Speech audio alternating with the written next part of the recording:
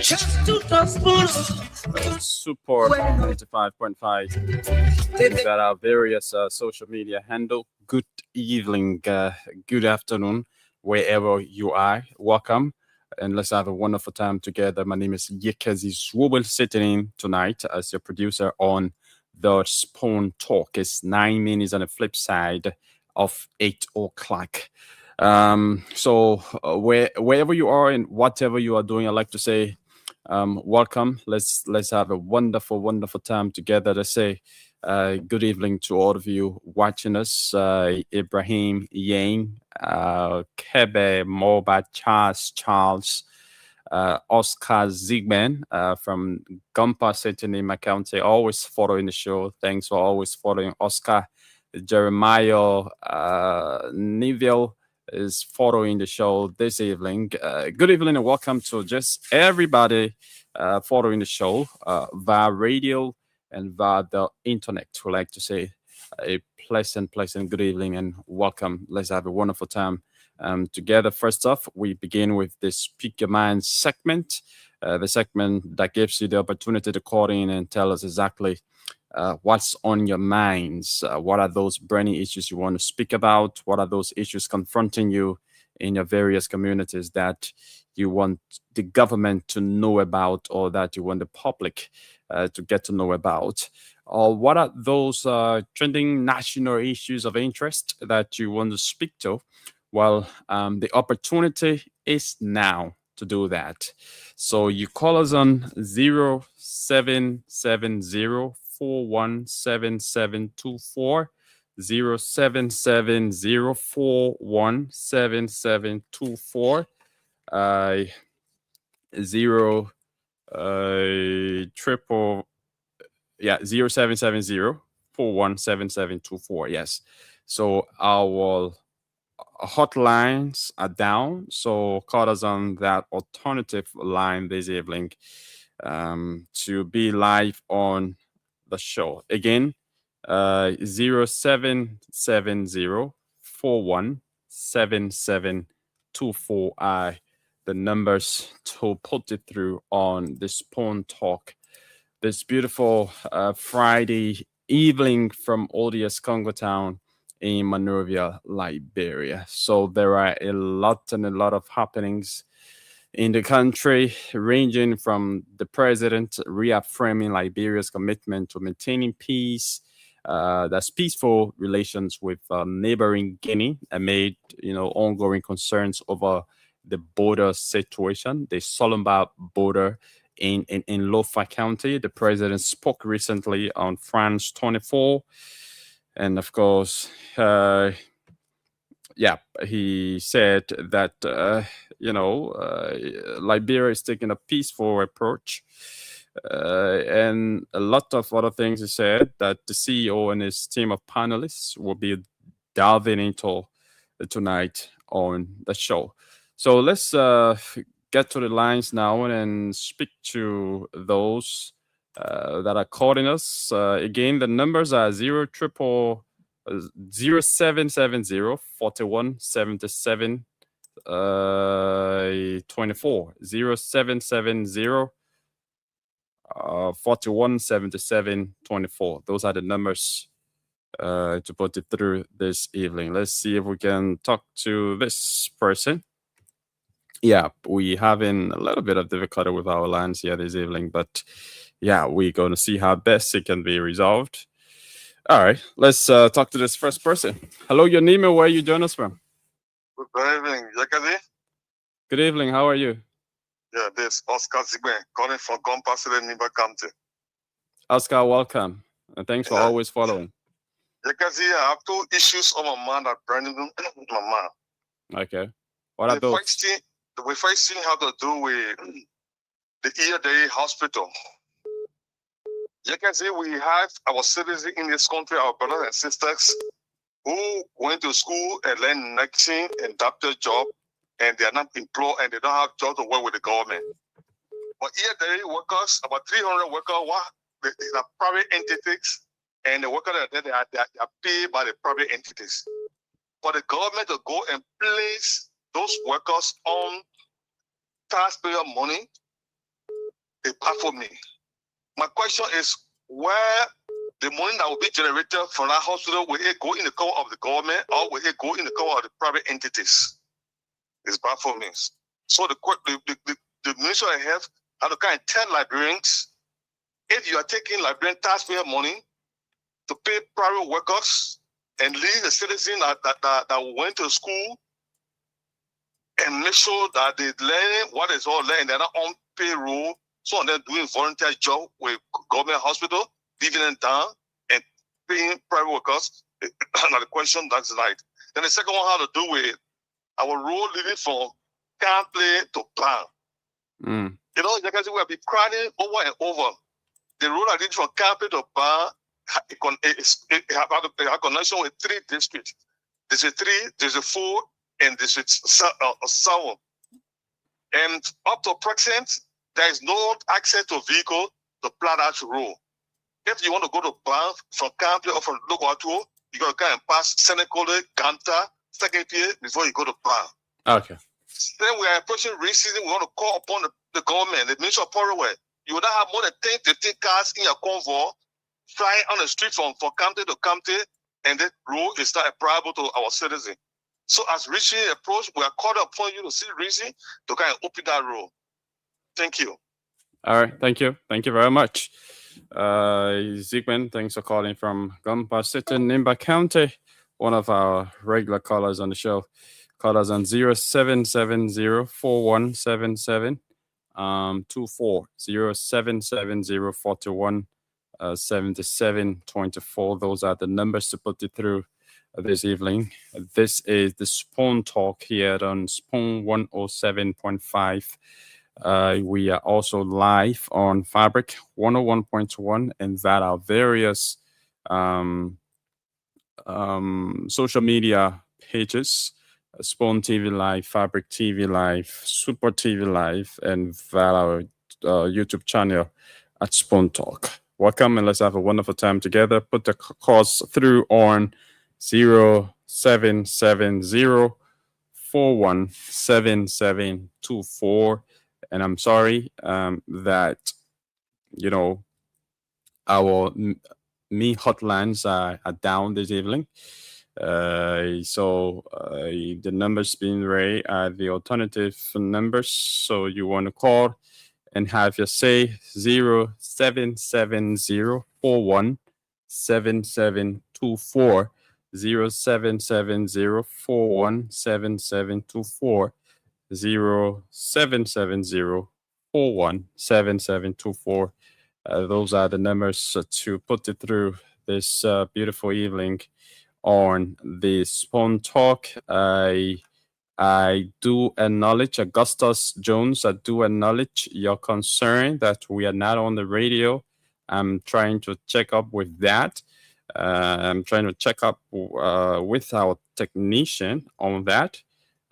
So thank you for that concern. And you are the second person saying that we are not on the radio. Somebody called me just earlier on and said that. So I'm checking with our technician to know whether or not we are on the radio, but we should be on the radio. Okay.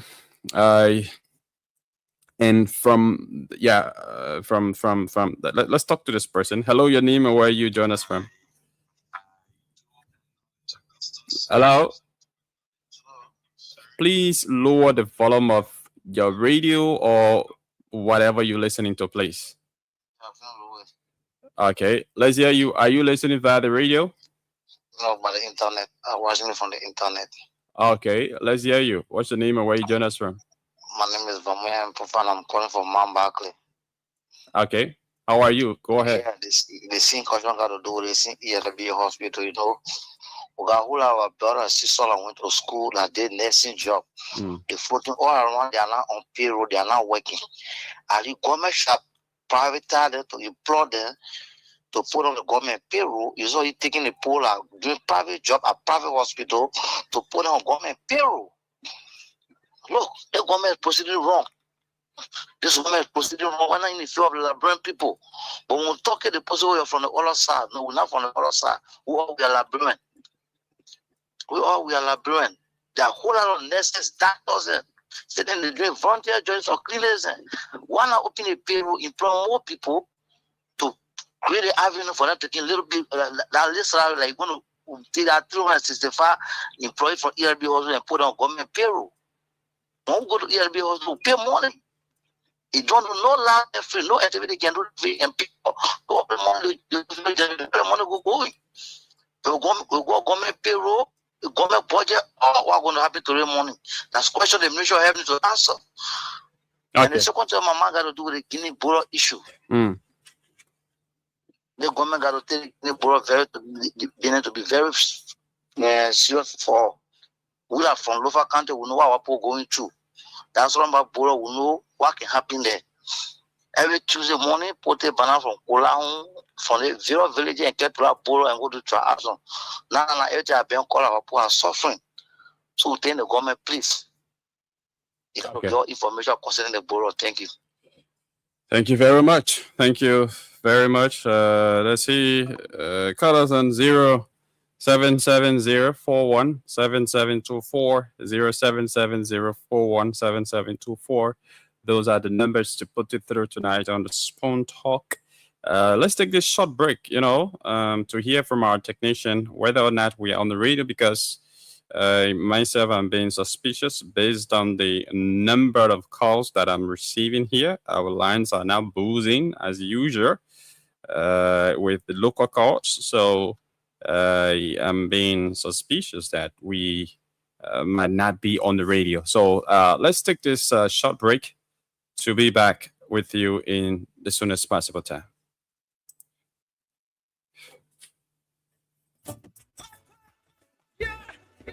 Rastafari, Kilibamba, Kilibamba, Kilibamba, Kilibamba, Kilibamba, Kilibamba. What I want is Spoon TV. Yes, what you want today. Spoon TV. Spoon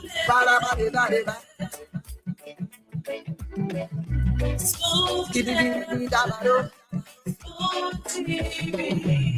Spoon Entertainment.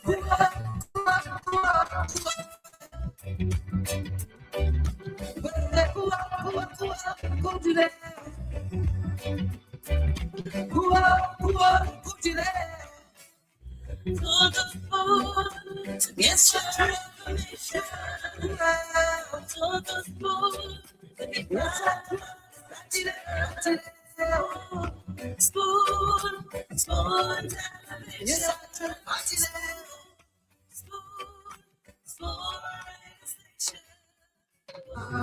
Spoon gonna tell you what is happening in Liberia. Spoon gonna tell you what is happening in Morovia. Spoon gonna tell you what is happening in Africa. Just to Spoon, you will know. The children crying for starvation, just to Spoon. You want to get a news update, my brother, to Spoon. You want to know what is happening, Moravia, to Spoon. Politicians want to make their decision, just to Spoon. You want to know what's happening in the ministry, to Spoon. Yeah, to Spoon. Yeah. You from Vanjama, Maryland to Gospel. Yeah, to Gospel.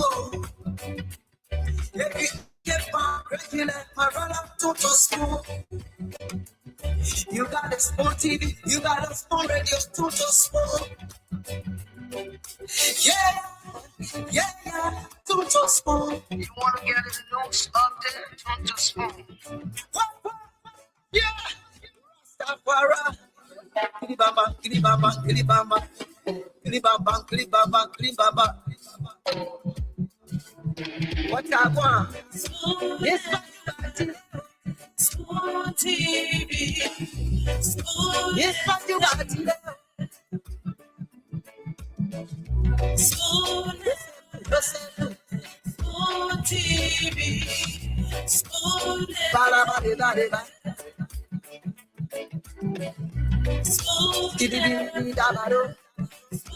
TV. Spoon Entertainment.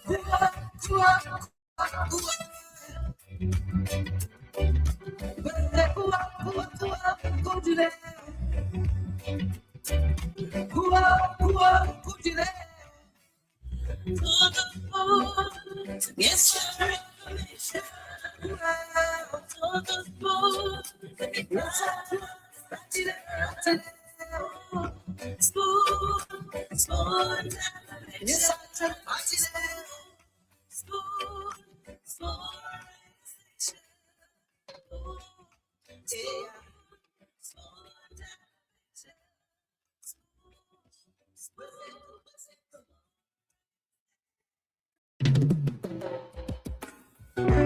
Yes, I. A special one from the CEO, standing with the spoon. And your boy, right at the south end. On the beat. To the food to get your information. To the food to be part of the fashion. Spoon television. Spoon.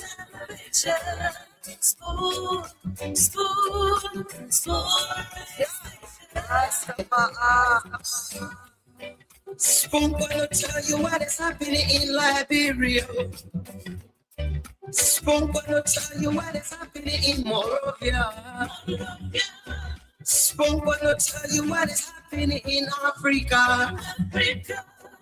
Just to spoon you will know. They get prepared for starvation, just to spoon. You want to get a news update, my brother? Okay, a pleasant welcome back. This is the Spoon Talk right here on Spoon 107.5. Yes, we are actually on the radio, but we are having some technical problem with the radio this evening. So our technicians are trying to sort it out, but we are on the radio, just that we're having some technical problem. And so our technicians are sorting that out here now. So if you're watching the show and wanting to make your contribution, call us on 0770-417724.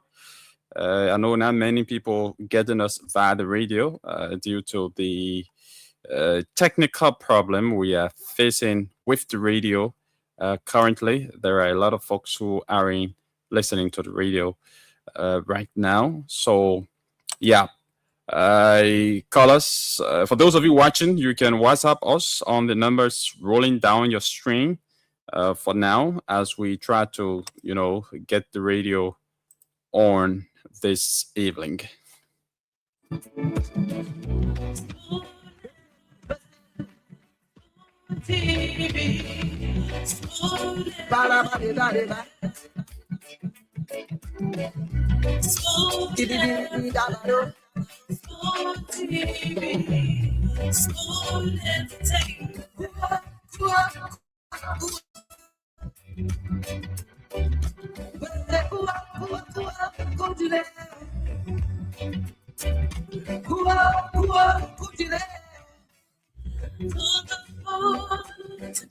Okay, let's see if we can speak with this person. Hello, your name and where you join us from?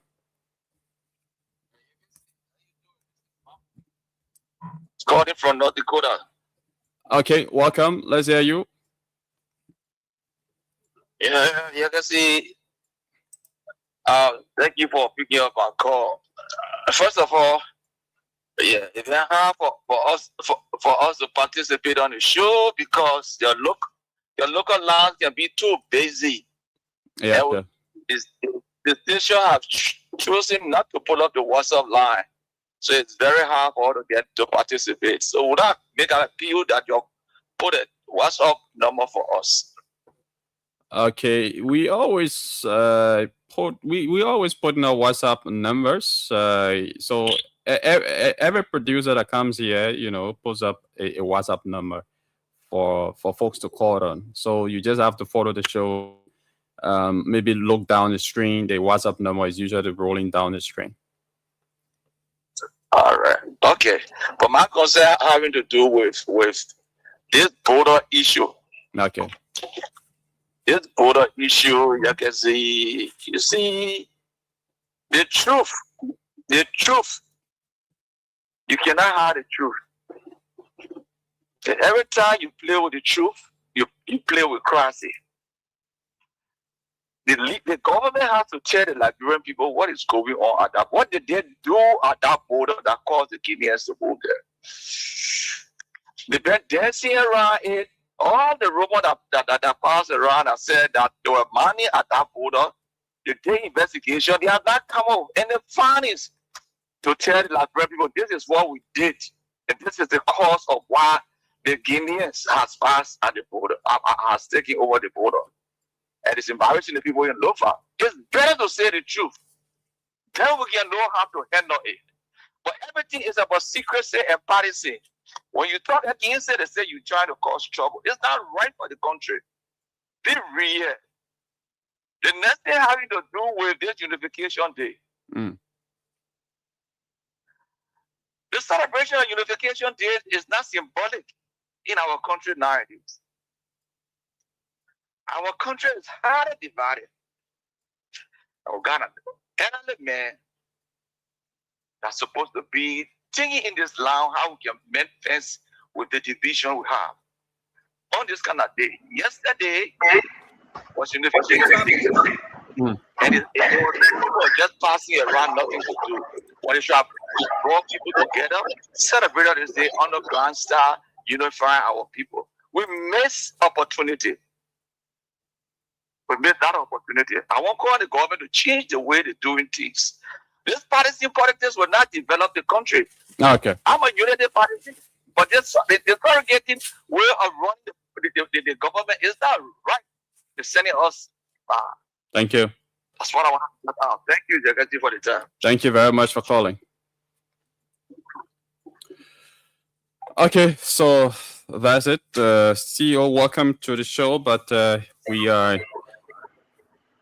are facing some technical problem. We are getting a lot of calls that we are not on the radio. I'm monitoring from this end. You guys were how you call it? I mean, you guys do maintenance work, right? Yeah, we are. The maintenance is still ongoing. So there shouldn't be a problem. You act like you don't know. You're telling me. So are you giving me breaking news or something? No, it's not a breaking news. It's just that we've not received a lot of complaints that we are not on the radio compared to now. Yes, because of the maintenance work. So that's fine. Okay. Yeah, I mean, what Dama sent me the pictures and I think you guys going to continue this tomorrow, right? Yeah, hopefully. Yeah. I see Dr. Richardson in the back. What she doing? Hiding herself? Can you see her? Yeah, I can see her in the back. Oh, she hiding herself. So are you telling me for us to end the show with all our audience online? No. That's not what I'm saying. We have a lot of followers. Are you telling me for me to go back and do what I want to do? Because we can end this. Let's say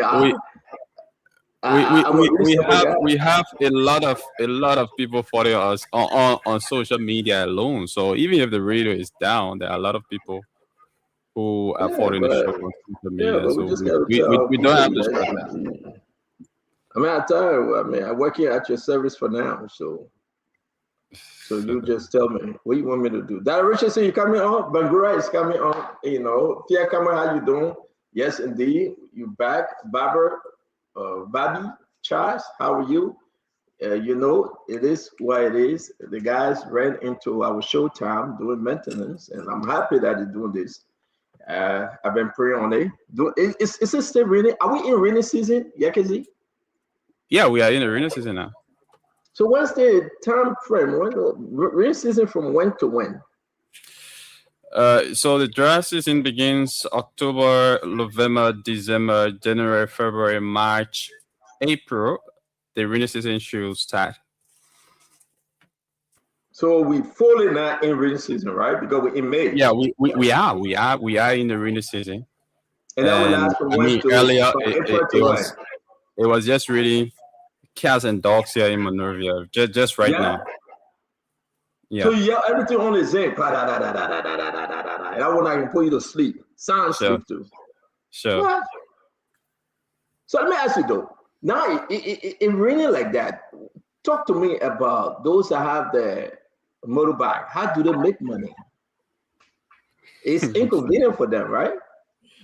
I think they make a lot of those of them with the umbrella, you know.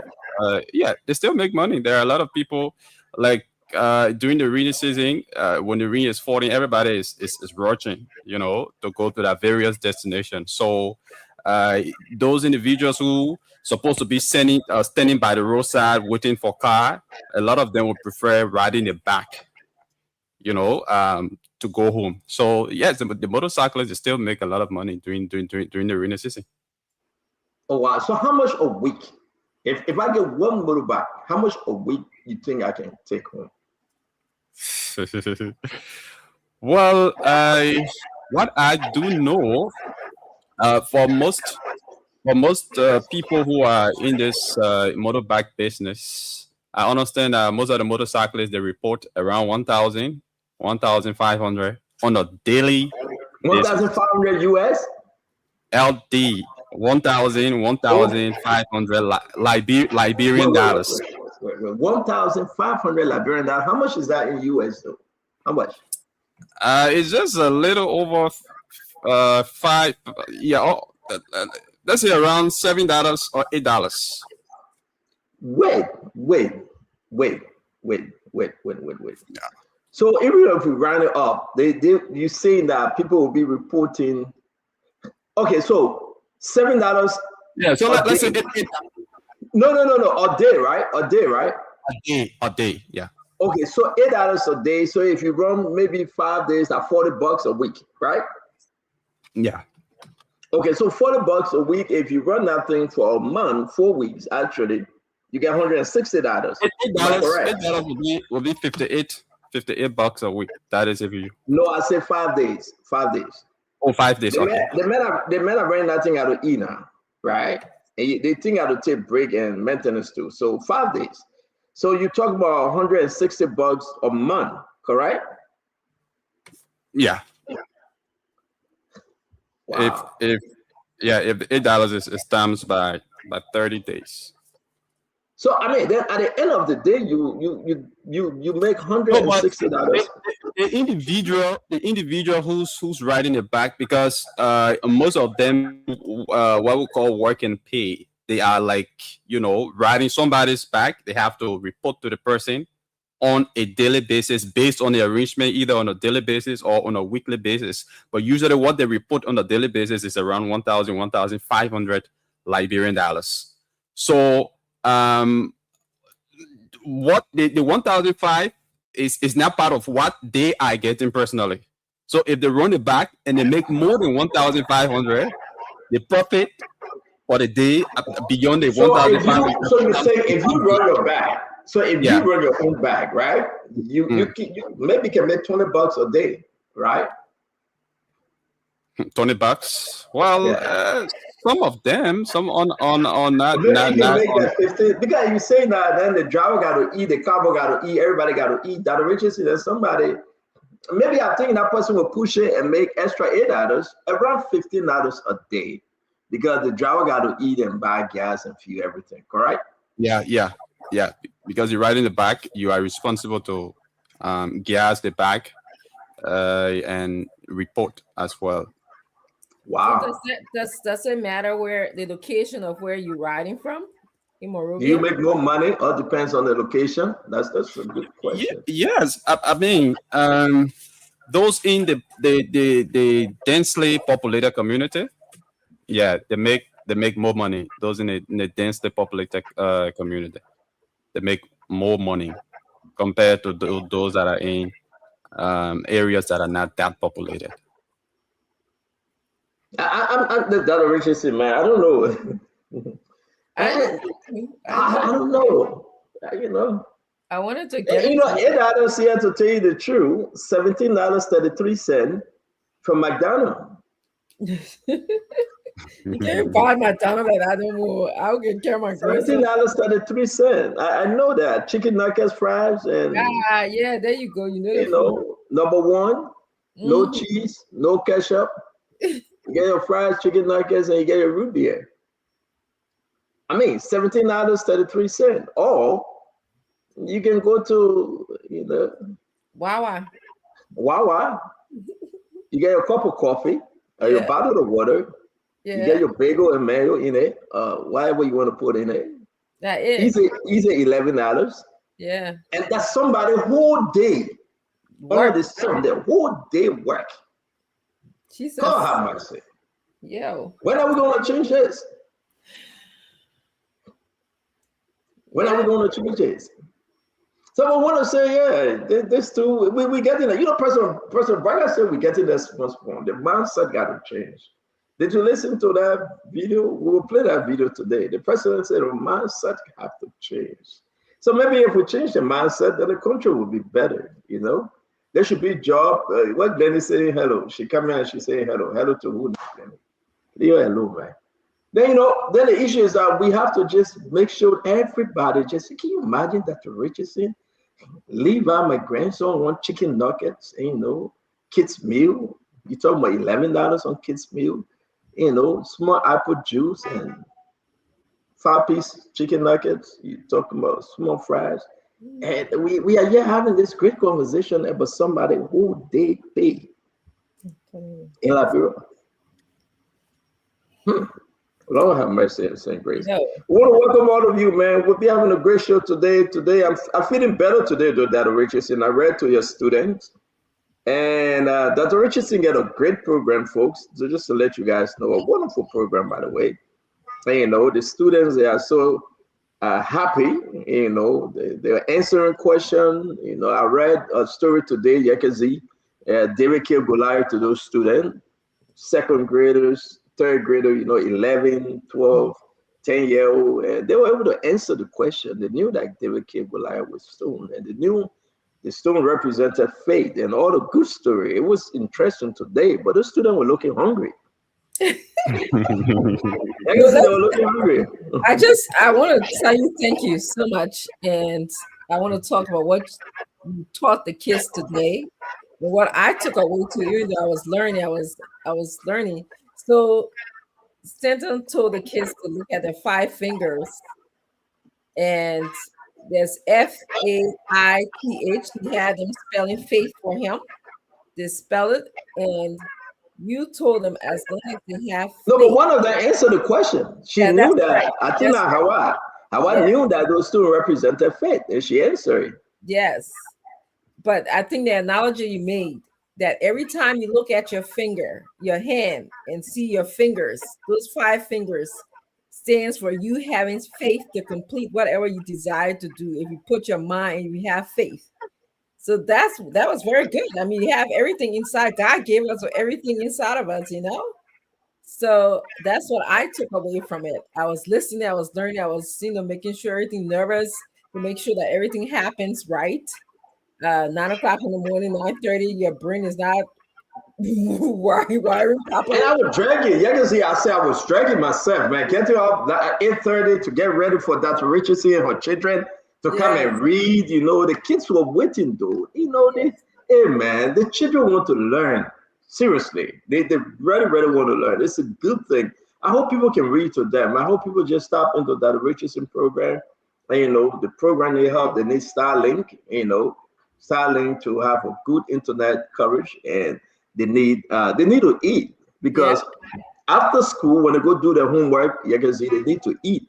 So it's a good thing that, and I hope, you know, that I don't know that Richardson, and we would talk, you know, contribute back arrest every time, for those kids to eat. Maybe your farm, you got cassava on your farm. You can bring them some cassava, plenty, edibles and everything. They need to eat, and that's the best thing ever, man. To tell you the truth, it's a wonderful program, and we're happy for you. There's a contribution made at the end of the program. Can I speak? What? There was a contribution made at the end of the program. Am I allowed to say that? No, and no, we're just going to be grateful that whoever made the contribution, that's fine. Yes. I don't know what you're talking about, but yes. We're grateful to God for everything. But I love the program that Richardson, sincerely I do. I wish you to have all of the support.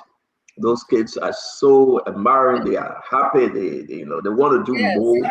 They want to learn. They want the environment to learn. And I believe that, yes, indeed, God will make a way for them. Seriously. Thank you. Thank you. God will make a way for them. We are I'm so happy. 9:30 every morning. So every Friday morning. On my off day too. So again, it's 4:44, and the Spoon Network is going on a major maintenance, which is good. It's necessary. Whenever we get in the rainy season, we have to, do everything we can. So you find us mostly on YouTube, on Facebook, and on our social media outlets. It's very important for you to watch us through this means. We got to take them everything. I don't know if I'm allowed to say it. We got to do everything and be super clear, crystal clear, on the radio. So we're trying to change everything. Thanks to all the technical staff. I want to say big thanks to this wonderful guy. I'm not calling his name, but he's doing exceptional well for the network. And he connecting everything. Our new board, the set, the transmitter. He tuning in everything. And it's a good thing. But we just don't want to leave you through this process and say, okay, let's go sit back and relax. We still got to talk to you. A lot of stuff is happening. The water situation in the country. President Barker and his border remark. Dr. Richardson, have you listened to it? The president said, the Guinea president leaned onto you and said, how the border. But Papa, the man asked him how the border when he sent people there. We got to talk about it, right? And this, yeah, I don't want to get involved with it. Dr. Richardson, your limits more, right? But how can the man that's saying I'm going to take Liberia land say how the border? But people, can you help me understand this? How will he ask President Barker how's the border, and he's the one that actually have people in Liberia? He buffer ground holder, he buffer our land. Yeah, that Richardson, have you heard that? He buffer the land. It's like buffer ground holder. So I don't know. One of those things that I don't know. You can see the man buffered the land and took the land. Then he asked our papa that scared ahead. The papa said, "Oh, has to be." Papa said, "It's out of control." Well, thank you, yeah. Joseph Baga will put saying, "Child, he's a chief in out of control, child."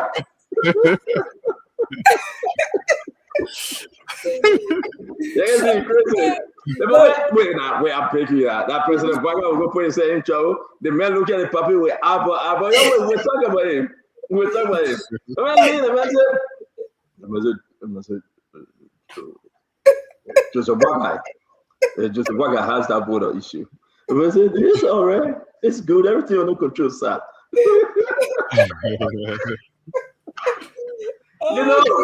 I don't know, man. I don't know what you want me. Listen, we want to say welcome to the show. We're going to be having a great time today. It's good to have you. Listen, don't forget we received information that George Wisa Blambo Wisa George, whatever his name is, he received his letter today to be investigated according to the asset recovery, right? You remember the story? They gave everybody a new letter. But I got a breaking news for the nation tonight, and we got to talk about it. Another batch of letters coming up. Yeah. That Richardson.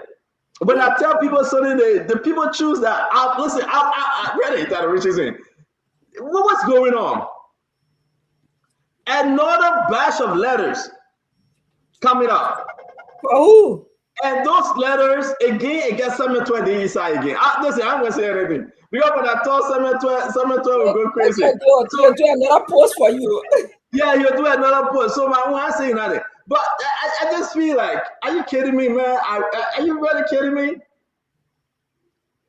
Another batch of letter, man. Come here and get invited. So how many times will these people invite Samuel Twe?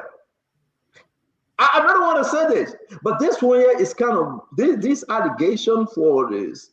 That would be the third investigation, right? Because the $6.5 million was the first one, and Samuel Twe went free. Thank God for him. But this $20.5 million rest issue, Librarian, you got to listen to me on this one, right? It's a big one. But my takeaway, the third one is coming out, Yekezi. And this is huge. Make no mistake.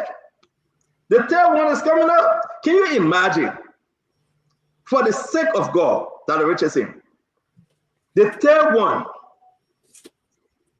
Why are you trying to beat Dylan? Dylan say for the sake of God, I'm listening to you. Yeah, they don't say for the sake of God. Dylan, my man, Dylan is doing fine. Dylan is okay. But can you imagine that? And listen, should I say now I'm a waste more? Well. What time is it? Okay, we got 10 more minutes. Yeah, we got 10 more minutes. Yeah, but I can't understand. Why are they beyond Samuel Twe? It's historical, though, to have the Minister of Finance been called. And I can tell you the total letters that will be sent to Samuel Twe are 5. 5? 5.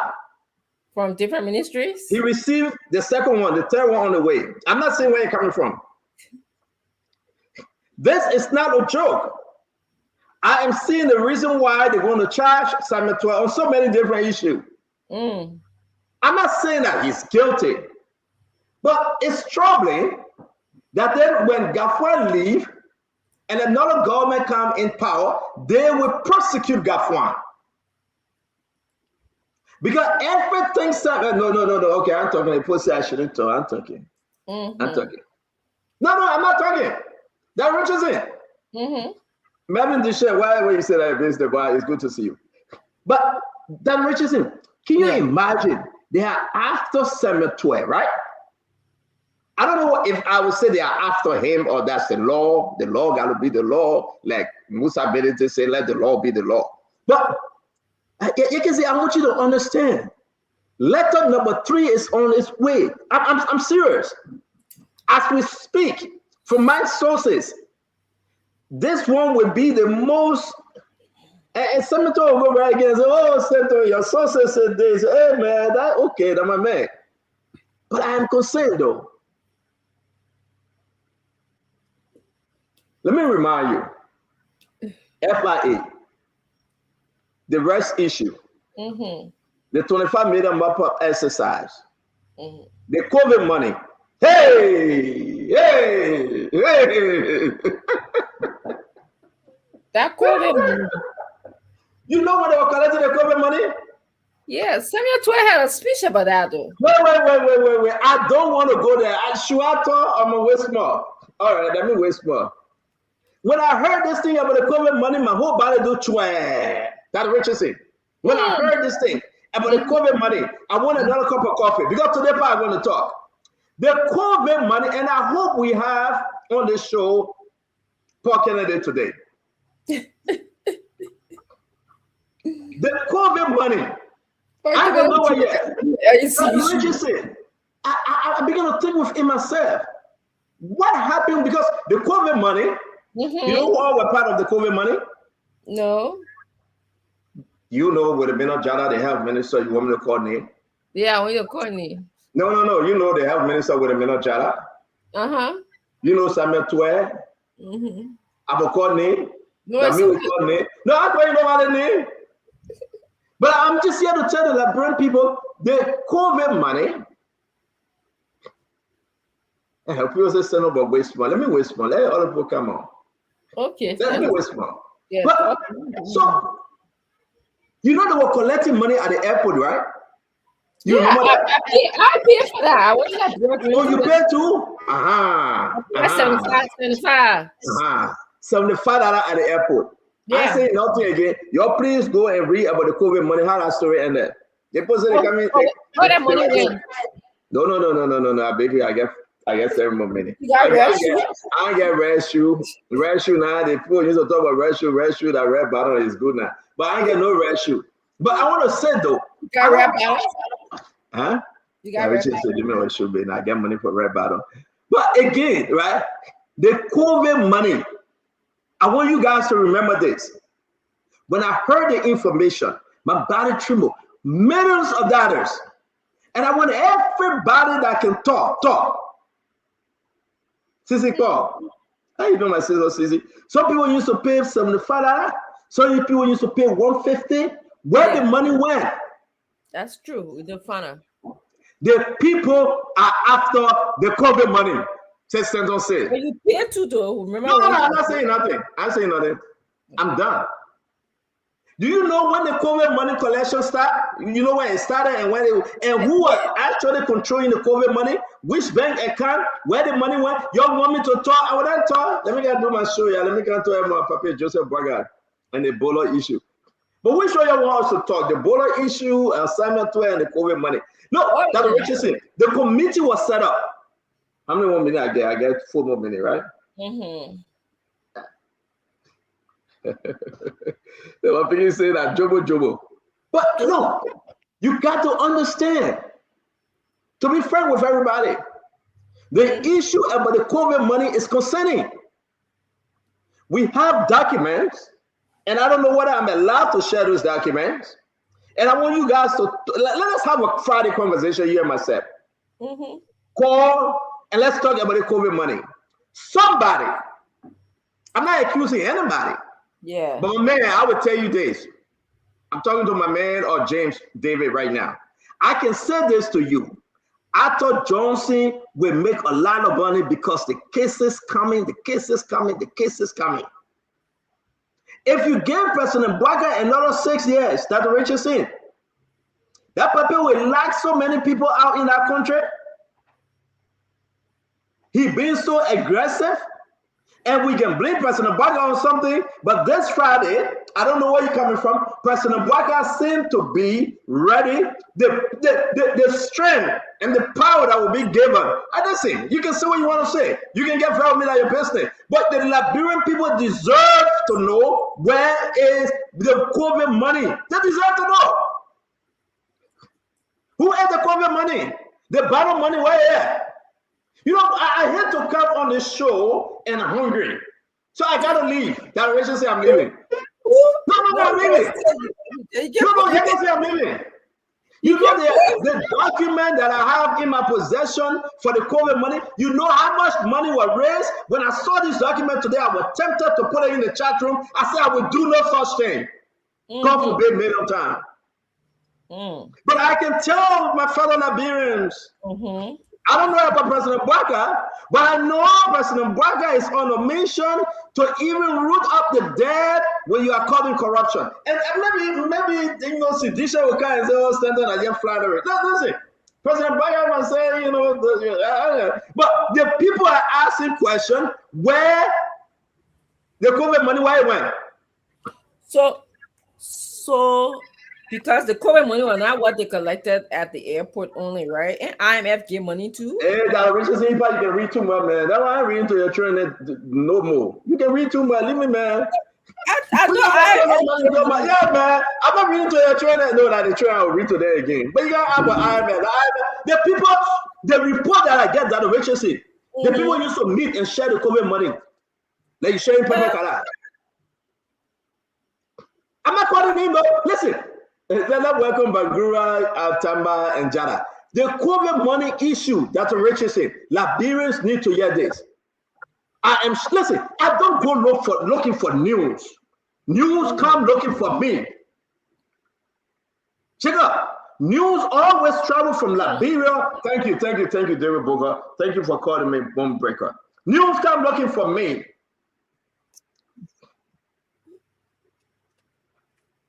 What did I say? I can't even see the thing this out that Richard said. That Richard said, I think these people are trying to make me blind though. They're United Party people and I think I do. I'm gonna go check on this thing. I can't see. Yeah, I need glasses. No, I need glasses. That thing you're putting in your eye there to hurt your eye. Don't do that thing. open your eye and put something not a inside contact. and balance it. I don't like that, yama. I need that. Contact. But you know, can somebody research don't tell me that the government took care of COVID and it's historical, we know that. But who ate the COVID money? Yeah, see, I will give you the committee that was set up on this COVID money. And I know so many people are going to go, they will be scared again, right? Man, what can you say and leave it? They must tour, they must cause at the basement. Check up, I am telling you, what I saw today concerning that COVID money and the people that were involved with that COVID money, the Liberian people deserve answer. Yeah, I travel a lot during the COVID period. Me too. We used to pay a lot of money in and out. Expensive that time. Can we ask mute? I mean, we're on mute when I time to talk because we're getting that bad feedback, please. But Jacob, let me hear you quickly. You say you travel a lot, right? How much did you pay? So the fee very different time. So the one that you paid, just tell me the one that you paid the first time, second time. So I read to Sophie there. I used to pay like I remember I can find my receipt. I think $75. It was 75, and sometimes it was 150. Tamba, you know about COVID money, right? My brother, I went through that process. It was evasive, but we paid $75 each time. Each time, $75 a pop. So we're talking about millions of dollars I was collected from our people. Okay, so that's what you right there. Away from Bangura, what you know about the COVID money, my brother? What say you? I'm following the developments on COVID money, but I don't really have information on that. So I'll be listening to those. Did you travel during the time? I mean, did you travel during that period? No. Okay, well, you heard about it, right? There were funds about COVID. Yeah, about they were collecting money. Yeah, they were collecting money. Money for food assistance to those who COVID, man. At the airport, COVID, you say food system. I mean, leave me, man. Oh, COVID, okay, at the airport, the money they were collecting. Oh, no. I didn't travel, so I didn't pay. So I don't know. Oh, so you know about it. Okay. Then Richardson. I mean, if any of you out there that know about the COVID collection, because it's the biggest story, and I will say this today, I will not share information because I promised my sources not yet, but I want to say to you, any one of you watching us right now, what can you tell us about the COVID money? Call in. We say that time we start the show today. Did you travel to Liberia? Did you pay the $75 or the $150 or $100? The money that was collected. That Richard said, I think your internet gave a problem. And you also, I also remember paying when I returned to the country, to the airport for the PCR test. Yeah, okay, all right. I say nothing. Y'all say, Megan to all. What Megan to all? What was that? Megan to all. But you got to understand that this will not be witch hunt. When the government try to gather the fact and explanation and to clarify the doubt whether somebody stole the money. If you travel to Liberia, you know anything about the COVID money, speak now or forever hold your peace. Your name and where you joining us from? Oh, my name is William Messi. I'm joining from Fargo, North Dakota. My man, what do you know about the COVID money, sir? I said, no, I got out of the airport. I paid $75 in a long queue. I don't know what kind of funny paper they filled. They said I received. And when I was coming back to America after 3 weeks, I paid another $75. Somewhere right here, Sophie S. shop area there. So that $115 total when I was coming back. Wow. Hey, but you know what though? You got to understand. Jacob, my friend, that money based in now, some people sat somewhere and they ate the money. Yes. You cannot have a breakdown. But let's take another call. Your name and where you joining us from? Yeah, your name, my man. Where you joining us from? Hello? My name is Lauren T. Whistler, yeah. But Whistler, what do you know about the COVID money, brother? I paid that COVID money online. They sent a link. App that we were using to pay. I paid online. Then when I got to Liberia again, they said they could not see the system, so they made me to pay again. That you want to story there. Just stay, listen, share the show. We're talking about the COVID money today. That's the breaking news for people. Somebody in the bunch of that money. Let's take another call. Your name and where you joining us from? This is Joe from Monaco. Monaco Joe, talk to us, my friend. What do you know about the COVID money? What happened here? Man, we paid. In fact, it was not 75 from the beginning. It was more than, it was 125. Yeah. From the beginning. Sunday. And they brought it to 75, which is in and out. After 3 days, that certificate was not valid. You got to pay another one to leave. But one thing though, have you asked yourself how much were collected? That's the question. And we will dig into that story today because you know what? Another letter is, they're sending out letters again. When you talk about the health minister with a minimum jala, when you talk, but go ahead, talk to me. Guess what happened? Guess what happened? Ghana COVID money that they connected, that they collected, they built that Terminal 3, the best and the brightest airport ever right now. I mean, Lina guarantee a baby, our airport still leaking water. My man, wait, enjoy the show, share the show. Share the show, wait, see. Ladies and gentlemen, welcome to Spoon Talk. We want to get into this thing. It's not part of our topic tonight, but I was told just to put it out there because letters are going up. A massive investigation going to be on the way.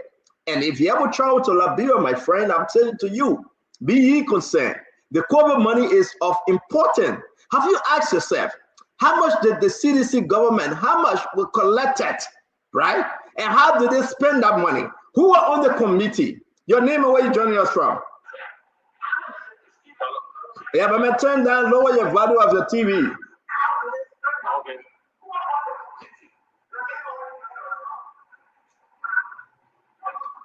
Mama, we'll get back to you. You hold it up. Sorry.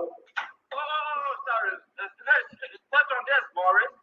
Listen, traveling to Liberia, I pay the money too, but I still pay to New York. So what are you going to say? That America is a COVID money too? Am I investigating America or Liberia? Talking about? But then go ahead, go call America and ask them how they use that money. Call New York. Leave me alone. But come on, you see, America is like the reason why you got problem. Go ask America how they use that money. You see them JFK airport. Go ask them. Go ask them. I'm talking about Liberia, my man. You know the bottom money where it went. You laughing again. But I want to say to all of you, welcome. We say we got the American lawyer, Governor Clinton. Yeah. Hey. So that measure by COVID money come to different. That's a different Anthony, different lawyer. Still measure by COVID money coming on. But Jacob though, let us speak to this issue. You need to ask yourself, and all Liberians, you got to listen. We are doing full maintenance of all of our network, and therefore you find us on YouTube, you find us on social media, Facebook. Listen, we are on Voice of Liberia, thanks to Sekou Sharif. We are saying to you, have you asked yourself, what happened with the COVID money? Have you asked yourself? Clinton, let's bring you in. Let's hear you smoke, Clinton. Did you travel to Liberia during the period?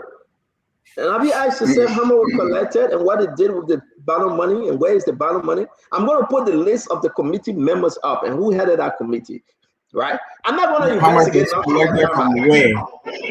Okay, from where? You don't know. You would speak like colloquial right now. From where? We're talking about the airport collection. You say from where? You see, Tama, you see this guy out there. We talk about the people collecting money on the airport. They say COVID money. You say from where? From where? I'm breaking you. I'm trying to figure out what are you talking about, though. I'm talking about the money we used to pay. We go to Sophie and pay for the COVID thing to travel. That money. Oh, okay. What money? Because I went to like a few times on how to do that stuff. That's what I'm trying to figure out. How much did you pay to Sophie? How much you pay at the airport? How much? You didn't pay money. Did you pay money at the airport? I know you had to go to Sophie. Wherever you pay that COVID money at, how much you pay? I don't recall how much it was though.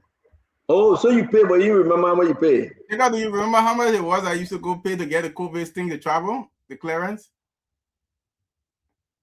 Yeah, we used to pay $75 at one point. Yeah, something around there to travel. Like, yeah, I remember. Yeah, something like that. I travel like, yeah.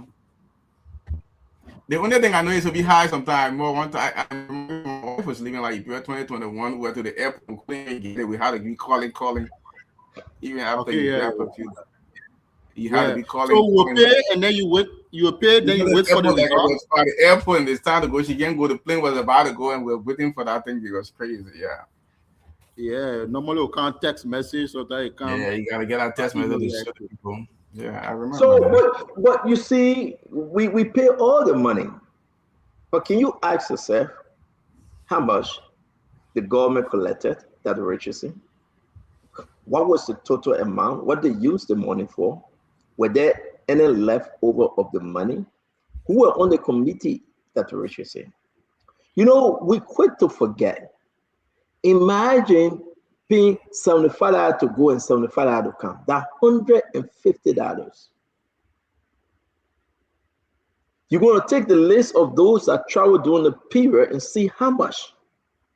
What the government did with the COVID money. Who all were on that committee? So today, through our sources, the government is opening massive investigation into the COVID money. Massive investigation. I mean, nobody accusing anybody. I'm not trying to scare anybody though. But let's start the show. May the Lord watch between me and thee while we ask one for another. Amen. But let's get into this. Someone has say our opening prayer. In the name of the Father, the Son, and the Holy Spirit. Amen. You got to understand where we are, Dr. Richard said. Is it a bad thing when the government opened investigation into these allegations that money was misappropriately applied to other places and eating and the investment and the stealing? Is it a bad thing, Dr. Richardson, that the government tried to clear this thing up and inform the Liberian people, one of which right now, beside the FIA $6.5 million, the $20.5 million rest subsidy, we are now about to talk about the COVID money. They got five major, I don't know how I can pass major and go to general, right? But five big investigation coming up. The third one is the COVID money that Richardson. What say you with this government, Joseph Yima Bwaka government, go after, like I said, they are going after the COVID money. You ask yourself, you went to Liberia, you pay $75. So people pay and pay and pay. Then they say your PCR never came back. They pay. They were getting late for the flight. They missed the flight and all. When you have the head of the committee, Enfield, Minister of State, Finance, we can name them.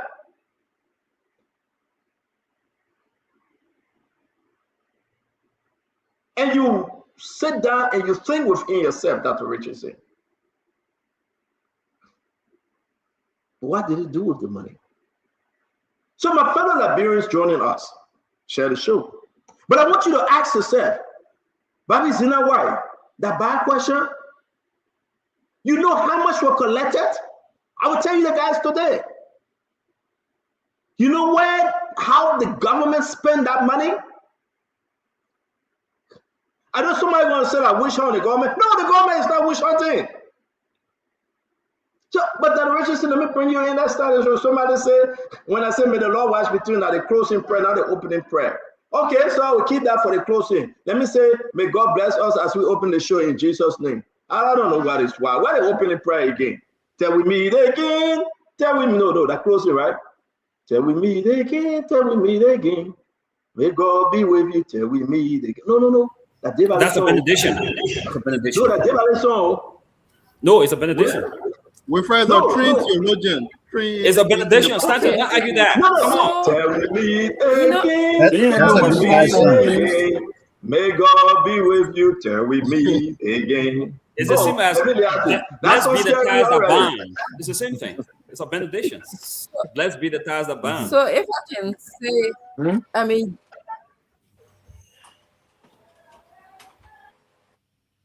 we are not hearing you, Dr. Richardson. Go ahead. We are not hearing you. Dr. Richardson? Okay, well, we gotta skip you. We are not hearing you, Dr. Richardson. Yeah, okay. I think I'm back now. I don't know, my internet tripping. Can I what? Y'all can hear me, right? Why would Abraham buy this new laptop, man? This isn't buy a new laptop, fix your internet, man. Gosh. Hey, man, Abraham, I got two computers. We should stop showing us flea market laptop, man. That's it for the flea market. Abraham buy me new computer. I got 2 or 3 computers here. Then fix your internet now. Fix your internet, please. Can Musa Ability buy you a new laptop? CMC buy you a new laptop? Can somebody help you? Can somebody help Dr. Richardson, Musa Ability? Your whole global chair coming on the show. We can't even hear her, no internet, no laptop. What kind of party called CMC? I see what Wayford Bagura left the party. Wayford, I salute you, man. I see what Mike Blair leaving the party. What kind of party called CMC? The whole global chair get internet problem, laptop problem, all the problem. I said, what kind of trouble we see with CMC? Wayford, I salute you. Thank you for leaving CMC. Mark Blair, I salute you. Thank you for leaving. Because the global chair, she has her internet bar, her computer bar. Why is that good now? Come on, man. Come on. Wayford, thank you for leaving, man. Thank you for leaving. I'm telling you. That's Richardson, our sister. Please go ahead with the show and leave you out of this thing. I'll make you. But Musa would travel, and spend hundreds of thousands of dollars. He can't even get $1,300 to buy a laptop for Dr. Richardson.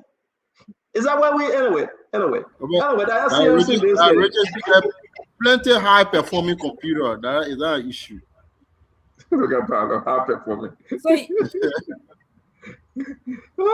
Yeah, some infrastructure problem like Liberia, or you can't look at a parasite to be dependent. I look at some parasite to be dependent on the CMC political leader for my daily bread. Huh? No, I don't have some infrastructure problem. Stop provoking the time. The global chair talking. The global chair is speaking. The global chair internet, I'm talking about. I have a problem with this. But guys, so welcome to the show, Dr. Bopler. Welcome to the show, Asido. It's good to see you. Ladies and gentlemen, we can officially announce that Asido has been relocated. He went back home. He said he tired with America. He went back home, and Asido, welcome to Liberia. We're happy that you're in Liberia. You help us greatly. Asido is in Liberia. But when Dr. Richardson, that's why I don't like it, but you do. No, but I am announcing it and say that too. I said, don't say Liberia. Better be going to Liberia and don't let all of us know you only let Stanton know. Stanton, how you know? Based on the cutting, the mega. Dr. Richardson, do you have computer problem? The very same way he told you that. That's why he's telling me. Forget what I meant. Before in the next 1 or 2 days, you will see me in America. Yeah, the message you will see him in America. The man saying to you that Richard, simply listen, you will see him in America. So he's not in America, he's in Liberia. No, I'm not in Liberia. Actually, I left Liberia like a week. I'm in Africa though, but not Liberia. That Richardson stuff. Jacob and myself and Asido were joined a few minutes ago. That Richardson.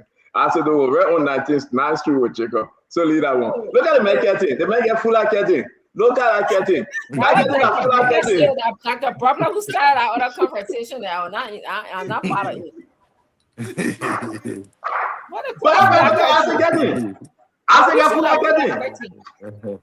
No, but Richardson, we don't use curtain here in our home. You know that. Do you have curtain to your house? No, we do not. We use black. I say I'm in Africa. No, I'm in Uganda. I'm in Rwanda. Yeah, okay. We do blind. If you press the button, you go out. I am in Gigadio. Stand see what no man worried about. I'm in Gigadio. That Bobler, I thought that Bobler was in street. That Bobler said that Jalo curtain the man get behind him. You're from West Point, and you still left behind that green house. Are you on the north side or the south side? I said, leave my name. I'm Iggy Gotti. I'm not in Liberia. I left Liberia like a week ago. But Isaac, I think you're confusing people. I heard that you are also doing application for jobs, new jobs. So are you between jobs? Okay. I want to hit me for it, but I mean, whatever I don't know, tell me about it. You're a son of I know. They took the test, he scored 97%. Oh. The money is talking about. The money you want to I beg you. That mommy knows everything. Oh, me, I'm not explaining everything. I beg you. Y'all go and ask my man what he tells me. My is what I want there. I think my head is not in that one there. I beg you. I want to say you're welcome to the show. Listen, yesterday I had a long day. I'm going to school there, but I'm like you give me hotter. Yeah, yesterday I had a long day, but we had a great show. It was kind of too quiet yesterday because a lot was going on. I'm pleased just to announce that today woke up early and I was able to read to Dr. Richardson's student. Dr. Boplet, you want to get engaged with those students? They are so interesting. Young, I read to Wedekama, Mahawa, or Nelson, Joa. The names, man, they stood up. They call their names. They just happy. But one thing, Dr. Boplet, I pray that you connect with them. They came from school. Yes, so you said these are Dr. Richardson students? These are students that Dr. Richardson reads to every Friday. They're from Beaumont. Okay. And to tell you the truth, they're in Liberia or they're there with you, Doc? I said they're from Beaumont. Then you say they're in Liberia. Again, what kind of doctor? So where are they? They say they're from Beaumont. So read to them Beaumont. Then you say they're in Liberia. Leave me, man. Then you guys say they're in Liberia. They're in Liberia. Like, what are we talking about? You said they're from Beaumont. They can't be from Beaumont, be America. Okay, that you are correct, Grandma. But let me say this though. At the end of the day, right? They went to school, Dr. Boplet. They came to do after school. Dr. Richardson have these two gentlemen that help them with homework and reading and whatsoever. But one thing I saw in them today, Dr. Boplet, they have the zeal to learn, the willingness to learn. And so many young children in Liberia today, all they're asking for is that space to learn. To tell you the truth, the answering the question, I even came with all that. I said, did the fish swallow Jonah or Jonah swallow the fish? He knew the answer. That's a Boplet. But they also need to eat. They were tired. I hope we can come together as team on this show. And I told Dama, I said, we got to do something. Anything, just go through Dr. Richardson. Once a week, Friday. When our kids go over for that program, we should feed them.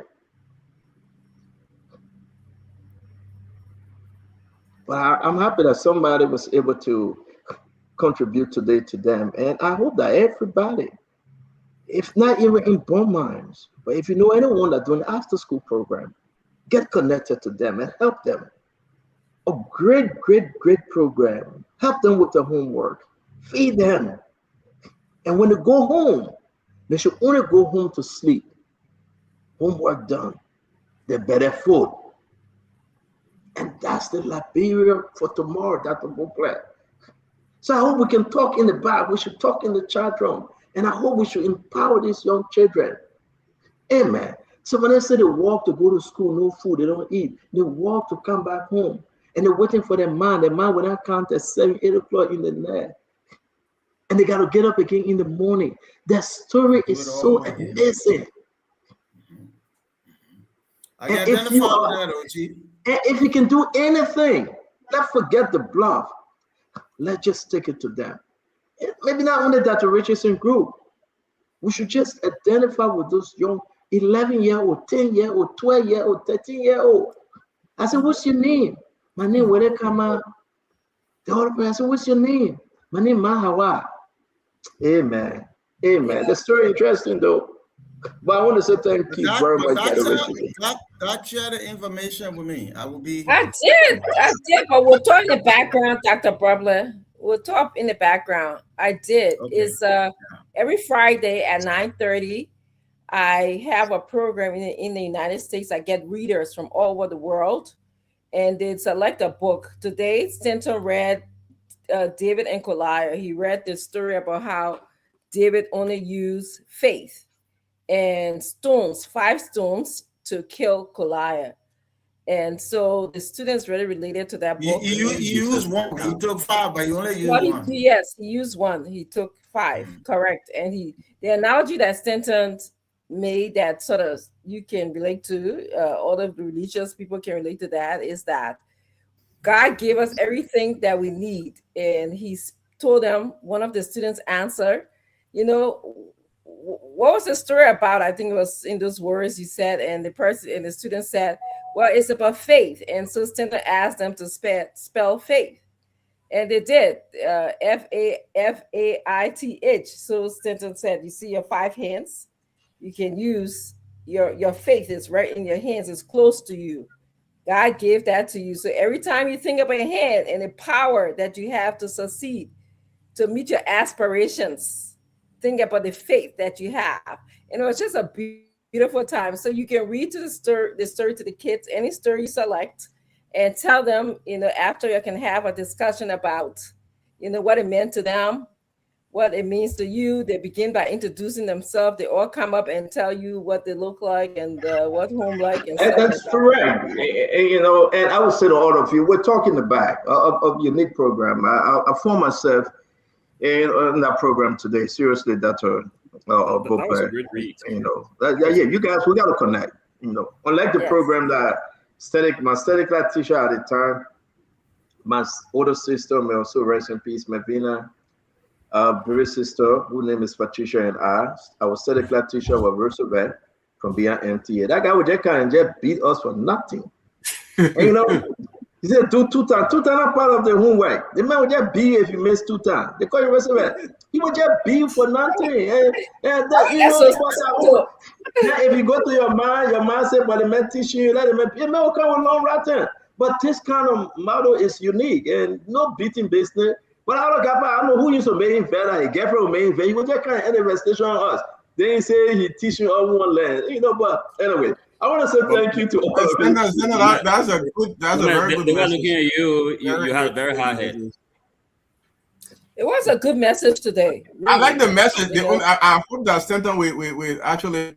I think the message really be fitting for UP. They're gonna need a lot of faith for 2029.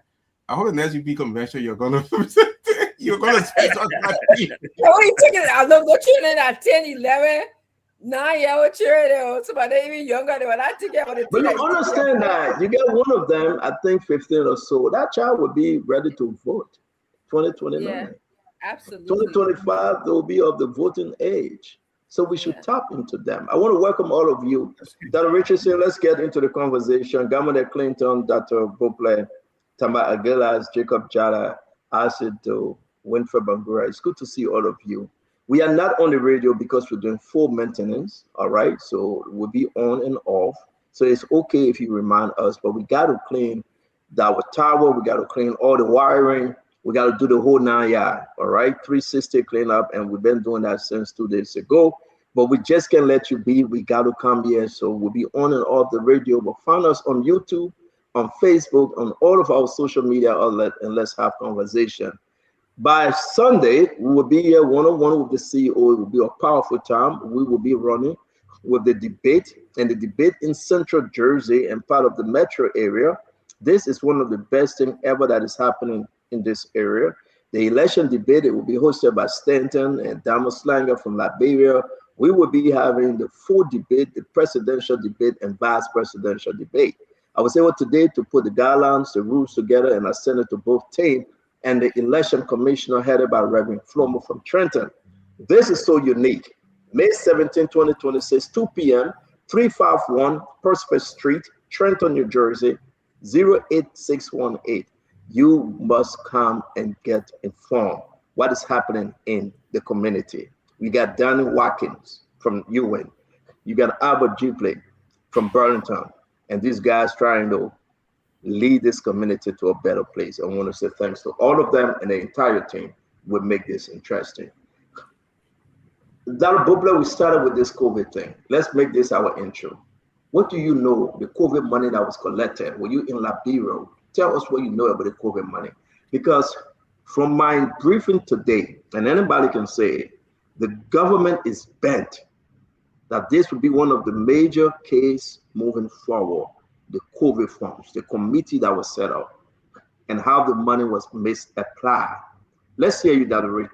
Player. What you know about the whole COVID money during those 2020, 2021 period of COVID? So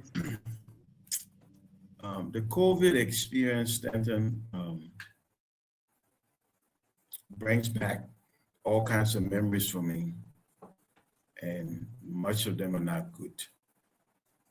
I came in our country during COVID, and one time I brought 12 persons, and then we left, and then we went to Ghana, and then we came back, and it was nightmarish. The money aside, $75, each time, we pay. That's what the charge is, where you got to pay. You want to come, you pay, you go. Same thing, go to behind Sophie Ice Cream, former Sophie Ice Cream, and sit there and all day with, so many people, which I thought it was a spread. I did a video on that after my friend Alex Garland died from COVID. And I was just devastated. I just left him here in Liberia. But it was a lot of money. So I got to the airport one time, and you got Philippines, pay the money, everything's so manual and it takes so much time. I said, why are you doing this? Why we can't just come swap our card? And they no. The people won't get the money. So they'll can't collect money every day. I went to Sophie. I had the same money question. I said, no, because certain people want to make sure they get the money. I said, but then why we can't put the COVID station across Monrovia? Why everybody got to come here? Because then this place become a spreader. God, sit down in the chair. Then I get up, I sit in the other chair. So my hands here. So I could go there. I got COVID. Time I could go there, he doesn't. By the time he finished in the back, I did. Because he right behind me, I got it. I go and test. I put my hand in the chair. He sit down in my same chair. He go in the room, I said, why don't you spread the thing all over the place? So it'd be easier. And it was a lot of money. But I would tell you that one of the experiences I had, there was an airport workers who was so upset because he said they're making all this money and they're still not paying us. How much money made? I don't know. I don't know if the government will announce that. But I always like to think solutions. So for these kind of special things, they are not really part of the budget. Announce to the public we collected $1, we're going to spend it here. Or we, collect $2, we're going to dedicate it or commit it, or designate it for XYZ. But typically, we don't do that. And I think we should. And that will answer a lot of questions. It will remove a lot of speculation. And if it wasn't part of your revenue thing and now you got it, minus the cost to you, allocate the money. Put the money, education, sanitation, traffic removal, something. The public will see, the public will feel good about the government handling of things. I heard before I came on the show, I was listening, and I don't know who it was that talked about Ghana at the airport. One of the panelists, one of the callers said that. So the people announced what they made, and the people put the money here. So I don't know what happened, and I don't know the amount, but Stanton said so I'm listening, so we can find out how much money was made and where it was spent. So Dr. Boblet, thank you very much. You see, when we bring up this issue, and sometimes it's good not to announce it right time out, because if we do, a lot of information will be out there. I got to be very careful, but it's good to have everybody view. If you ever travel back to Liberia during those time, you understand that you pay COVID money. Now the issue is that on the key members, our Minister of Health, Wilhelmine Ojala, you have the Director of NFL at the time, the Minister of Finance, of course, the Minister of Justice was there, Minister of Information, Minister of Internal Affairs, Minister of State for Presidential Affairs, representative from WHO, CDC, USAID, World Bank, UN agency as technical partners, of course, and the security center, right? Liberia National Police, Immigration, NSA. There's a lot of different groups that were involved. But there was 2 committees set up. And people got to understand, one committee was a regular committee, the other committee was for the mob. And we get to it. But what is concerning and what I have in my possession, I may not share with you now, but what is concerning is that how much was collected? Can anybody tell us how much was collected? And how did they use the money? Who was in charge of the money? Dr. Richardson, let's hear you. Let's talk about COVID. We're talking about the Ebola issue, what President Boaga said. We're talking about Thomas Fowler, what he said. We're talking about all of our topic, the water issue coming up again. And we want to announce that if what we are hearing is true, Mandela Dakose, is that her name, from Commerce Ministry, she will be fired. We hope we can bring that information to you on time. Like I told you yesterday, I wasn't too well, but today I'm in Zigo. I got to give you the information. Let's talk about the COVID thing. Dr. Richardson, a big stuff coming up on the COVID. Let's hear you. You went to Liberia, you pay $175. Yes, I did. I went to Liberia. I was in Liberia during the COVID era. I was doing work for Cummings Foundation. I was presenting on gender-based violence, sexual and gender-based violence in 2020. Yeah, you know, like Miss Dr. Butler said, I'm having, you know, thoughts about recollection about what happened during the COVID. There were so many things that happened in Liberia, you know, relating to the money. And also when I think about the medication aspect of COVID. So is that from you, Dr. Richardson? Are you doing papers? I just got distracted. Somebody else. My grandson is here and just distracted me. Okay, thank you. Let me bring in Gamada. Gamada, let's talk about the whole COVID thing. What you know, we'll get deeper into it. We've said, I mean, we're not going to unveil anything yet, not yet. But what do you know about this COVID thing, Gamada? What can you tell us for your intro? So I think, you know, the same general knowledge that we had to pay the COVID, money when you go in before you leave the country, and before I think when you came back to the country, you had to do that. So I was out of the country, so I remember I paid that fee and had to go to Sophie early and be part of that, long wait for some time. But as far as I don't remember at any point where the government announced, how much was collected, or, but I know I have a general sense of what, the government said the intent of the money was, which was to hire some over 600 healthcare volunteers to deal with COVID. Also, some of that money was supposed to go to buying protective gears and helping with some health-related things. So in a general sense, those are some of the information that was out there in the public about what the government had intended to use the money for. But other than that, no specific as to how much are collected, and if there was any kind of report, from the COVID committee when it was closed or anything like that. So you say you have the information, hopefully.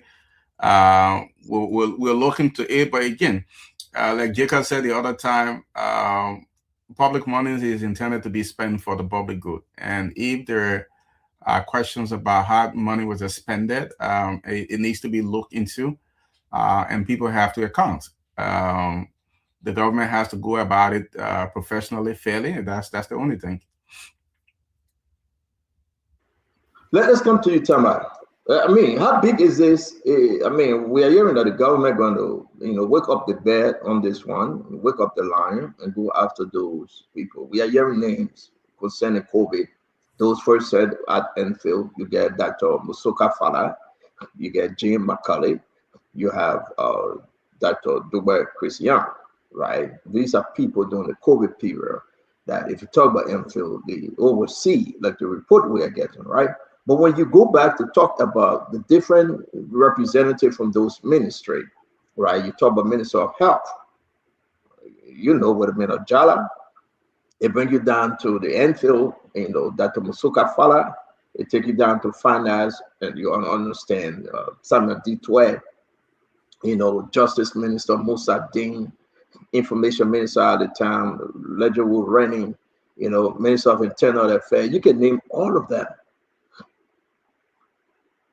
The amount of money collected and how they spend the money, that's the key.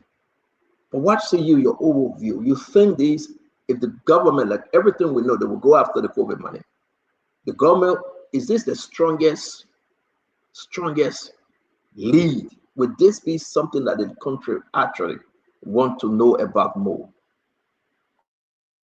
Yeah, thank you, Stanton.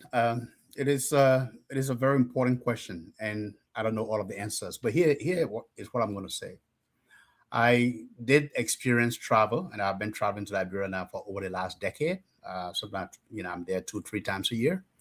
And during the COVID, passengers and travelers the fees fluctuated, but I remember paying $75 every time I traveled to Liberia. And in fact, before they started doing the testing at the Sophie location, Gamande, the first testing location when the rules were instituted was near SKD Stadium. There's a huge hangar there at the SKD Stadium.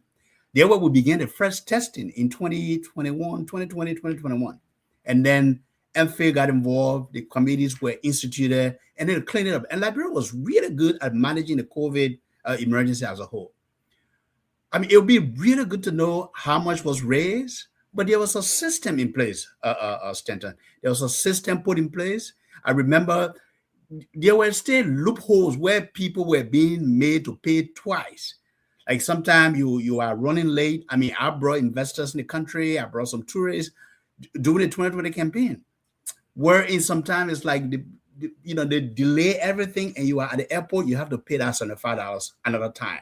And that's where the loopholes were. That's where the money, they're where they ate money. But there was a window where you had to go pay officially to get a receipt.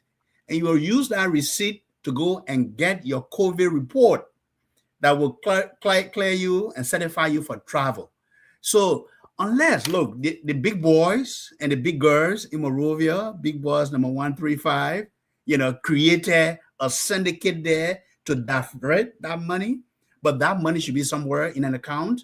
And I think the Liberian people, like anything we do with public money, needs to know. They need to know exactly what happened with what was raised, how much was raised, where that money was used, if it was used, or where is it sitting if it was invested. But my conclusion on this topic is that, we've been in advocacy now for close to 20 years. We have always advanced that once the government doesn't have a system of efficiency where money doesn't have to go through people before you get in government coffers, you create an opportunity for people to steal. And that's why I always say, rethink how we are doing business in Liberia as a government and as a people. There were too many loopholes, and I'm sure people got away with something. But it'd be good to know exactly how much was raised and where that money is. Thank you very, very much. Jacob, let's hear you, Brother Jake. Yes. No, yeah. I mean, talking about the COVID today just brought my recollection back. I can remember, I think it was around March 2020 when COVID hit Liberia, all got serious. Because I know around that time I got an employment with an international organization, and I had a lot of guests coming from East Africa, from the United States, from Canada, in and out. Me too, in and out. I was doing the COVID thing, getting them into the country. Me too, paying fees. And I remember when the whole process started. Okay, I didn't visit the one to SKD, but when they moved to Sophie, I started getting engaged or involved with the COVID thing. And I remember you would take the first line, then you get a particular document. So then you go to the cashier. So there was a continuum at the back.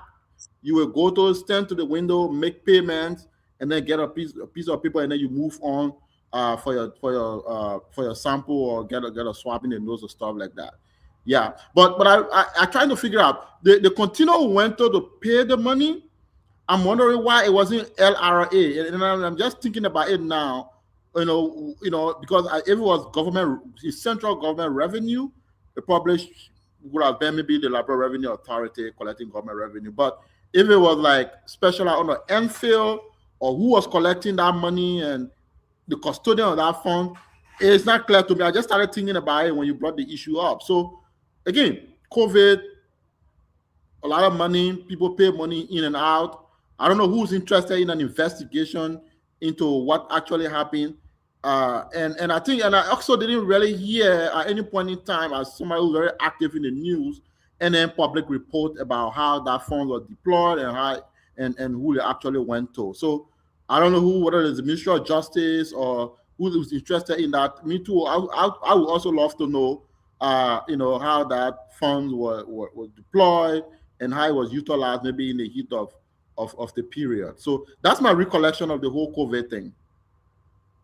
And I also remember that when we came back to the country, at some point in time, I think I paid $25 for the test, and I think I didn't really get a result later. So yeah, a lot of money was paid here and about during COVID. Yeah, but you don't know what happened, but I can tell you though, the contribution from international partners were around $149 million. Now what was collected in Liberia. So the $75 and $150 they took from us is different. Just international partner because of the pandemic. That's what we're talking about. The most recent audit report from 2021 to 2023 by GSC, 1.9 million unaccounted for household payment. It's also ghost name. You talk about 700,000 in PPE contracts awarded without PPCC approval. You are talking about 1.1 million in the special program. They account with LBDI. GSC said withdrawal lack full supporting document. We are talking about money, and when you chase the money, we are talking about tens of millions of dollars. And those names that were put there. Hope Pandora box about to be open. So my thing is that it's not about targeting anybody though. Wilfred Bangura, don't you think it would just be only fair that we get full clarity by and through investigation? Absolutely, Stanton. I think public accountability is the sine qua non of good governance. And I stand with that. I think we need to know how much was collected and what was done with the money that was collected. Like I said, during my initial comments on this subject, I'm quite unfamiliar with the subject. However, the subject is very key. And I think we're open to travel this mile with you to explore what really happened, how much was really collected. I heard about collections, I heard about payments, but I do not know what was made, what those payments were spent on and how much was collected so far. So it's a good idea for people who were in charge of these collections and these expenditures to account, so that this is good for the public, is very good for good governance, it's good for accountability. So certainly we support the effort. And, if you do this thing up to 2023, the GSC report is out there, folks. Just imagine, right? Easy. 1, 2, 3, and more to come. By the way, before we get to Isaac got to speak his here, more to come, right? But we are talking about millions of dollars that walk out of the pocket, and those that were controlling the COVID, those that were there, collecting the money. We are talking about two different money here, guys. You got to pay attention. Money from the partners that came into the country, and money that the government, the Liberian government, charged our own people. Are two different money. And that's what people are asking today. That there will be an investigation and the people got to be transparent enough. Let me bring our brother Isaac though, because we got a lot to reveal to you today, and it will just change your mindset as to, yeah, we got to know what happened with the COVID money. Yeah, we got to know who ate the COVID money, or actually maybe it was spent legally. Yeah, who were those players that were charging me $75 and today we don't know where the money went. Let's bring in Isaac though. Isaac, welcome to the show again, my friend. Let's hear you. Okay, Isaac is not ready. Yeah, Isaac, are you ready? Yes, I'm ready. I was trying to set all these things here. But Sandra, you know what? I will be on the second stop. I wasn't hearing you because the internet was tripping. I'll be on the second stop. Okay, thank you. That Rachel said, sorry, we started with that Bople. That Bople. And a lot of people now begin to understand. I pay my $150, I pay my $75. I went to Solvay, I went to the airport, I went to SKD. Hey, what become of my money? Let me give you this information. We'll put it up that above plan. $149 million came from donor people from outside. Let's hear you, that above plan.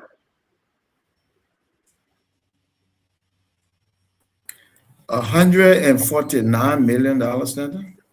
Came from WHO, came from. Oh, okay, I got confused. Is that because you got to be clear now? Was that the money collected for? Oh, wait, now I say, wait, now. No, it was given. It was given to help with COVID, right? Because many countries receive COVID money. Thank you, Dr. Boble. Money came from outside, Dr. Boble, and the people charge us. So there are two different money here. And that's what President President George Barnett, we had at the time, set two different committees, and we'll put those committees' name out. It was important to note, and they have this on the record, two different committees were set up. So talk to us. But the main fact that people now begin to open their eyes to Boble and say, yeah, we got to know where our money went. Yeah, and that's, you know, the airport, I don't need to tell them about the airport is a gateway, right, to the country. And so go in and out. And so with COVID, because I was in and out of the country a number of times during COVID, with COVID, first is the difficulty of movement. You know, you got to do that test. So your ticket in the US, like I would do, and you get there, then you pay your money, then you take it, then you go, you come back, you take it again before you leave. So that difficulty of traveling, that's one. But two is the money. And, you know, again, it would be good to see all the numbers. But if the government received that much money, then $75 was a lot. It's a lot. You know, I raised the issue one time, one of my government friends, and they said, but the people who paying, they can't afford it. He said, are you who traveling? You can't afford it.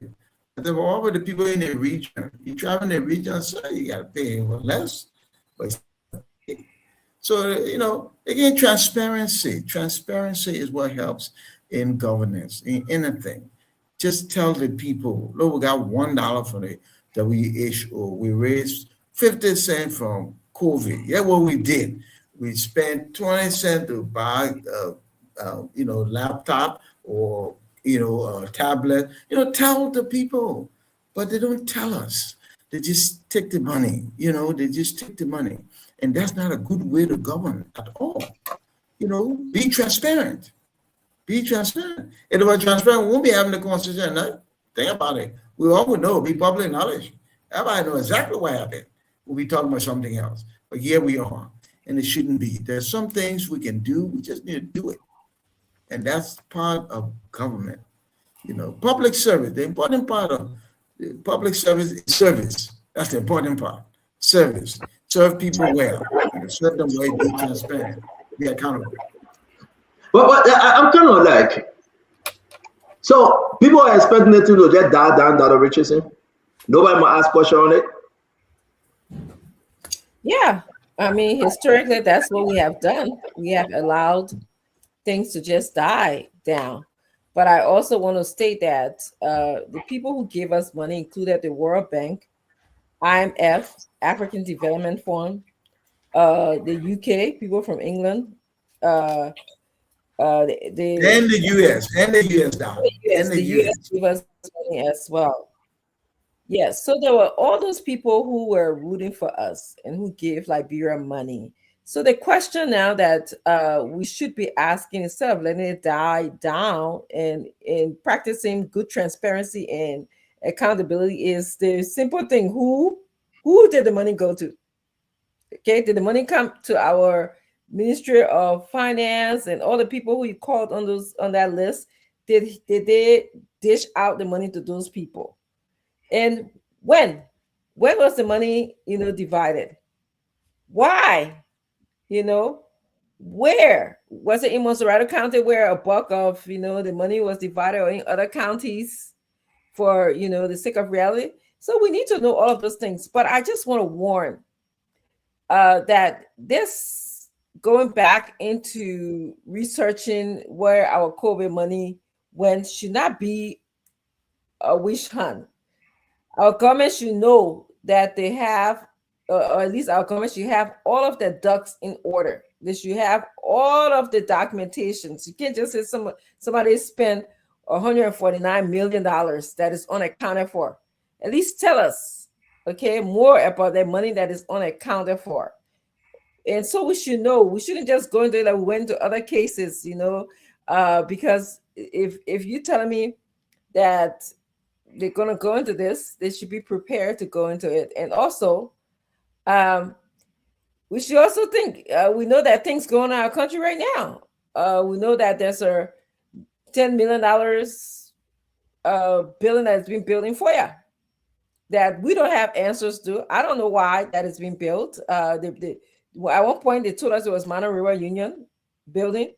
Another time, we heard that different agencies in Liberia are sponsoring the building FOIA. So let us be sure. But Dr. Richardson, you see, they kind of like opposition politics. We don't work. And Dr. Richardson, give me a chance. Dr. Richardson, give me a chance now. We are talking about COVID money from the past government. You bring in the $10 billion project in 4 years. Listen, this time is season for everything. We have spoken about those things before. We will hold the government accountable. Let's talk about the COVID money that went MIA. Allegation that people ate this money. So how can you bring the apple and oranges together and just warning? Just in the opposition thing.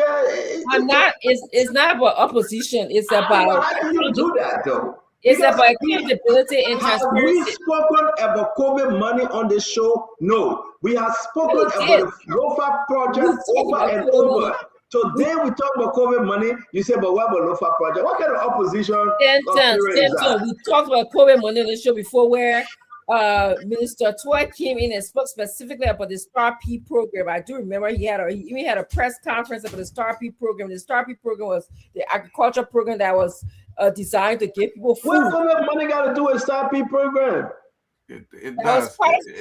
It does. And I'm doing a little bit of research about from the World Bank here. Hold on 1 minute.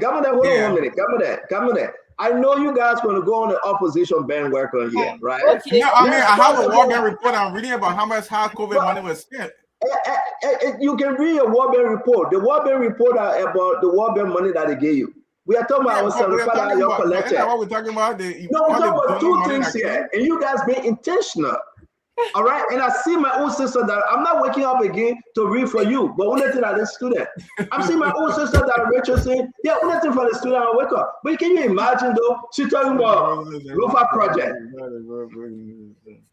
But I'm just warning our government. In order for people around the world and for Liberians to take this government seriously in terms of transparency and accountability, you can't be putting your hand in the cookie jar and want to investigate people who also hand are in the cookie jar. You can't. Who's gonna listen?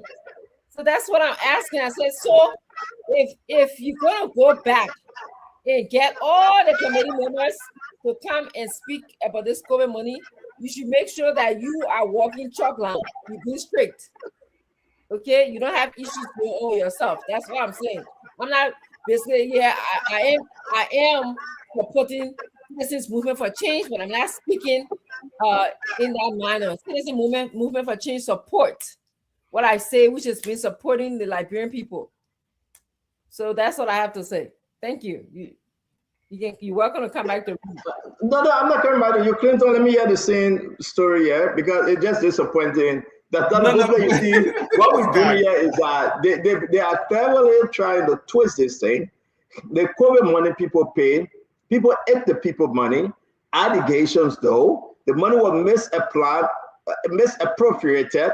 Then we sit on the show to say, but what was Joseph Baga building $10 million FOIA project? I mean, I'm not understanding. So you are telling me that the Richard said the government that most ability will bring tomorrow will not prosecute, will not go after these kind of allegations because ESA will be paying on a project. But come on, let's hear you.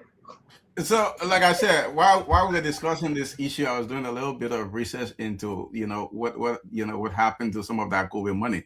Like you said, there's two different monies. You're talking about the $75 we're collecting for testing, the COVID testing, to be able to leave the country and come to the country. Of course, from what I'm getting, is that was a Ministry of Health initiative, and Jacob was saying he was confused because they were not LRA people. From what I'm hearing, it was the Ministry of Health who was collecting all the monies, and what the Ministry of Health was doing with that money was using it to purchase protective equipment and medical supplies for and they hire over. But you keep putting that thing. Oh, I'll not be able to tell you, distracting me.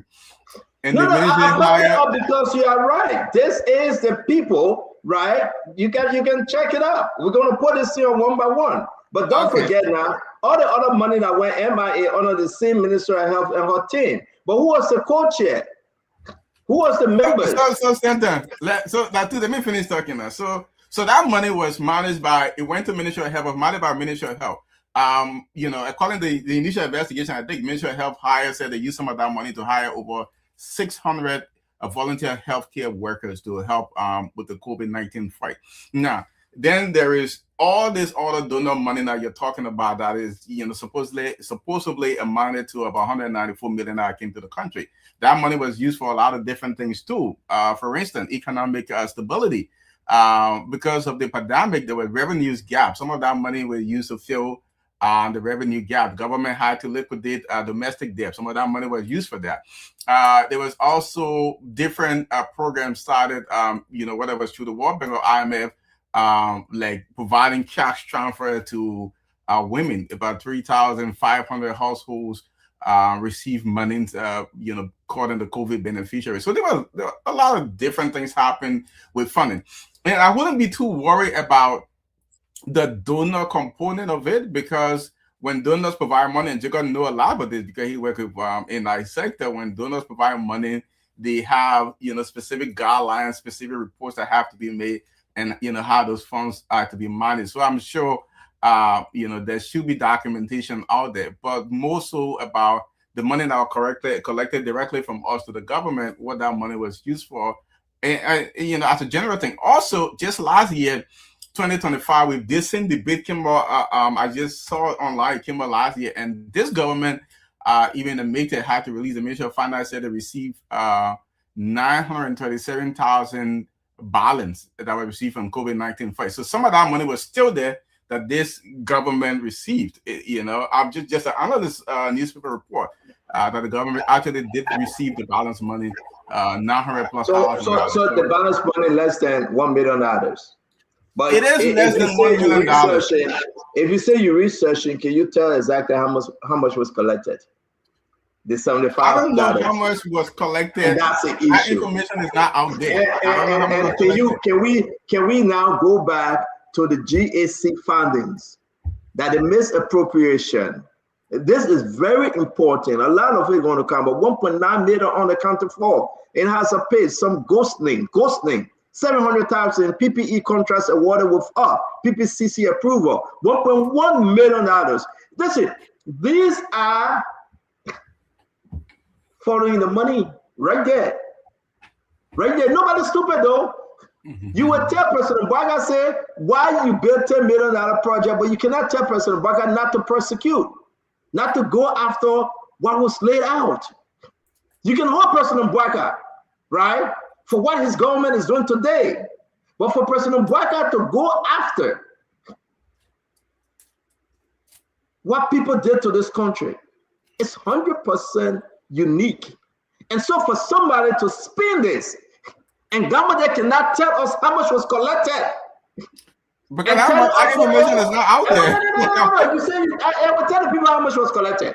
But you're telling us, Liberian people need to hear this. I will tell you how much was collected. If I'm giving the okay, I will put a letter out here, you will see some of the letters are going out. And you can tell the Liberian people how much was collected. By the end of the day, they gave mad small on a $1 million buy and say, Joseph Bagaga, either one, I own that. We all Isana. I said, let's hear you. So, Stanton, do you know the reason why? What are you calling my name for, man? Just so you own. Samuel Twer gave the government 30 bloody nose in court recently? It's because the government doesn't know that you are pushing them to go so that Twe can come and give them another bloody nose. They don't know. I'll push the government. No, let me have my time. The first time I didn't say anything, I beg you. I just want to tell the government what they don't know you are doing.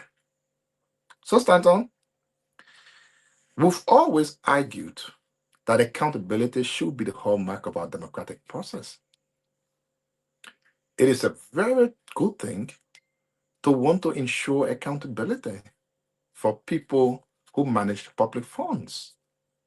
We will welcome that. We will not make politics out of it. What we are saying, though, if the government goes along the public sentiment, Stanton gets on the show and says, yeah, Samuel Twe take the money. Then the government run to Samuel Twe, then Samuel Twe beat them in court, then they start crying. That's not what we want. So let's do. No, it's okay. Let me say, you will not allow me to say my own. No, Stanton, can I just have my 2 minutes? You see how CDC afraid right now?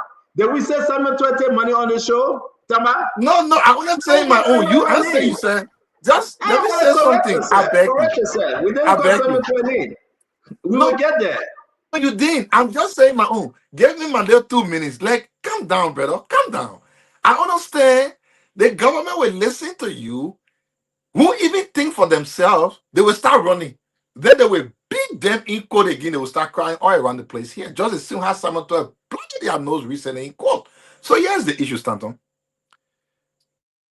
Right here, Ghana, they had a testing fee of $150. I paid $150 to test in Ghana. Right here, Ghana. 150 United States dollars. The same time Liberia was implementing at $75. The reason why Ghana did that was because there were costs towards testing people. That cost in Ghana existed in Liberia. Now, if the government were to come and say, you know what, let's find out how the money was expended. Is that a bad thing? No, it is not. But let the government, that Dr. Richardson was saying, be sure they take receipts of the money, look at expenditure of the money. Once you know those tools are adding up, don't waste our time with public narrative. If indeed you show that through the show, you are getting receipt of certain amount, not being accounted for, then you have a case to ask. I will welcome that. Let me end on this very quickly, Stanton. Let me end on this. Just a few seconds. I know when I'm talking, your blood can be boiling. But let me end on this, Stanton. Just exactly the same thing. Unfortunately, I wasn't on the show yesterday when we were talking about the rice subsidy. You want to fight corruption. You are calling. We didn't talk about rice subsidy yesterday. We didn't talk about rice subsidy. No, the day I talk about it. Yeah, let me go in seconds. I want to get 30 seconds. That reason you are a doctor, my understanding. Please send blood tablet to my brother to take for a blood to calm down. Let me end my thing, please. So again, my brother, if you were to be fighting corruption, and you call Samuel Twe a disbursing minister to account for an expenditure from another ministry, then we believe you are wasting our time. But COVID, people paid $75. We all can agree the issue of $75 was one of the least payment in the region, because right here in Ghana, I pay $150. How did you spend the money? That's a legitimate question. Do it in a way that you will not get blooded nose from the court again, simply because you want to go with the public narrative that you always think you can win on. Like I end, winning an election on lies will never equal to governing a country in lies. So, Stanton, please keep pushing rescue government to keep going to court so they can keep meeting bloody nose in the court. Thank you. Everybody has it. Wait, that a problem with women. That a problem with women. You see, I like when they seditions come up and say you can lie to win election, you can lie to leave. Who hold your mouth not to lie? You think winning election gospel? Who hold your mouth not to lie? And because you didn't lie, that's why you're opposition today. And Liberian people should hear this. Because you choose not to lie when you're supposed to lie. You choose not to tell the truth when you should have spoken the truth. And that's why you're opposition today. So how dare you lie to win election? Come back again 2029 and don't lie. And guess what happened? You will be flogged again. But let me correct you, my brother Acid, though. These are all documents that it's straight up there. You just told the Liberian people, you that say you can lie, that it was the lowest in Africa, especially West Africa, the COVID fee. Yeah, I say. I know you get English problem. One of the lowest. Lowest. Wait, you said no, don't correct yourself. You said we were lowest, the very cheapest. No. Stand up, go back and play my recording. Go, okay. I will leave your phone tonight. I went to Ghana. I paid $54. By your way. Richardson. No, I pay 150. Me, I pay 150. I think I got it. Richardson. The man is interrupting me. You are not saying anything, and he no. It's one of the lowest. You understand? Once I speak, you can start getting. I said, I have the entire document with me. I've been going through this document since this morning because I knew you were coming with that story about lie. How can you look at Ghana compared to Liberia? I didn't say so. So now the public complain. Ghana, $50, Nigeria $0, and then Liberia ended up suspending the certificate fee, $25 2022. I said, how can you bring up I'm not saying you me. I said, wait. Oh, I win. Thank you for saying I win. I will show you the document. That's a problem. We are not accusing anyone. That's a problem. Make no mistake, that's not what we're doing here. But let's be serious. No one will tell this government that this government is witch hunting. And no one should. Come 2029, if a new government take over that problem, let it come and witch hunt too. Let it come and do their own investigation too. We expect a person where he should have done investigation, but he didn't. So the bad thing to ask where the COVID money went, let's ask our Liberian people. The bad thing, we collected over almost $5 million. That's the problem. The COVID $75, in and out. Half of the money was misappropriated. Look at the document. Half of that amount was misappropriated. The GSC findings. Then today, Governor Clinton saying they gave us 900,000. Hey man, that problem talk. You know, our country would be so bad when you have Acid Doden running that country 2029. And I know they want to hate me for that. The man came on the show and saying to us that we were the lowest in Africa. When you're showing the Nigerian paying $0, Ghana paying $50, the man say you're right. He also leave the show. We're attacking. No. But still, you gotta be fair to Isaac. The original price Ghana charge was $150. Are you representing Isaac? Yeah. Are you representing Isaac? You know, but the fast Isaac, the original Ghana was charging $150 originally before they brought it down to $50. I know you. The post. Oh man, I said me. I pay $150 in Ghana. I'm not asking anybody. Me, I pay $150 there. So who is not arguing me? I said, do I pay $150 in Ghana? But let's go ahead. The people want to know that Richardson, that Boble, Jacob, the people are asking, hey, listen, if we collect over $5 million on the $75, what become of the money? And if you chase the money, you will know what become of the money. But don't go too far. That's a fair question. The GSC report. Don't go too far. The GSC report that the Boble before you come and look at the amount of money. Over half of that amount. Nobody can find it. Talk to me, Dr. Boble. Talk to me. No, I just wanted to qualify because I traveled to both countries during COVID. COVID for ECOWAS passport in Ghana was $50. $50, and U.S. passport, it was $150. Now, I'm told that price for U.S. passport dropped later, but I didn't travel there later. But when that price, I think I brought a group of 11 or 12 people, came to Liberia, then went to Ghana, and then came back. So it was $50 for ECOWAS passport, and it was $150 for U.S. passport. The time we traveled there, so the price was different for non-ECOWAS and thing. Different countries did different things, and you're right. Nigeria just had it down to zero, So different countries in the region charge their own thing. I think my thing with Liberia is, one, account for the money, and two, designate the money to help public health or something related, because that was not money that was in your budget, or not by a revenue stream. So it's just like you're working for your salary, and all of a sudden you get a little extra $500. You get extra $500, you can designate it with X, Y, and Z. I think our problem with governing in Liberia is that, transparency and accountability is just so prevalent, and then it gets maintained and encouraged, whether intentional or unintentional, but it gets encouraged by the culture of impunity. You can't keep running public operation and the public don't know. You can't keep running public operation and you don't feel accountable to the public. It's wrong. We need to stop it. Tell the people, we made $1 and we spent it here.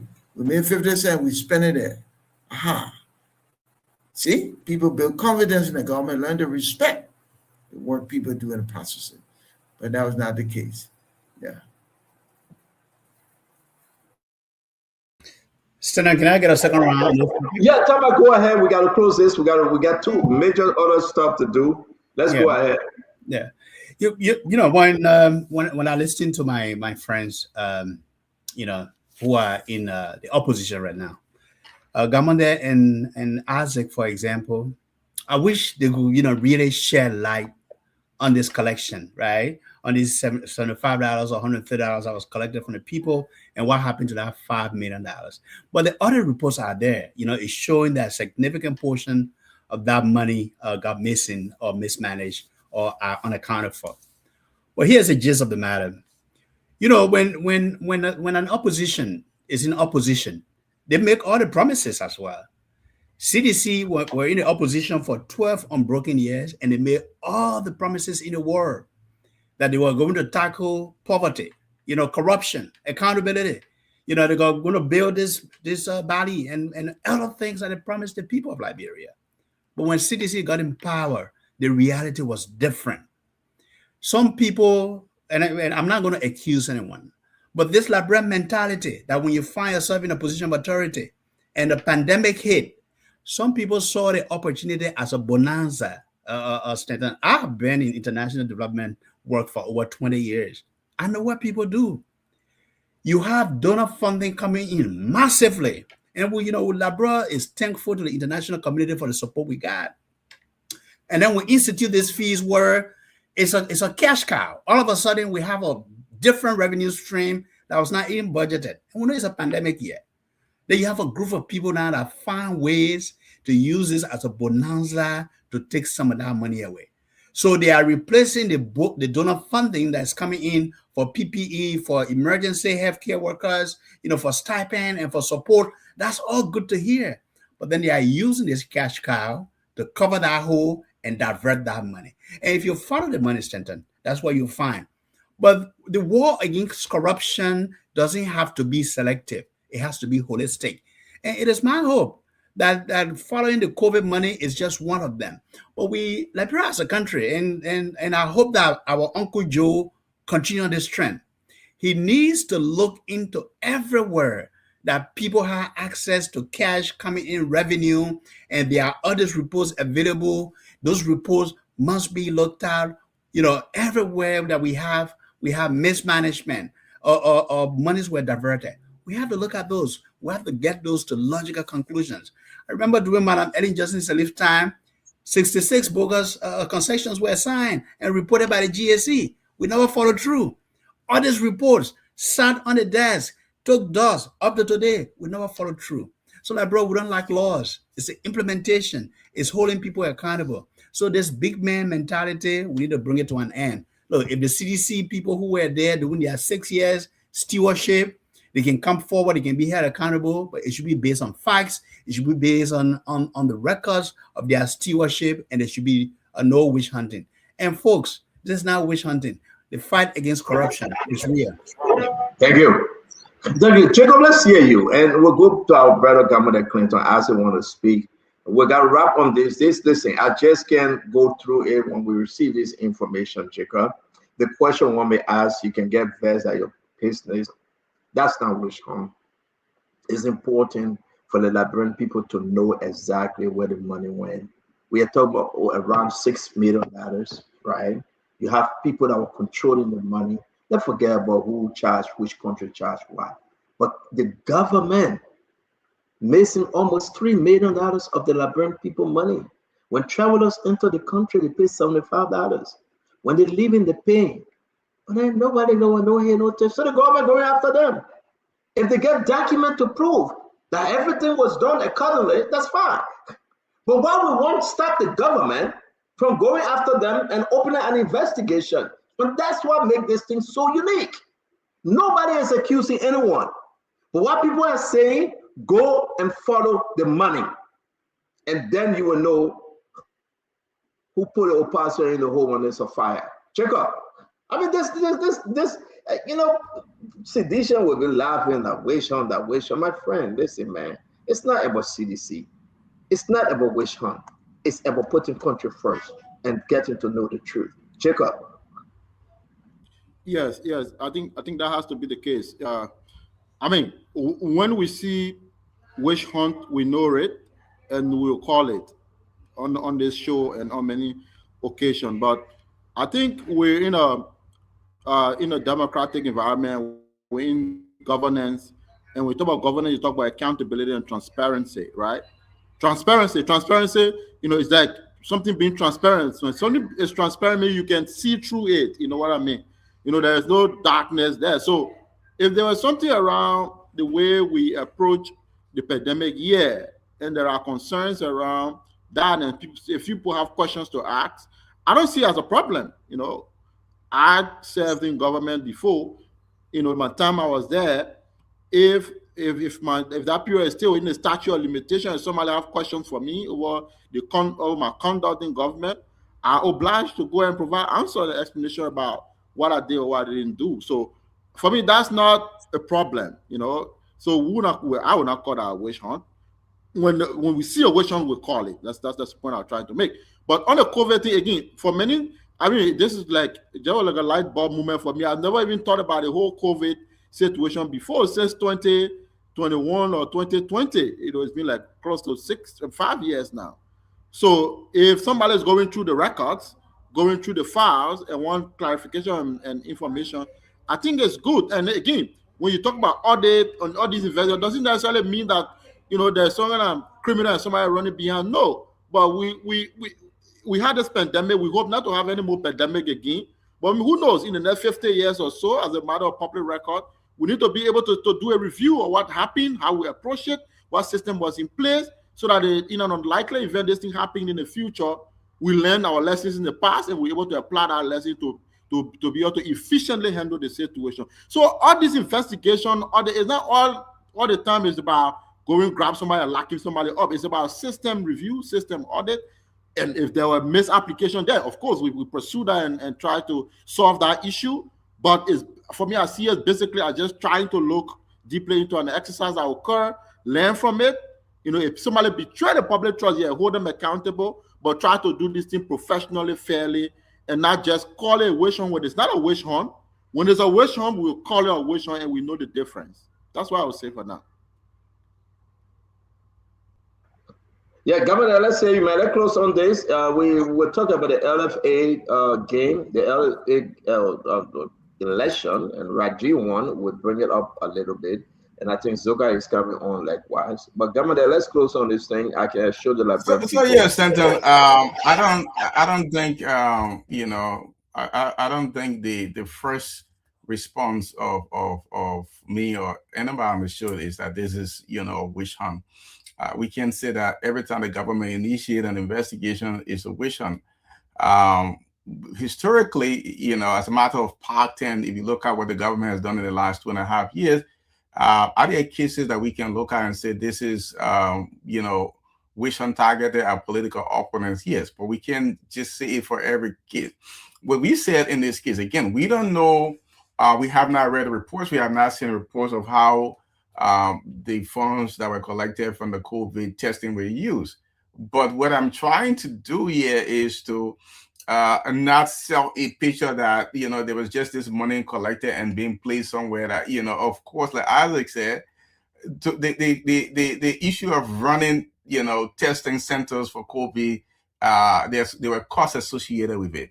You have to have people, you have to have the testing, you have to have the personnel to do it. And of course, I think Dr. Jala in 2022, I was just looking up an article, a Front Page Africa article in 2023 addressed this issue.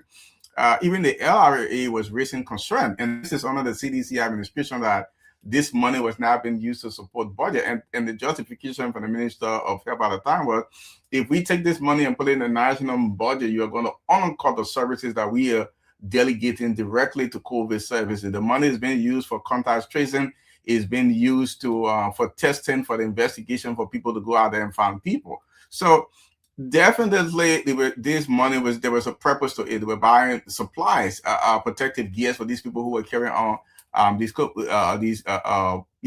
tracing. Yeah, but we understand that the government there, but yet it's still, even the audit report found that a lot of money, you talk about almost $3 million walking all over. Okay, I have not read the audit report, and I agree with Jacob. And I said this before, people are entrusted with public funds, they are in positions of privilege. They have to manage those funds, and if they mismanage those funds, they have to be held to account. After review, look, we welcome the investigation into the funding. We just want to clarify that, look, this money was used for the money, and people should be held to account. There should be reports to justify how this money was spent. So we welcome the investigation again, and we'll see how this goes.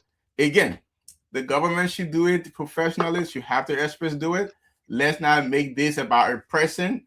Let's go and do it professionally and get the job done for the Liberian people. That's it. No, you're quite correct. I heard that the Ministry of Youth and Sport, thank God the former minister is here. He was part of the COVID testing team too, so maybe he will have time to speak to it as well.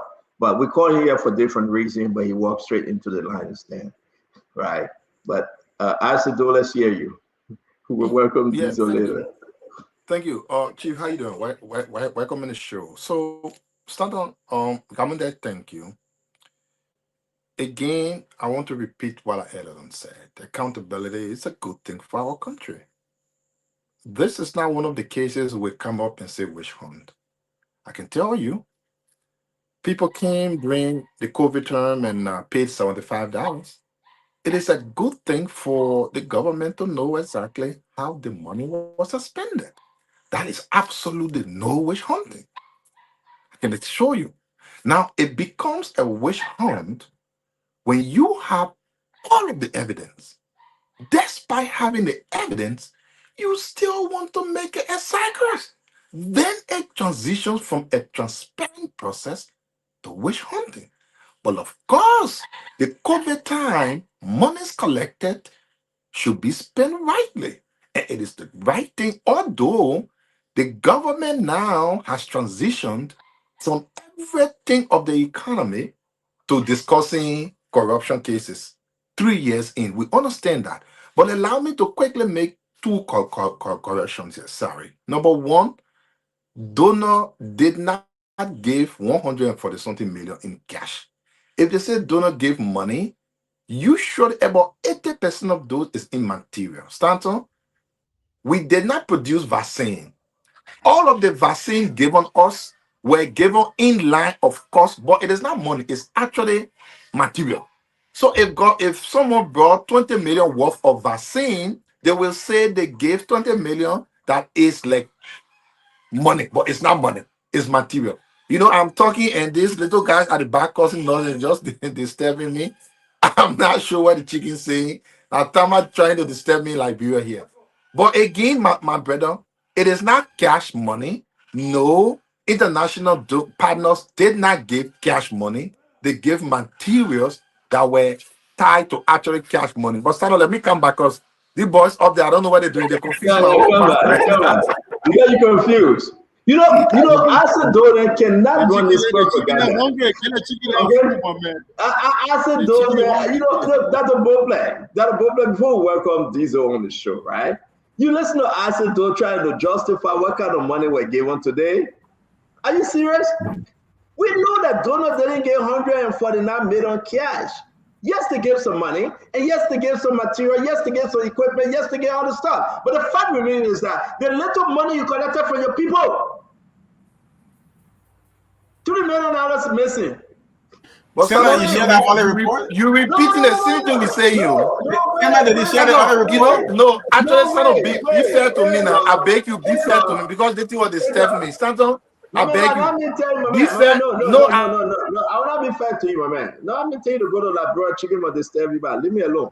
Yeah. Yeah, we do that good shit, you go to that broad chicken disturb you. Let me tell you to go for chicken to disturb you. Yeah, well, I didn't get a chance to speak on this. I've been sitting down quietly, and since go ahead. Go ahead. I broke out building a palace in Foya. You just sort of abandoned me. But I wanted to just say that yes, if this government is holding people accountable for the COVID money, I think it's a good thing. However, I think that as they hold people accountable, they also have to be accountable for the money that they are using, for the Liberian people money that they are using as well. I think it goes hand in hand in terms of leadership, good quality leadership. So I actually think that if there's money unaccounted for, there should be investigation or letters should be sent out to people who are involved to using the money. And there should be questions asked, what type of money did they use? Who did they send the money to? When? How?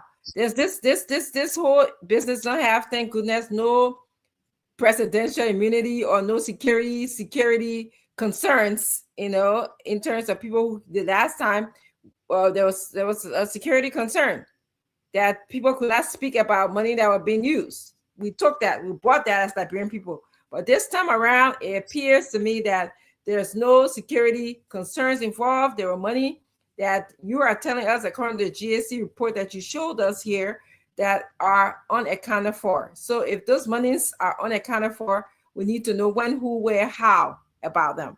And again, I'm not going to talk about just Hapaka. We put me on the blacklist today. You say you're threatening not to read from my program again and all kind of stuff. But then he walked by Chuckline, he said. They must have threatened not to read on our program again. No, seriously? No, I will always read. I will always read to the kids. Richard said very nice. Even if she make you palaver, it's still looking nice. Nice. Then one crew, as Diesel, when the pastor get in, the crew get in making flower with you. They're scratching your face. That Richard's in that crew. Diesel, welcome to the show. It's good to have you on, my brother. Yeah, thank you, Stanton, and hello, everybody. Nice to see you all, guys. My own friend and brother, Dr. Brooklyn, been a long time. Dr. Richardson and everybody else. How you all doing? We're doing good. It's good to have you.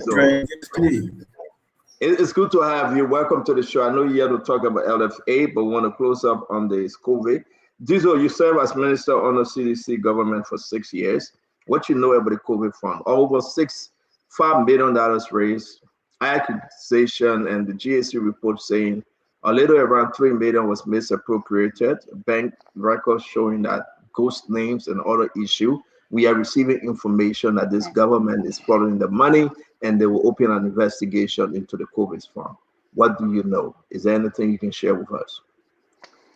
Well, there's not much I can share when it comes to the COVID fund, but what I do know that during the COVID, we were all on the committee and to tackle COVID, and in fact, the Ministry of Youth and Sports established the National Youth Task Force to fight COVID.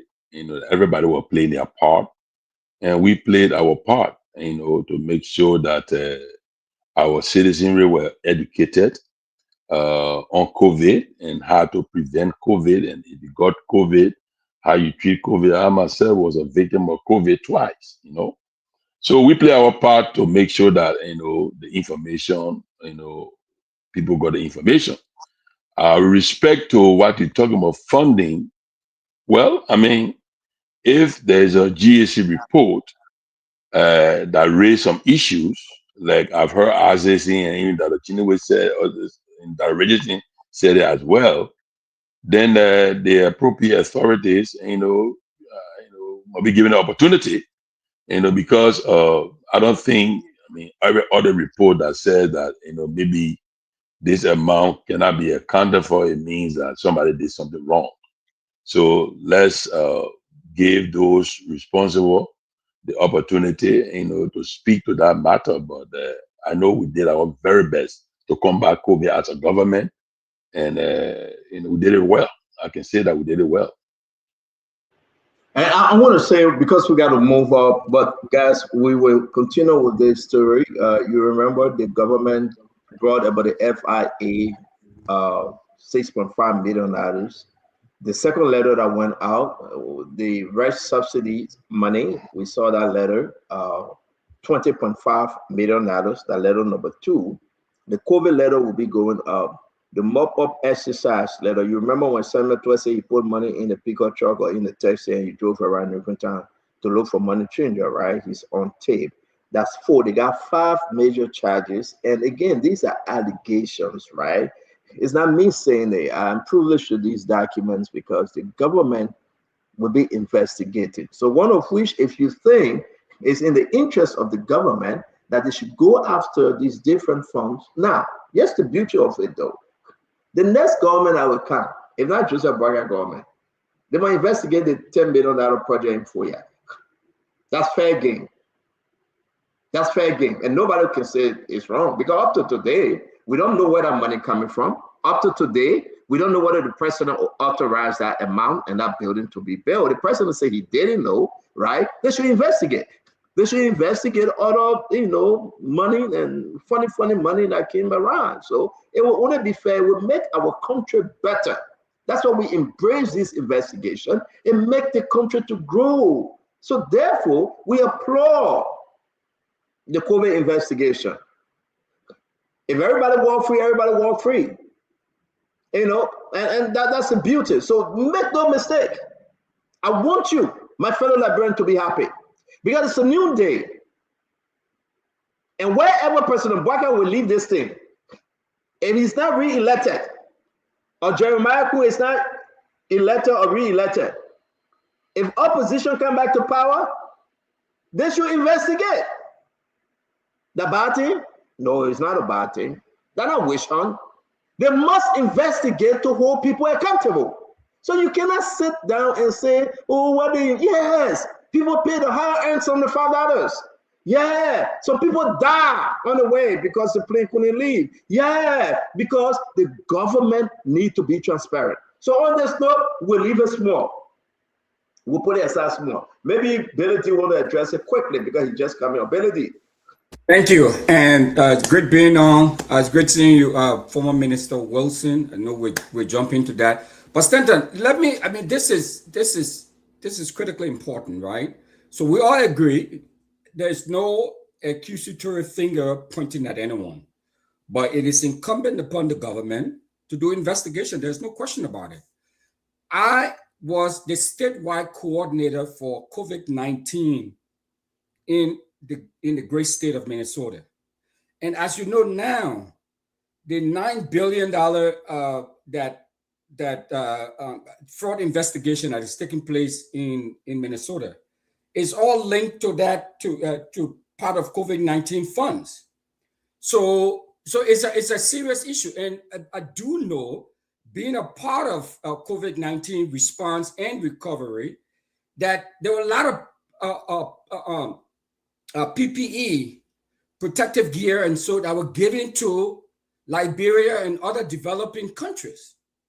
And even even if these developing countries had to go out to buy PPE and other protective supplies, they were relatively cheap. So if you are saying, or if the government is saying that it received several $1 million, or if we're collecting, because I went to Liberia during that time too as well, Stanton, and I did pay the fees. So I think it's a good thing. We need to do some investigation to find out if indeed the money is missing, how was, where is it, how was the money spent, and all of that. Yeah, but thank you very much. We got to go. We got to deal with Zoka Wilson on the LF8 issue. We also got to go move about to talk about, President Baga's statement at the border. Today is Friday. Again, guys, you understand that we are on and off the radio because we are doing full maintenance. Yes, indeed, this will run up to tomorrow. We'll be back swinging strong, 360 maintenance. And again, want to say to all of you, thank you for joining Spoon. Share the show. People here got to share the show. People at home will share the show. Join us on YouTube, on Facebook, and all of our outlets. Let's have fun. Yes, sir. Yes, sir, Jacob. Stand up, beg you, man, before we move on quickly. I mean, I've been in the background, I've one or two consultation, clarification on this thing here. And I understand that the expenditure, for example, of all COVID money under that period, including the $75, was expended by the Ministry of Health and the National Public Health Institute. I understand that they were the spending entities. Of course, though they had a committee that were approving expenditure, but they were the spending entities on during those periods. I mean, I'm just trying to say that for the sake of the public. I'm sure we'll have some time in the future to go into more detail on this. Yeah, we should, because so we should, because I can tell you whatever Senator told you just now, he was fully aware because he was finance minister. So Troy calling you, telling you that's a unique one, right? I just want to remind you. No. Listen, that's what we're saying. That over the Minister of Health clarified that they are just we made but Stanton, we have said all of us. We have said that it is a good thing for them to investigate. The Ministry of Health spend the money. No. Stanton, what exactly you have? So let's just go through this, folks. Right? The members of the committee, co-chair, Minister of Health, Director General Enfield, third on the list, the Minister of Finance, Development, Planning, and the rest of them you can follow through. I got nothing against Samuel Twett, that will go plan. But one thing we should excuse me, I say wait now, let me say my own. We should just say one good thing. Every money that came into the Republic of Liberia and every money that was raised, that money was under the authority of the finance minister. Nobody can question it. With a minute, Jala will not go to the bank and say that my money, put it on the side for me. No, Samuel Twett will be the one. So I'm not accusing Samuel Twett. So if Samuel Twett giving you guys those information right there, you know that trouble. But I will say to all Liberians, it's not about Samuel Twett. I will close on this because we got to talk to Diesel about LFA. Dr. Richardson, Dr. Boble, you remember these two auditors that died in the car? Let me push this thing a little bit and just leave it in the minds of my fellow Liberians. Lama. You remember the name? You remember the name Albert Peters and Gifty Lama? The investigation of the COVID funds. And I'm going to leave it there. I said no more. My mom said I'm not talking, my pastor I'm not talking. I think what you're trying to play is a steep conspiracy theory. It's a steep conspiracy theory. That's what you're trying to do. But wait, let me comment. I want one correction. Let me correct one thing. Let's talk about LFA. What you say? What talk about it? No, stand up. Do not bring your 2023 thing here. This is not 2023. No. You're not bringing 2023. Stand up. Don't just kind of say, the two auditors are down. This is not 2023. Where Joseph Baga was behind you clapping. Oh, yeah. Look, I was eating money. Oh, yeah. I don't take care. Oh, yeah. This is not 2023 yet. This is a different time when indeed when you come to say anything, we are here to provide a necessary checkpoint.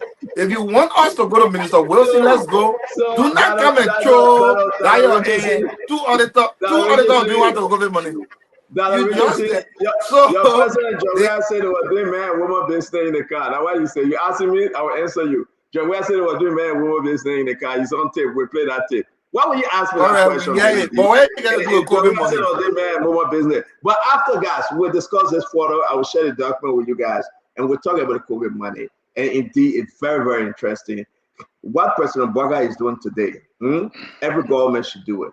Not that he's perfect, but I can say to you that we can persecute people that work in government, that they should be transparent. That I think our country will not go anywhere if we think that it's all okay to let people go. The COVID investigation is coming up, it's coming up, it's coming up, and a lot of people will be brought for investigation. And once you get your letter, I will say to you, go and testify. Speak the truth, nothing but the truth. So help you, oh God. Let's move on. We have our brother, D. Zoga Wilson. Yeah, Zoga, you came on the show the last time and you spoke about LFA and the fact that there will be an election and Kaseko will not participate. They will stop him. You were very forceful, but we saw today that Mustafa Raji won the election and everything he said came to pass. So you are back now to tell us exactly that, yes, indeed, you are the dreamer, but you're not Joseph. You are Diesel. Well, thank you, Stanton. First of all, I want to congratulate my friend and brother Mustafa Raji for having been elected today for his third term and final term. Yes, I'm not Joseph the Dreamer. I was very much confident that Mr. Kuo would not have qualified because he would not meet the eligibility criteria. And true to what I said, it came through. He was disqualified. He appealed. The appeal committee upheld the decision of the election commission. And the process took place today. But I also want to congratulate Mr. Kaseko as well, because today he demonstrated true sportsmanship. He was accredited as an observer at the convention. He participated. He was there, and everything went smoothly. And I want to congratulate everyone that won. Judith Seaton, she won in the women's category as an EC member representing the women in female soccer. And everybody else that won today, I would say congratulations. It was a good day for football. FIFA was represented, CAF was represented at the Congress, and everything went well. So we are thankful to all those. And I want to, again, like I told you earlier, standing on the show, I don't know Mr. Kaseko. I never met him before. And it was not personal, but I just took issue with the stance he took. At the end of the day, at least football prevailed. He was in the hall, he waited in the process, he participated. I'm going to commend him for that. And all of his supporters. Today was a big and great day for football in Liberia. Well, we want to say congrats to Mustafa Raji. One of these things, I love football, but it's hard for me to watch the game. So I don't know the in and out of this whole LFA issue. But what you said came to pass, and yes, indeed, for everything that Kaseko, for himself in. I think he's a great sport, and I will wish him well likewise, and the rest of the guys. So Mustafa Raji, would this be his last term? Yes, this is the last term as per the statute. And that will be for what, 4 years? Yes. Okay. All right. So yeah, we will invite Mustafa to come and discuss with us his plan within this period. And again, congrats to him and congrats to those that won. Francine, you want to add anything here? I can just say, congratulations to all of those who won, as long as they won according to the rules and laws of the Football Federation Liberia. I'm fine with it. So congratulations to all. That's all I have. Dr. Bobla, where see you, Dr. Bobla? Yeah, so I agree. I agree with Diesel that it's a good day for football. That the elections were held, and there were no situation that Casa was there, and everything was is good sense of sportsmanship and patriotism. Football, is bigger than all of us. That's a Liberia pastime. So that it will move forward is great. I applaud them, and those who won, I congratulate them. I would like to hear from Mr. Raji though. What is his vision for LFA, and is there anything in his vision that will help to move another group of players to a higher place in football? Can he say with my plan XYZ, we can get at least 5 or 10 of our young people to semi-pro or pro football? Have a clear vision that can invest in the people and build up the talent.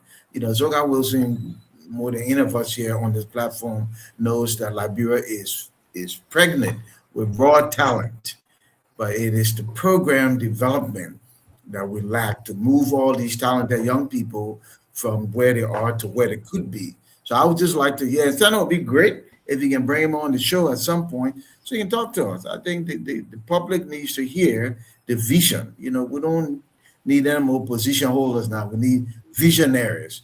Let's move this thing forward so we can be better in sports and be proud that we can compete, with the rest of the continent. Thank you very much. Governor, let's say you. Raji, last term, 4 years, he will be actually holding his position to 12 years. Let's say you, Governor. Well, it comes down to, he's been there for the last 4 years. I haven't really, I don't follow football like that in Liberia, so I don't know. But the people who elected him, I'm sure there's some things that he's doing that they feel they are competent to have another term. But I will be interested, in seeing, what's the next big thing for football. We follow a lot of European soccer, but as far as Liberia, what are we doing to improve the talent? I'm with Dr. Brookler. We want to see big plans and big gains for our young people to develop their talents. I said, let's bring you on, Isaac.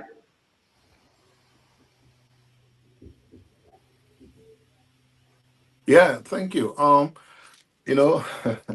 Let me start off by saying congratulations to Mr. Raji for winning his last 4-year term.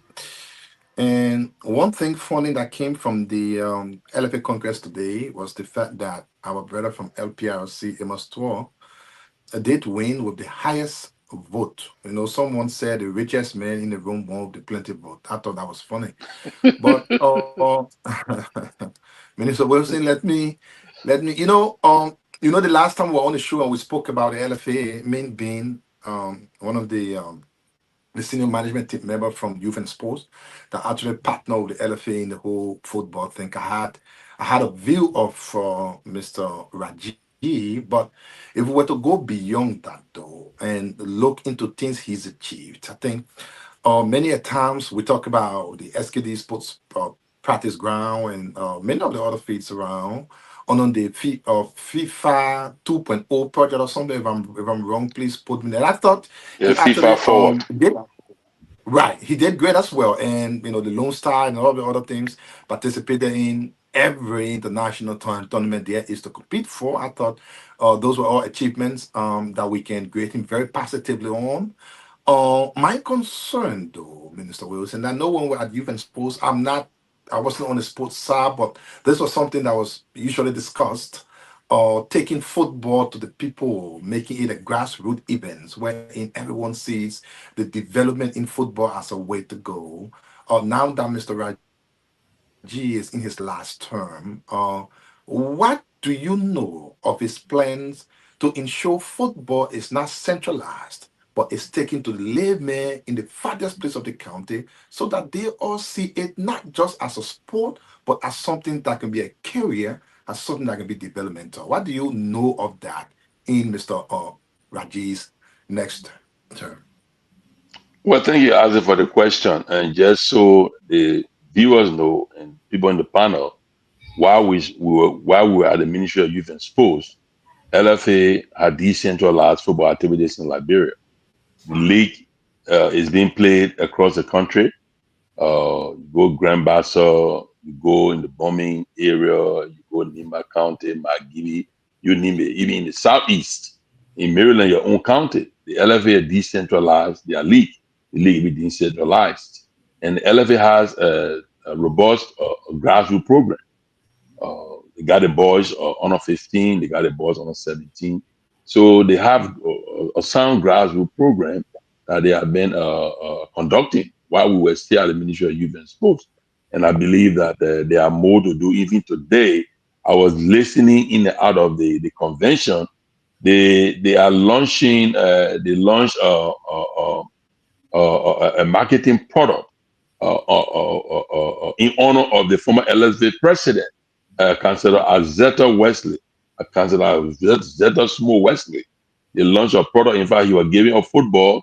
He gave one to the Ministry of Youth and Sport for the minister, the FIFA guy, the CAF representatives, former LFA vice president. So they're launching a marketing product in honor of the former LFA president, Councillor Azetta Small Wesley. So I will help facilitate Mustafa coming on this program so that he can lay out his vision for the next 4 years. So all of you asking all the hard questions. But while we are at the Ministry of Youth and Sport, as the grassroots program was on, and the football in Liberia has been decentralized.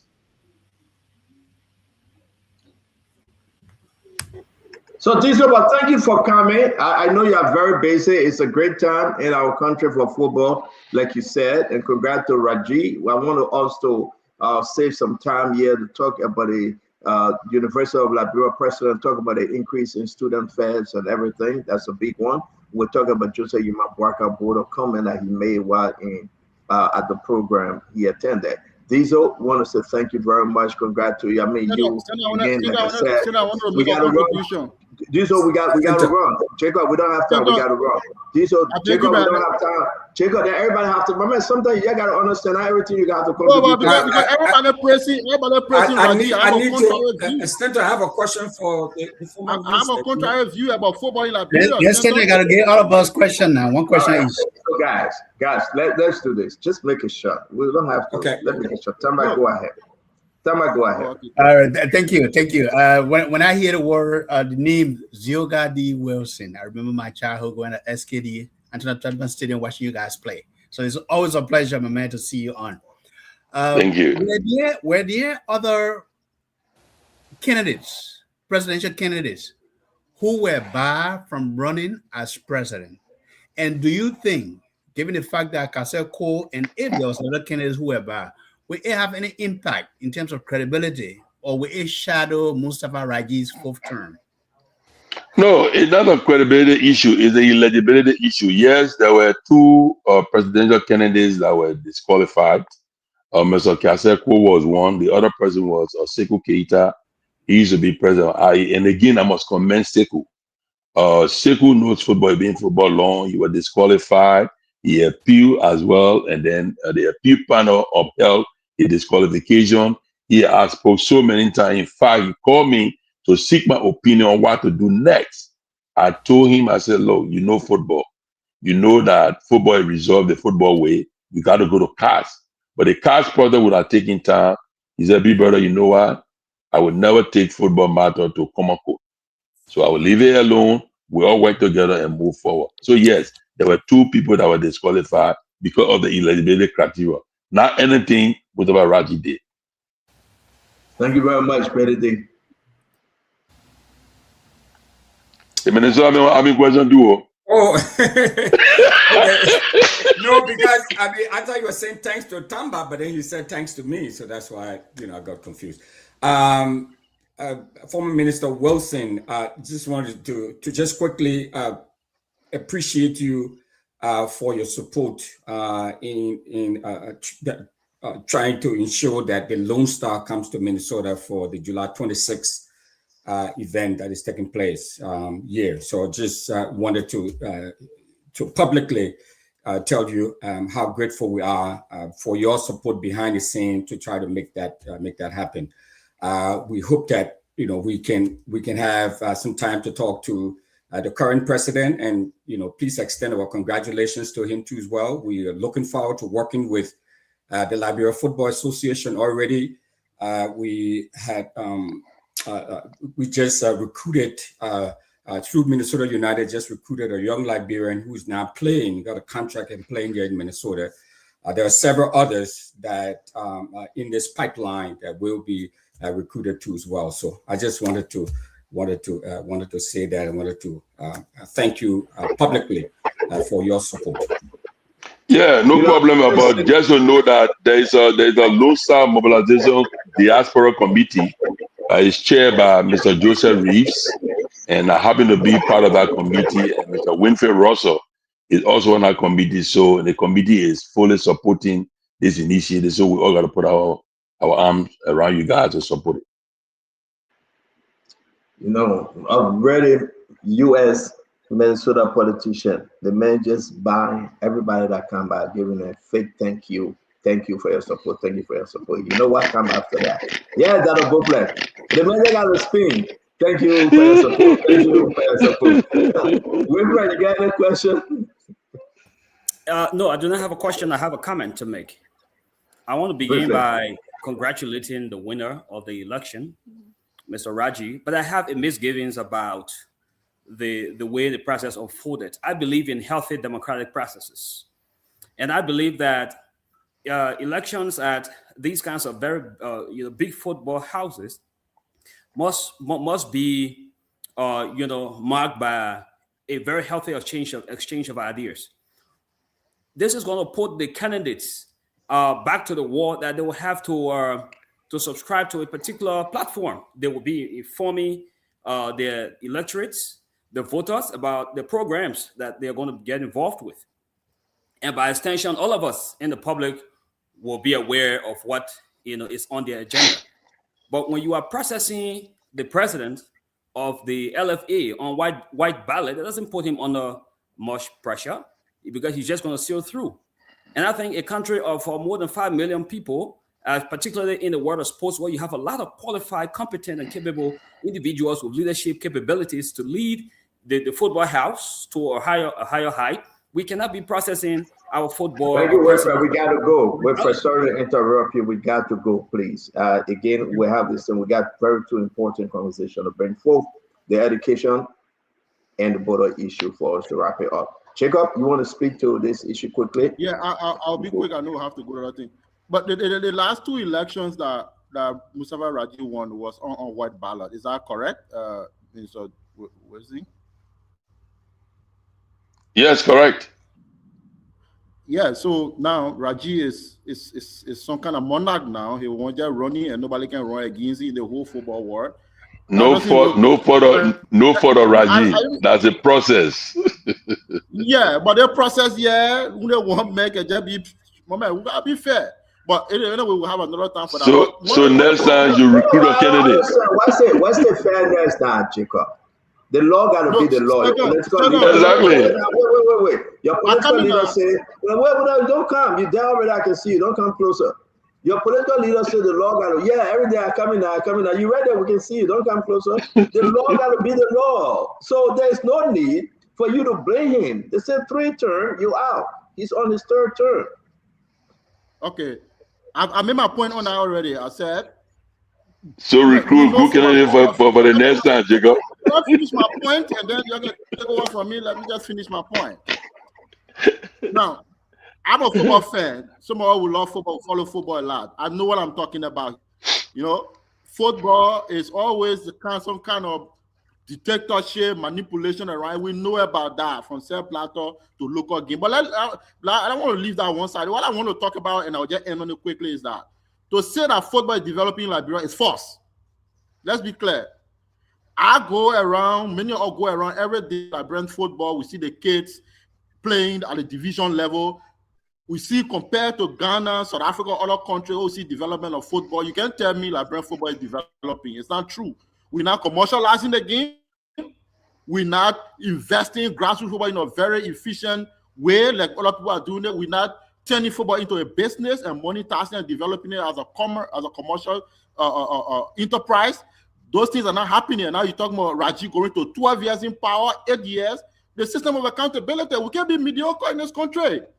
You can't tell me Raji doing well. We know football. We are football fans. There's no transformation. Football is dead. So we can have that conversation. We can have that conversation. For Yeah, when Mustafa come on the show, we can have that conversation. Thank you very much, Jacob. Thank you very much. But again, I disagree with you. If you're developing a game, thank you, Jacob. I disagree with you. It's not Rajiv Ford. That's something that your political leader put in the constitution and the rule that you can go for 3 terms. And Raji is using exactly what Musa Bility put there when he was serving as president. Why bring Raji if your political leader put that thing in there? Because what? I made a different point. Thank you, Senator. All right, thank you, guys. Bob Barnes right now. Let's call Mustafa Raji. Now you're gonna do better with football. You got the children playing on the quota, no sports ground, no academy. No, I think I do think though Jacob has a point. I don't think Jacob is blaming Raji, but I think the question has to be asked: what kind of culture we're creating that 3 elections cycle only 1 person can qualify? I think that's. And I'm glad he brought up about Sekou because I know Sekou personally. He was also disqualified. Yeah. See. Yeah. So. Anyway. All right. Anyway. We digress. Dr. Burpley, I think you want to take it over. I think Stanton going to consult. Kev Hassan, welcome. Mustafa stand down after Jacob point. Well, we need Mustafa to come on the show. We're going to ask Thomas Kojo running a youth program. I see the chairman, Boss Shoe, working with Depo running football, getting $3 million a year from FIFA. What is the money? Wait, just that we didn't have time. For me, Jacob, I really wanted to understand, like, what is our plan for the next generation of the George Weah? How do we develop the next Joker Wilson, George Weah, Jim Smith? I mean, I think Tabalego, they put in a kid that whole dream of football. Yeah, but I will not put it on. I will not put it on Raji. I will not put it on Raji because this thing is historical, right? You're going to walk up when we come back for having a game. But I want to say let's move on. Dr. Burpley, it's good to have you. I don't know what Dr. Richardson went at. That work on Kev Hassan. And, but I'm concerned about what is happening. 2 things will end quickly because we got about 25 minutes left. Let me just give this. Onyema sued Dempster, the man that took over the CDC party headquarters, right? That's the developing story. Onyema, the guy that got Coca-Cola around there, well, that's someone Bravo era, right? The man sued Dempster, and this thing is turning. Dempster sold the land. And all the information coming up, but we keep that because we got to get all the facts, and then we discuss that. On that CDC land get bylaw, that land, that CDC left from, that land get bylaw. A CDC put it for anywhere, not good no more, my people. The land get bylaw. Everybody coming suing now. CDC is building a multi-million dollar project. It's moving very fast. I'm concerned. Somebody put a picture up. I don't have the picture. I really don't have it. Send it to me. I'll put it up. I will send it. Yeah. Once CDC pass somewhere, don't pass there. Look at President Baga. CDC passing the presidency. Look what happening today. No, what CDC put up for someone they pass somewhere, don't go there again. CDC that's a bad party. They met Joey pass into that mansion. Nothing President Baga doing good no more. Everything back. The people that take the land. They put on the land. CDC left the party headquarters, they left bylaw to the party headquarters. Now they're suing on the Yema. What did you say about President Baga? What you say? He said what? Yeah. He said somehow, President, we had took President Baga 40 years free. He forgot what to do. No, but this is bad. This is bad. Once President Baga went into that executive mansion after Jowiah, the people confused. He can't do anything correct again. And even the Papa said, and let's say this on serious now. Let's listen to the old man of Guinea and the presidents of the region about those tensions today. Fortunately, the president of Guinea and myself been sharing citizen this morning. and we've been speaking very well. In fact, the first question he asked me, how is the border situation? And I told him things are getting under control. I think the president will... Look, ladies and gentlemen, who did that to President Boubacar? The man that occupying our country. The man asking the president, but Joseph, how has the border situation? Who occupying who? That's a bad form of AI generation. It's not AI. It's not AI. OS 24. It's Yeah, not we the agree. government. AI Listen, video. That's a problem. If you do this, you'll make yourself shame. Because the executive marshal running with this clip is exactly the interview of the French network. It's not AI that's a problem. So why would Domaya ask President Boubacar how the border situation? Like the president of Senegal, and he know what, man. Stop it, man. That's a problem. Stop it, man. That's a problem. You know what? Sometimes we get respect for you because you're older man, you're well educated. But you cannot diminish your education like this. It's on the people page. It's there. How can you call this? Is that your only propaganda to this? Then I'm disappointed in you. It's only the executive marshal will reach out. That's the problem. Who do you talk to in the executive marshal? We reached out to them. They said that the interview that was had. I'm it's just on saying, the official page. Saying, listen, but that don't do this, man. Don't do that, Don't do that. I mean, we're getting disappointed in you if you start playing the other politics. It's not you that are leave it for us. It's not you. Leave it for us. But let's play around the clock. Let me play this one more time, right? Let me play this one more time. And everybody should pay attention. President Boubacar, in his own word, we're going to pause. We're going to quiet down. But that problem, you get ChatGPT that you can check for people picture and say, please put out clip there as your ChatGPT, your personal ChatGPT, whether that's true. Pull it, that will tell you. You say you can check people picture. At least there's a better source of research. The people on the show who try to impose themselves as subject matter expert. That's a better source of research. You say you got ballet language expert. You put it there. So put it one that maybe will help you.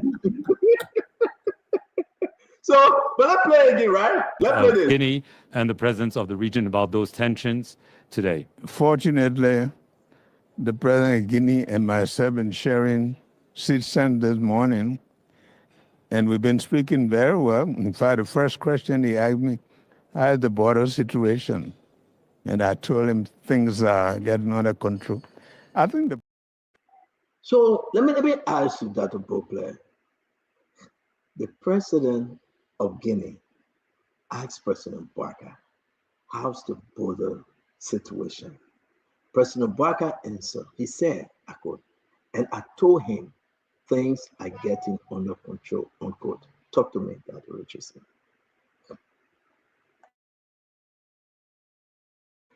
All right, we'll come back to you, Dr. Richardson. We're moving fast here. Are you ready to talk? No, Dr. Bople, wait. No, Dr. Bople, wait. Dr. Bople, wait. Dr. Bople, I beg you, wait. Dr. Richardson, time to talk. Go ahead, Dr. Richardson. Can you? Okay, go ahead, Gamada Clinton.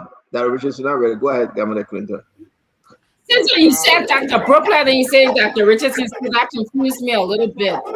But no, Mama, we're coming to you. Go ahead, Dr. Richardson. What I heard. Okay. Yes.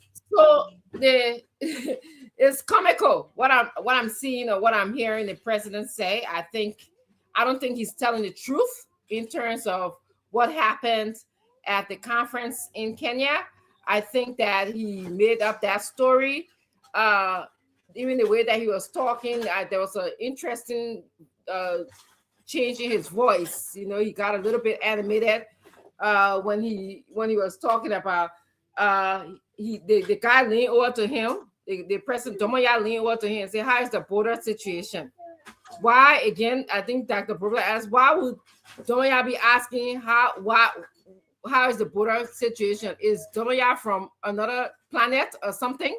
He should know more than we probably know about the border situation because he came and encroached on Liberia. He came and for whatever reason he has came into Liberia and hosted his flag. So, and then the president, interesting, this is something that I wish our journalists could find out in the country, told him that things were under or were getting under control. What things? What things? Do we know what's happening to the border? What's the problem at the border that is getting under control? What things is the president talking about?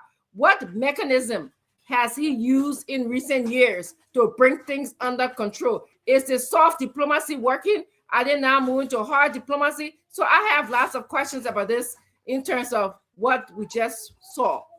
Thank you. Thank you too. Thank you, Dr. Richardson. Thank you. So Dr. Boblele gave you the time to speak, sir. So listen, you know, you can say what you want to say. I think the value of our education is for us to be able to think.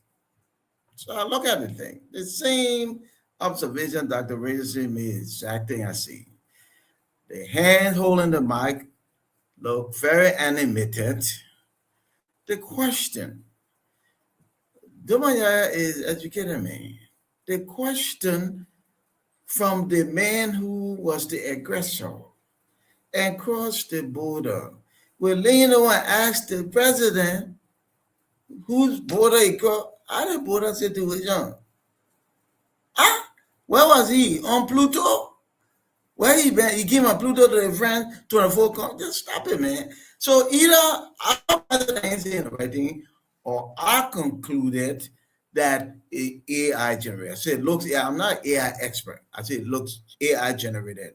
And if our president is speaking the truth, and that this president asked him how the border situation, he said under control, then I tell you, I don't know. But folks, I don't care what you think. I know someone on the panel, we just ultra political. For the record, I am absolutely not.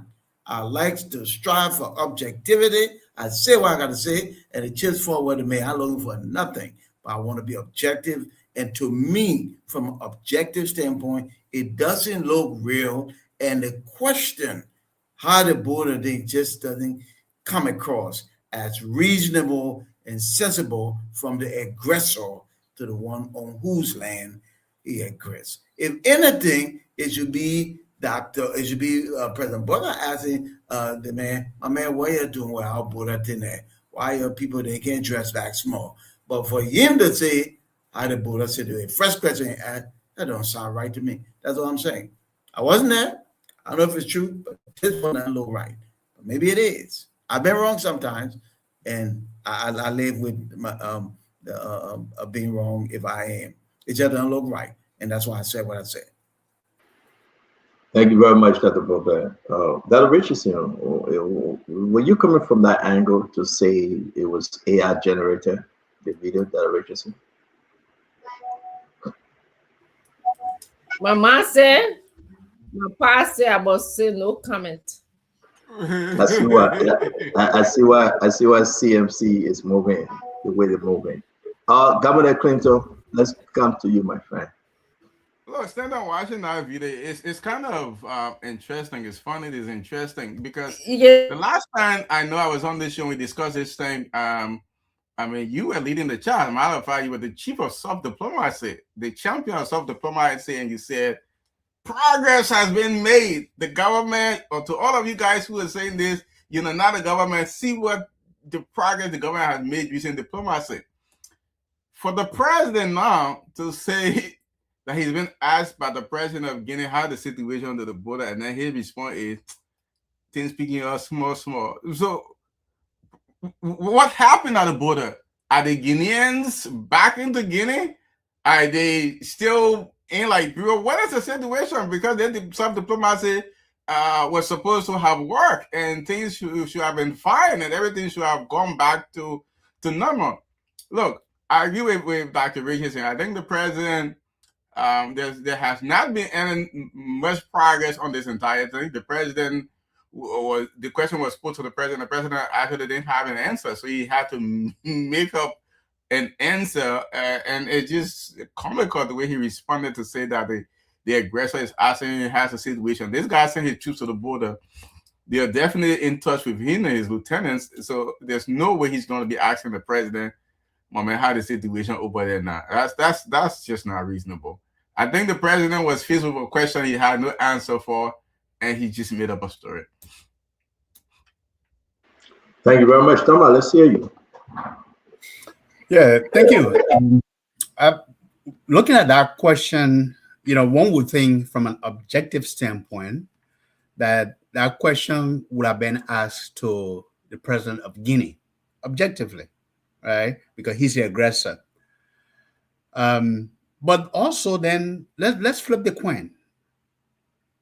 As president of Liberia, President Bouaké is expected to also be in touch to understand exactly how things are going along the border with Guinea, even though Guinea, in this case, is the aggressor. Now, I'm not trying to justify the president's response here. I would have said, this question should have gone to Doumbouya. But also, when you listen to the entire interview, the president said that he and Doumbouya were seated together and they have had lengthy conversation during the day. And part of the things that he said in our interview, I think for me, one thing that was very important is that reminding his counterpart that Liberia and Guinea has a long history. Same people live in all three countries, Liberia, Guinea, and Sierra Leone. And war is not the option because we, as Liberia, we have experienced war for 15 years. We know what war does to a country. It sets you back for 100 years or more. And war is not the solution when it comes to border crisis, that we have to learn to live with each other. And I think that was very important. But the interview is thank you very much. Let's talk about the border issue. Let me bring in Kev, then we'll come to my brother Wood from Bangurai. Kev, I don't know how best anyone can spin this when the president is speaking. Let me say hi to everybody. You see, Stanton, it's a shame. The last time we have Dr. Bouaké, who lecturing at a private university, and with a doctor who on the show, who normally every day that's what she does, was talking about body language. He said he asked the professional, and the professional is AI. Amen. Then today, without doing his research to go on the French 24, he also says AI. Stanton, we are in trouble. We are in trouble. It's not like Dr. Bouaké don't know, but he got to play this because that's the country. Now just say what you want to say, man. Say what you want to say. Say what Kev knows. Say what Kev knows. Don't say what Dr. Bouaké doesn't know. Say what Kev knows. Yeah. Talk for Kev. I speak for me, and I stand behind what I say and do. So say your own. Because Dr. Bouaké, you know why? You know why I'm saying this? Because this platform is a platform with high standard. People will come here and do research. If you come here with AI, you will lecture me about that. You will lecture me about that. Can I finish, Dr. Bouaké? Go ahead. Can I finish, Dr. Bouaké? Dr. Bouaké, a man of your caliber should not be. Are you telling me if your student come to you with AI generated, whatever you give them, and come with an AI generated feedback to you, will you accept it? Because in America, nobody take AI yet. No university take AI. No university accept it. But you on the show, you accept it. Have you taught at university? Dr. Bouaké. I taught at 4. I taught at 4. Have you taught at 1 in America? I taught at 4 before I came home. This is the 5th one now, Cuttington. So have you taught at any in America to tell us what American universities do with AI? Have you taught so you're doing this service. You're doing the service in Liberia. a disservice because you're telling them to do an AI research on something they're supposed to use their own brain, and that's what you're saying. So let me move forward to the tell, man. Tell, say what you better want to say. you Dr. Buble. Anyway, but let me move forward. How can the president of Liberia asking Dumuya, who get complete control over his military, asking him about the border? I expect people of a certain caliber on this show to protect the image and call this president a liar. It's a lie. Go on the French and 24. You will see it there. A live there. It's there. You can see it. It's no AI. So I'm going to challenge you, Dr. Buble. If you go there and see it's there, I want you to call this president a liar tonight. If you don't do it, then you're a hypocrite. Claire is a hypocrite. You're a hypocrite because I know Stanton do his due diligence and brought it up and know that it is there. Matter of fact, the Unity Party were bluffing. They were speaking good English. We can't be doing that to the nation. We cannot be doing that. People look up to you. Call him a liar today. Clearly, a deficit of original idea tonight. The president lied. Absolute deficit and tell us all you do is please do away with the AI thing. Go ahead, enjoy yourself. Go ahead. Dr. Buble, do away with the AI thing. You pass that. You pass that. You're a well-learned man. All right, Kev, let's go. I want to say but Dr. Buble, let me just say this. So this is your Minister of Information, Jeremy Pierre, and Daniel Santos putting out the message out there. They agree. The videos are on the government pages. Just go and check them out, Dr. Buble. It is clear. They even praised in the French 24 interview with President, France 24 interview with President Joseph Boakai in Nairobi, Kenya. They are praising this interview. The very interview that is on the France 24 page and on YouTube and on social media. It's in the news. So you cannot even think for a bit and say it's AI generated, like you said in your opening, when the government saying they only had an interview. So I think that's why things got out of hand. Sometimes we can research these things and the people they are running with it. But just imagine though, this is the president of Liberia saying, say anything you want to say to everyone, but the Guinean president asking him, let me come to you, Jacob. The Guinean president asking him, oh, sorry, that Winfred Bangura time. Winfred, how can we put this in context? Sorry, I said that Winfred time, Chief. Winfred, how can we put this in context now? Thank you very much, Stanton. So this is what is going to constitute my analysis of the president's interview. I'm now beginning to think, on a very serious note, that the Guinean leadership has got crevices. It has got lack of internal logic and contradictions. Because if the president of the Guinean Republic, who is fully aware that he took the first steps across the border, thereby breaching our territoriality and settling his army on our soil, if he can have the courage and the guts to ask the president about the border situation, it means that he is aloof. I think he is out of touch. And what it tells us is that it appears that the entire Guinean regime is made of soldiers who are apparently trickle happy, who can decide to take certain battalion of soldiers across whatever border or implement whatever order they intend to implement, because he cannot be asking the question. The question reveals a lot about the Guinean regime, more than it does about the president's response, because he, as the commander-in-chief, is aware of the crisis at hand when he aggressed our borders, when he sent men there. He is aware. that there's diplomacy going on. The presidents of Liberia and Sierra Leone visited Guinea, and they know that this matter has been taken into the UN, into ECOWAS and the AU. He's aware. Now, to ask the president, how is the situation there?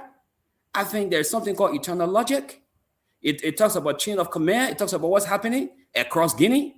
We know that Guinea is a big country. We also know that there are very strong military personnel in Guinea. I remember Darius Camara, who sees power through coup d'etat. I remember all of those things. So there are powerful military people over there. So if he can ask the president that kind of question, I really think that the president did a phenomenal job by responding to him the way he did. That he believes that this thing is being resolved. I think he exhibited strong leadership here because he was shocked. The president was shocked that his counterpart will be asking him about the border situation. The president was shocked. So I've really thought that it exposes that to all of us and the public that there's something happening within the Guinean regime, that the president is not abreast, is aloof about what's happening at the border. It shows a lot of internal contradictions in the Guinean regime. That's how I see it. Senator, I beg you, let me ask you one question. I beg you, one question. Senator, one question. So, Wilfred, if the entire argument that you've tried so heavily high to make for President Boubacar here, if let's accept the argument that there is a lot of fragmentation within the Guinean apparatus, right? And so maybe you have this commander that occupied the border, the Guinean president is not aware, and things pretty much seems like you know explained it's chaotic. There's chaos all over, there's no control. Doumbouya doesn't have any control, he doesn't know what's going on. The president, our president response is that things are great. That was the best response. That things are great, even though they're not great, even though that the whole border is a crisis. Well, so can I respond now?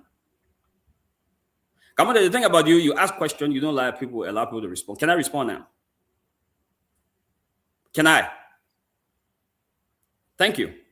In my view, the best possible, most intelligent answer that would have been given by any wise leader was what the president gave. Think about it. Think about it. Your path is fully aware of what's happening. He is the architect of this crisis that is now being managed. He's asking you what's happening. It will shock you. The president was shocked. He was dismayed utterly. To even pull that response was great. So yes, there's no crisis at the border. Nobody is fighting or firing gun. There are no deaths reported. There's no chaos at that border. So it's true. Things are getting under control and things are going to be better because, listen to the question. If you can ask that question, so think about what the next question will be. So it's clear that we are going somewhere. It's also clear that diplomacy is winning a great victory here for us. So that would be my response to you. Well, I think there's a lot of contradiction in what you said. But still don't. Let's listen to Jacob. We'll come back to have an argument on this. Jacob? I've been in the background. I've been listening to the president, and I want us to be very clear. AI is not AI. So let's get out of the question. It's a factual picture interview that I have because I'm listening to it on France 24. But we really need to listen keenly to the president. Did he say things are getting under control or things are getting out of control? Because I tried to listen to it 2 times and he rushed by it, but I really, I think it's something we need to listen to a little bit carefully, you know? Because it sounded to me like, yeah, things are getting under control, things are getting out of control. What was he really saying? I don't know whether anybody has taken time to actually really keenly listen to what the president said. So you finished? All right. Are you finished? I heard they are getting under control. So maybe we will play it again. I didn't say you asked a good question though. We're playing it. It's online, right? But let me say my own because I don't know why I asked it when that. It's guys. Are we serious? So we acting like now we can't hear. 2 things happen here, and I can flip the coin. That's what I'm about to do. then I will take a position. So I got quarter here. Hey man, who took my quarter? Okay, I get quarter here, right? I get head and I get tail. Governor Clinton. Head at Unity Party. Tail that the opposition. If we drop on the head, I will take the position of Unity Party. If we drop on the tail, I will take the position of the opposition tonight on what President Barga said. So I get head and tail. So we put even Wilfred don't even do that. Wilfred, you're taking position, sorry. And I flip that thing and I collect it, wash down. I will put it right here. I'll touch it again. It drop on head. It right there. Head. There's the head there. So I will take Unity Party position. I wish it was to drop on tail. It's rigged. It's rigged. I wish the tail was to drop on tail. But I think since I'm taking Unity Party position here, I think President Barker was a diplomat. I think I would agree with my brother Bangura. I don't think the Guinean president is in control of his military. And this would be surprising to a lot of you. For the Guinean president to ask President Bouakai has the border, he got nothing to do with that border issue. And this is concerning. And this is concerning. And that's the reason why President Bouakai will remain with diplomacy. Because imagine if you have a leader that knows nothing about what is happening at the border. You have some junta forces taking over. Well, why he called meeting? No, I beg you. Why he called a meeting? No. Yeah, let's stand up for it. Let's stand up for it, man. Don't interrupt me. I told you. Don't interrupt me. I'm begging you. I flip a coin. I took head, Unity Party, till opposition. This is not a flipping coin business, man. No, brother, no. This thing can go both ways. Okay, so the president actually said things are getting under control. Yes. Remember, I live with things are getting under control. I mean, to my own. You know, they are doing it intentionally, Bagura, because I'm speaking now on a good position. They want to interrupt me. Right? Make no mistake, my fellow Liberian. But which president we talking about? Make no mistake, my fellow Liberian. If for any reason this Guinean president believing that he's in control of his military, he wouldn't have asked President Bouakai those questions. So which military now in control on the one Governor, what is the problem? Councilor, you can't do this, Councilor, you know you can do this in the practice. Senator, can I ask you one question, please? No, not even half question. I will not take No, but let me finish. Kev, let me finish. Don't do that. And these are the folks that can just... Who the president negotiate? Kev, let me finish. Stop. I'll put you in the back. These are the people that know where I'm coming from. They want to play this game about interruption. That's a problem. I may disagree with you that this is not AI. But the president spoke from the position of strength, knowing that he was speaking to somebody that is not in control of the military at the border. Imagine President Bouakai go over to that border tomorrow and put AFS soldier on the ground, and there's escalation. Then what would this Guinean president say? He knows nothing about the border. So all President Bouakai, listen, when you get your genius, sometimes you let him ride. Yeah. To educate him. Sometimes you give him the feel-good moment. So the man got no knowledge about the operation at the border. Absolutely. You want President Bouakai to sit there and tell the man, say, your soldier at the border, they're shitting on the borderline, they're pregnating our Liberian girls there, they're eating our cow and chicken. No. Diplomacy is calm. Diplomacy is calm. Diplomacy got no love. Okay, who are you negotiating with now? What? So diplomacy is to who now? The Man, y'all listen up to me, man. That's the what diplomat with the man, you know, That diplomacy to who now, Stanton? If the president know. Governor and Kev. Why? Okay, diplomacy is to who now? If the Guinean government know, who he doing, who he negotiating with, who he met in Guinea when they went to Guinea. But y'all got to stop, Kev. But Who he met? can No, I can't do finish that. there, ask your question? Yeah, but let us. Yeah, but can I finish there, ask your question, guys? We got to go. You know what? At the end of the day, let me say to all of you guys, right? My position here, I can laugh at Joseph Yimabwaka. We can play fun on the show. But President Bwaka's position at that conference was senior diplomacy. That's something every Liberian should cherish. But it should open our eyes that the Guinean military at that border, they have no leaders. You can consider them as a junta force. You can consider them as a rebel movement force. You can consider them that they just take over. They took over. Even the president is coming to Liberia. The president sitting down. Even the president don't know. So what is happening in our country today? We got our time. Let's move to the University of Liberia. No, Mama, no, we're not moving. But I cannot let you talk and your people interrupting me. I said, I cannot do that. Why you finish? Because I want I want to finish. I cannot do that. Yeah, let me contribute. Tell them, that Richard say, I beg you, tell them to be at least quiet for a little bit. Yeah, I'll get only 10 more seconds. Without interruption, let me speak. I beg you. I say, I know you have not spoken, you will speak. But tell your fellow citizens to be quiet, please. You don't interrupt, Stanton. Let him talk and then you go on. Like everybody get an opportunity to speak. Let me say this, my dear fellow Liberians. The position of President Joseph Yimabwaka on that interview was a unique one.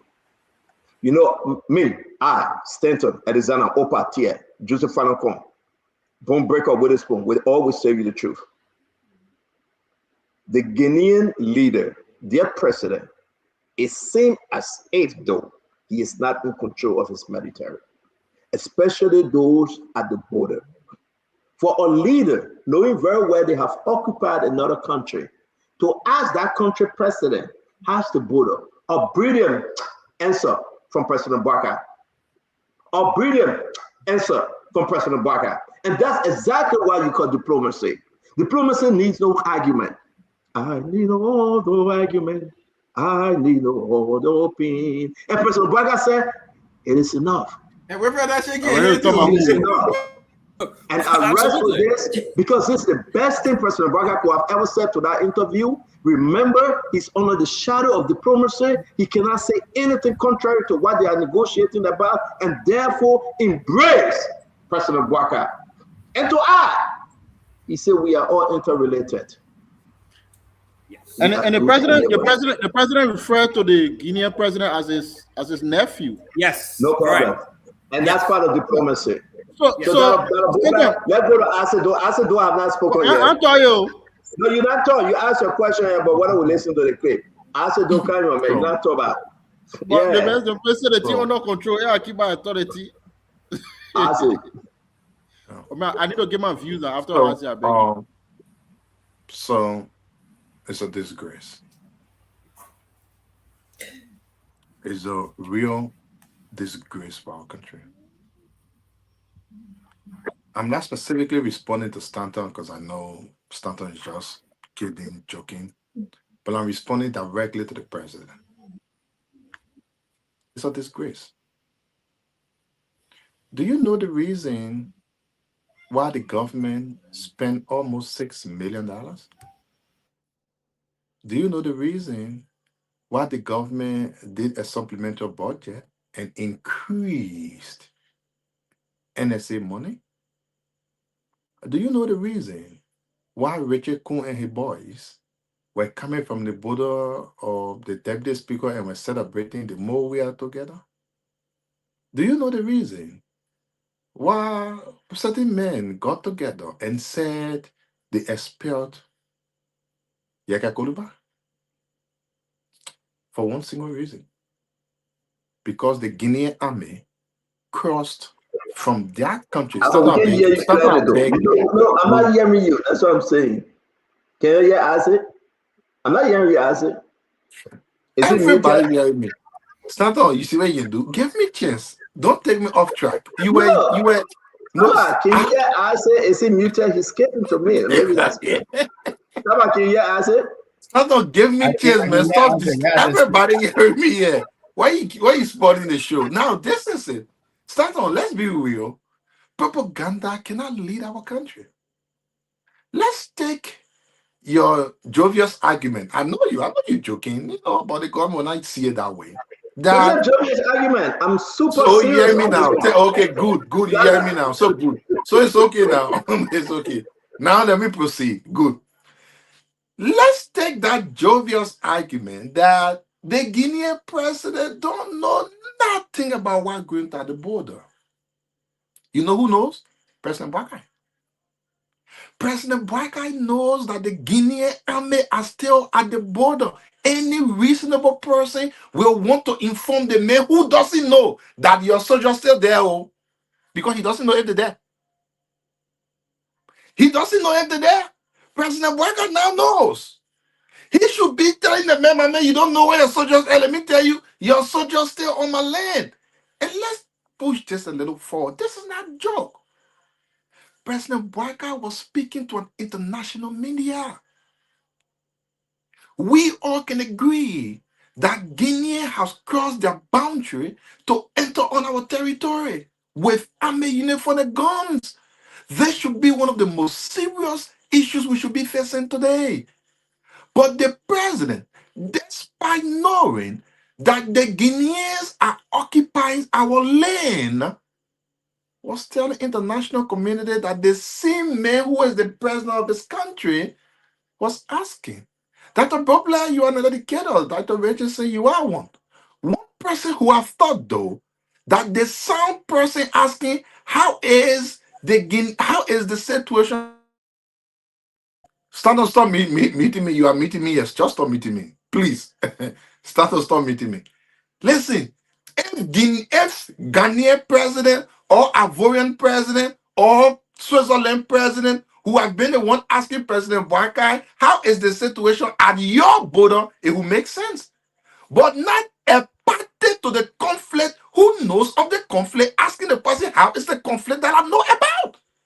Then on the flip side, the man who claims to know everything that the other man does not know cannot even inform him that this is what you are still doing. It's an embarrassment to our country. It only tells you one fact, that either the government is a government of lies, or there was a certain agreement entered into between the Guinean and Liberian when President Boakai went there.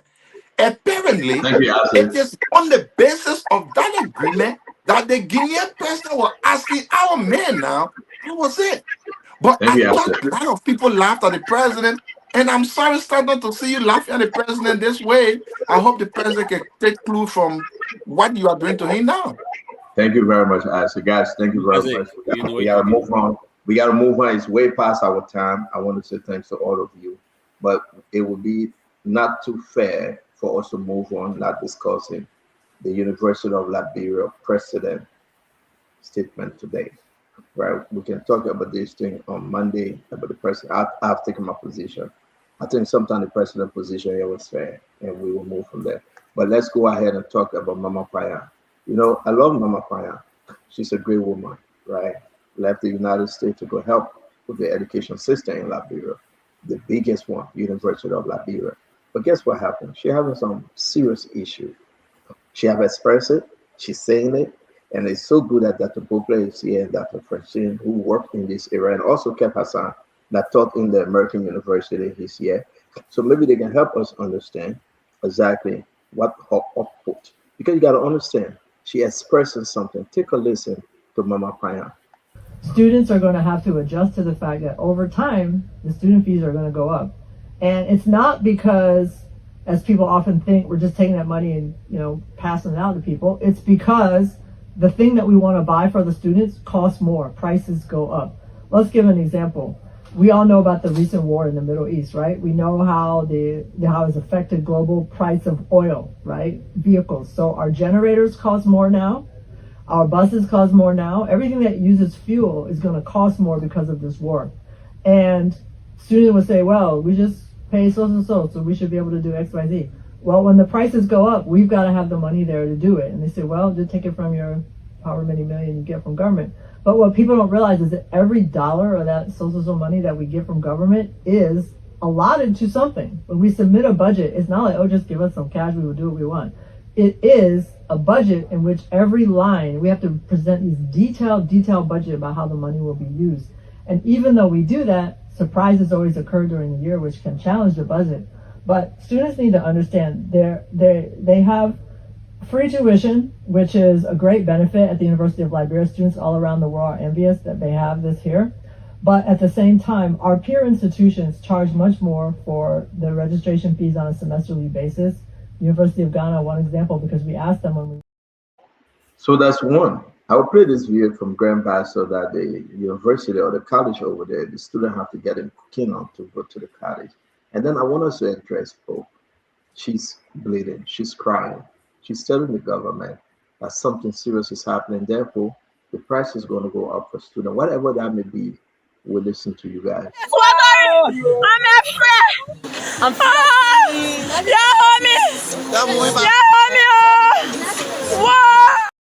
So you got to understand, you can watch the video, it's in our chat room, but she's saying that she's afraid. They got to go to school. They got to cross in the kingdom. They got to get on the boat or whatsoever just to go to school. That's all. Before we go to that direction, saying our education system is a mess, even a foreign national.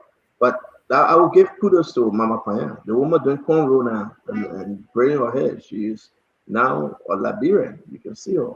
She plaiting her hair that way, very nice. But let's get back to the issue that Bople.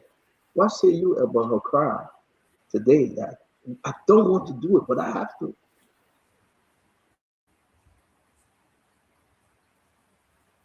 Then, Dr. Mapayan share with us information we just saw on the clip. And the University of Liberia, I think, needs a culture shift. Is it easy? No. Can it be done? Yes. Everything that's government owned is not free. In fact, nothing's free. Somebody pays. So if you need to increase fees a bit because something is going to be pricier than your budget, you communicate it, you allow small time for feedback, and you do what's needed so that the school continues to run. Yes, what will not be sustainable. Every time the university have a situation, run to the government for more money. That is not sustainable. I worked for a government university, Shepherd University. When there was difficult times, it was communicated to us that state funding is capped here. Go work it. We'll cut here, cut there, but we'll communicate first. This is coming. Here's how it's going to look. Not going to be able to get what you got before. So I think it's you got to create a new culture of communicating with the people in segments, in silos, in different departments. You got to get your influential people in the community that you are a community to help you, okay, to multiply the message. And then you prepare people. When you prepare people psychologically and you give them a good reason in good faith, then you move forward. And so the culture has to shift. The culture has to shift. The University of Liberia, everybody needs to know, is the highest paying university in the country. The highest paying in the nation. So let's try to work this thing and shift the culture. The university, I think, struggles when leaders become politicians. You go there, you just want to play the game across the Capitol Hill and back. Be an academician, be a leader, and see it as This is academia. This is what we do here. And constantly be with the people, communicate. It's a tough act because university got a particular psyche anyway. We gotta get what we want. We can get it, we'll stop making demands. You can't run the school like that. So, and that thing in Buchanan, stand up. How I was raised. What is happening in Buchanan is shameful. It's shameful. The Grand Bassa University, yeah. The road got a problem. I breach and thing. It's been like that for a long time. I cringe when people say education is a priority. You're lying. It's not to you. Because if it were, you fixed that place a long time ago. That's the only university in Grand Bassa. We find money for other frivolous things. Find money for trips. We find money for DSA. We must have the audacity to make the commitment and just do it. Just do it. That's a dangerous situation there. Thank you. Thank you, Dr. Richardson. Thank you. I think Dr. Mampanya is doing a great job. As you mentioned, Stanton, she left the comfort of living in the United States to go and provide service to a very challenging and difficult situation at the university. What I feel like she's doing now is preparing the students at the university by telling them, fees are going to be raised. Eventually we'll do that because of the condition of the world. That's basically what she said, prices have gone up.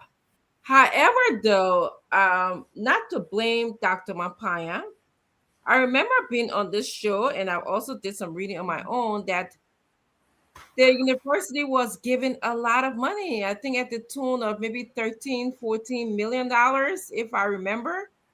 And there has not been any kind of accountability or,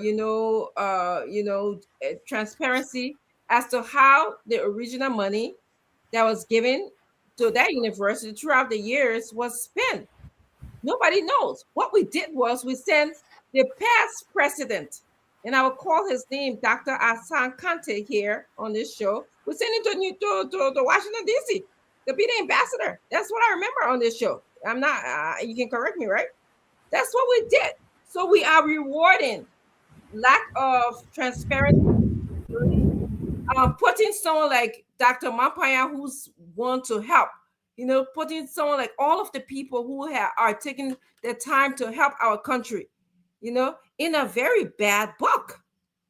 So when she raises the money, then students gonna start having where we're gonna get the fuel from, having protests and all of that stuff, when monies that were given to the university in the past could have at least helped move situation forward, build and paint new university make the university new for the students that are there. So this is where she's in a catch-22. But I trust that she will do well. I trust that eventually, I don't know, I'm not speaking like the president, like the mindset with change, but because that's not how I feel. But eventually, I think she will do well. That's what I have to add. Thank you very much. Let me say this while we closing the show down, and Clinton will come to you.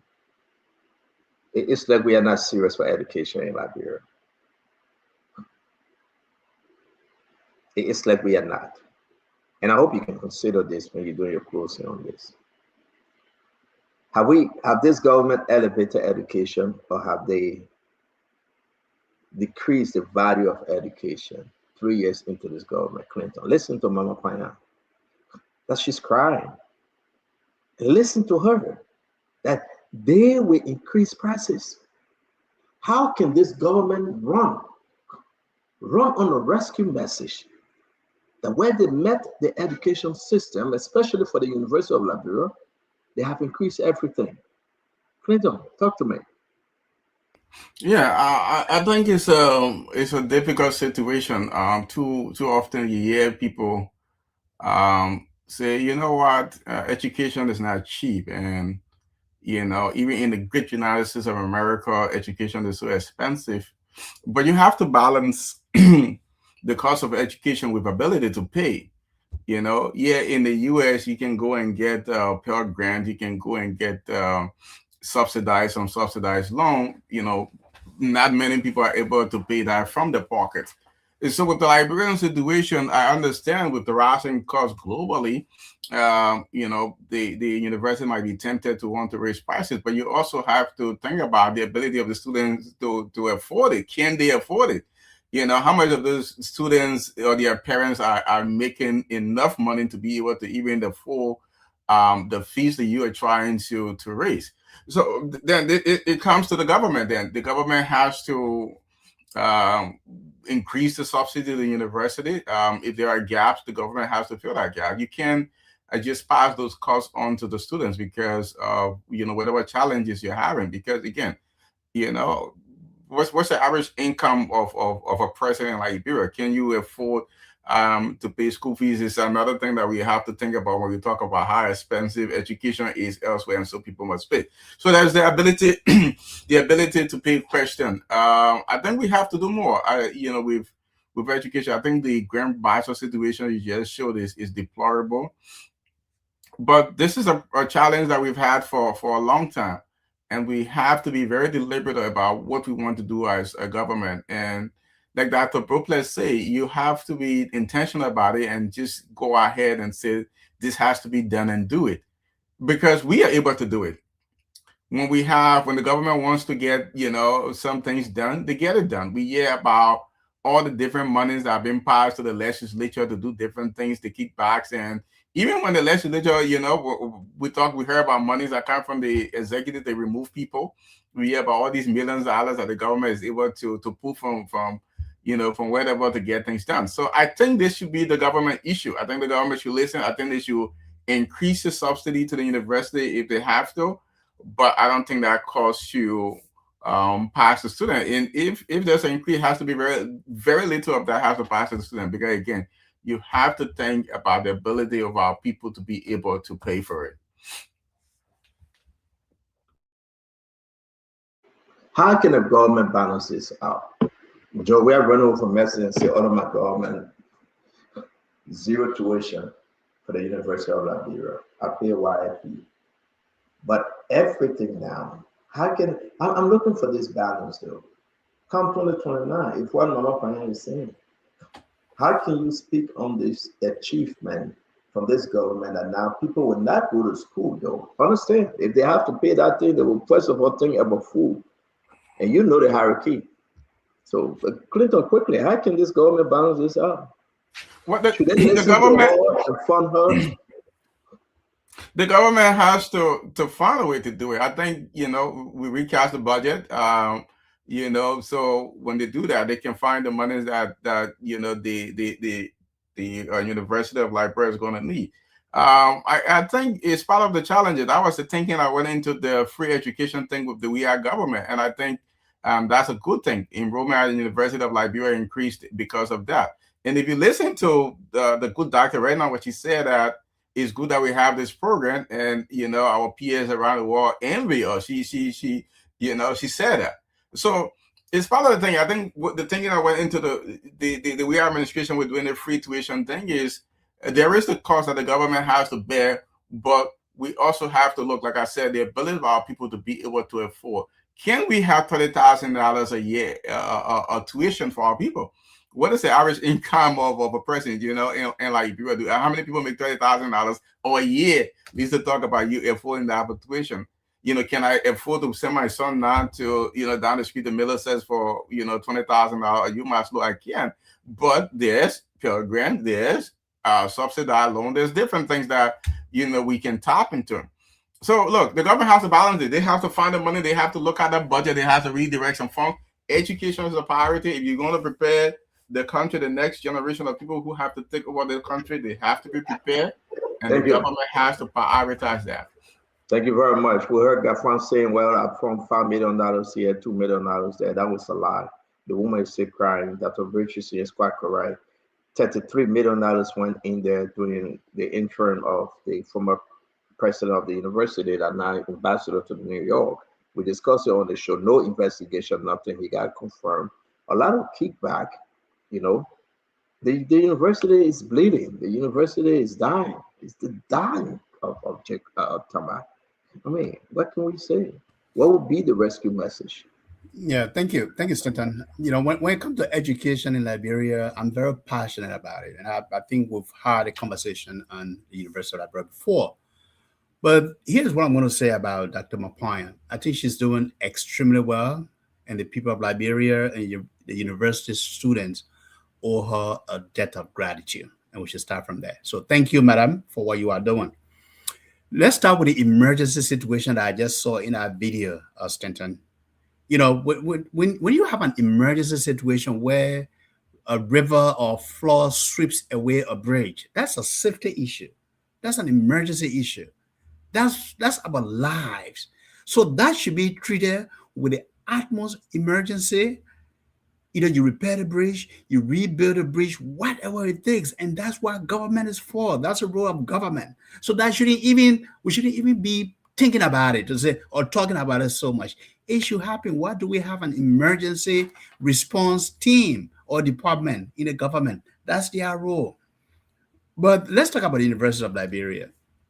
I believe, and I'm going to align a little bit with my predecessors here, but I believe that the entire operating model of the University of Liberia is not working and it's not sustainable.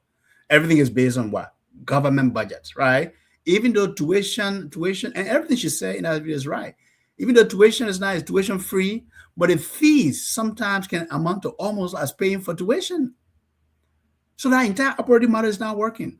Now, government is funding it, but the doctor say in her interview that even though they are justifying every budget line, but during the year, things shifts, cost shifts.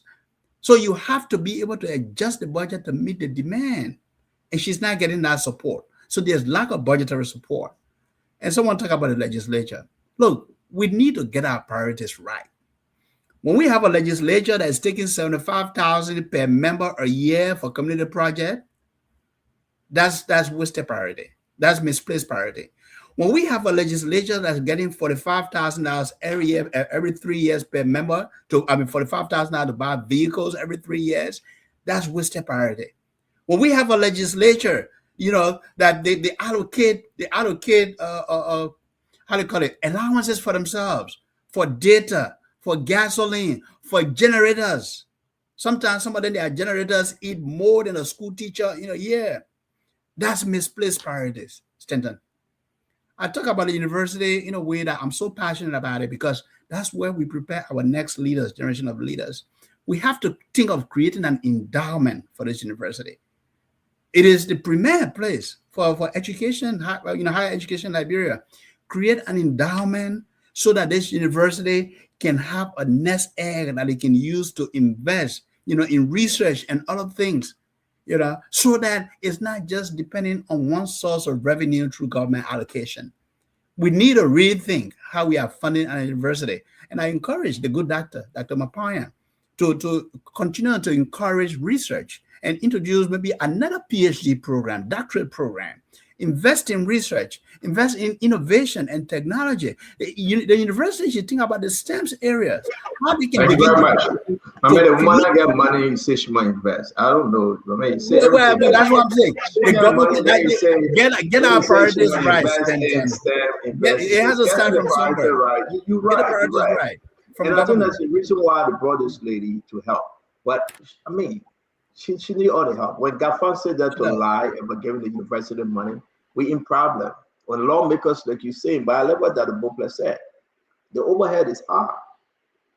They're giving these people paying a lot of money, but when adjunct instructor, this instructor, that professor, yama, no electricity right now. I ask every Liberian drive by the university campus, it's dark. The Capitol building get no electricity. The university compound get no electricity. Everywhere is dark, ghost dark. So how the people will learn? That they got to go home 6 o'clock because it's raining and they're getting dark early. Right now, drive by the university. You can't even see the building because of thick darkness. So we are failing, and the government must do something. But let me bring you Kev Hassan. Kev, let's say you own what Mama Payan said. Stanton, Mama Paya, the government did not bring Mama Paya because to change issue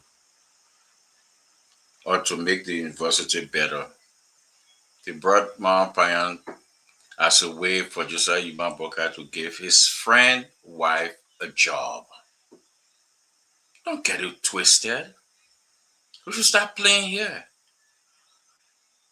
When last you saw Josiah Yuban Boka at that university try to see what's going on there? The only thing carrying there was some graduation. When last you see government official going there? No way.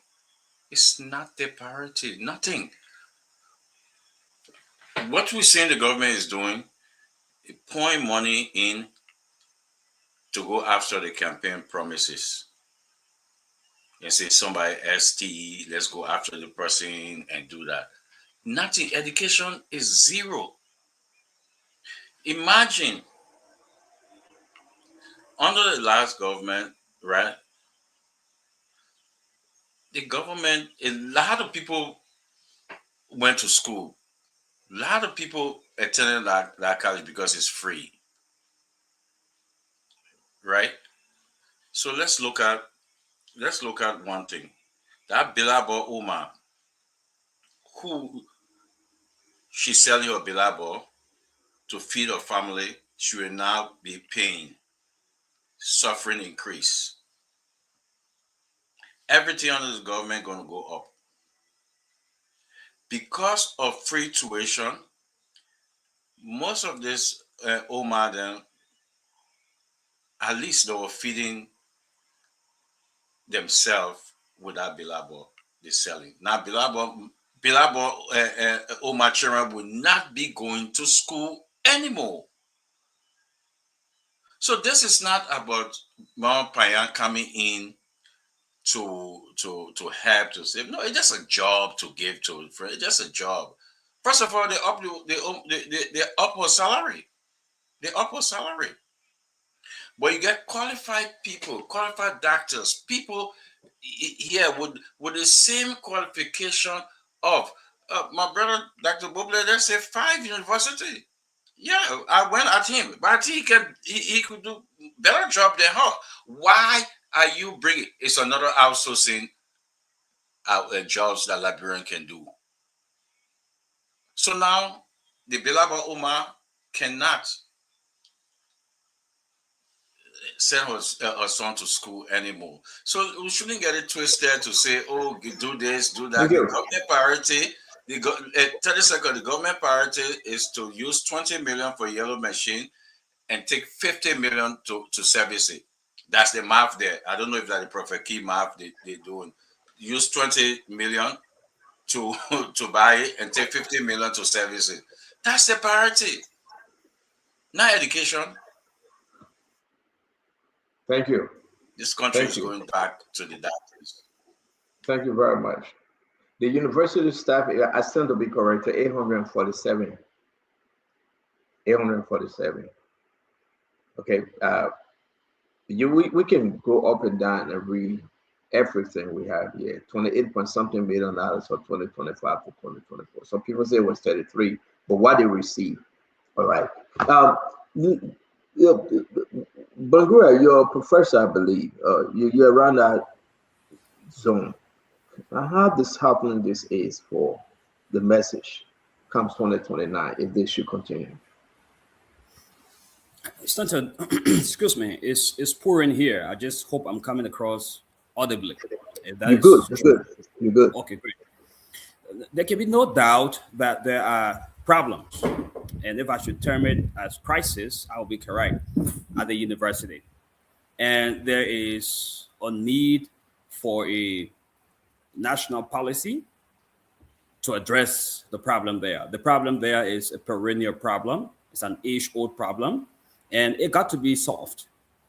Yes, I lecture there, and I encounter some of the problems with the students. I see the students we have there, the infrastructure challenges we have there, the learning environment. So there can be no gainsaying that there's a problem at the University of Liberia, the nation's premier university. Having said that, You know, we have to be very honest with the public discourse when we come to talk about public or national issues here. The current budget of the University of Liberia received some good boost from the third sector.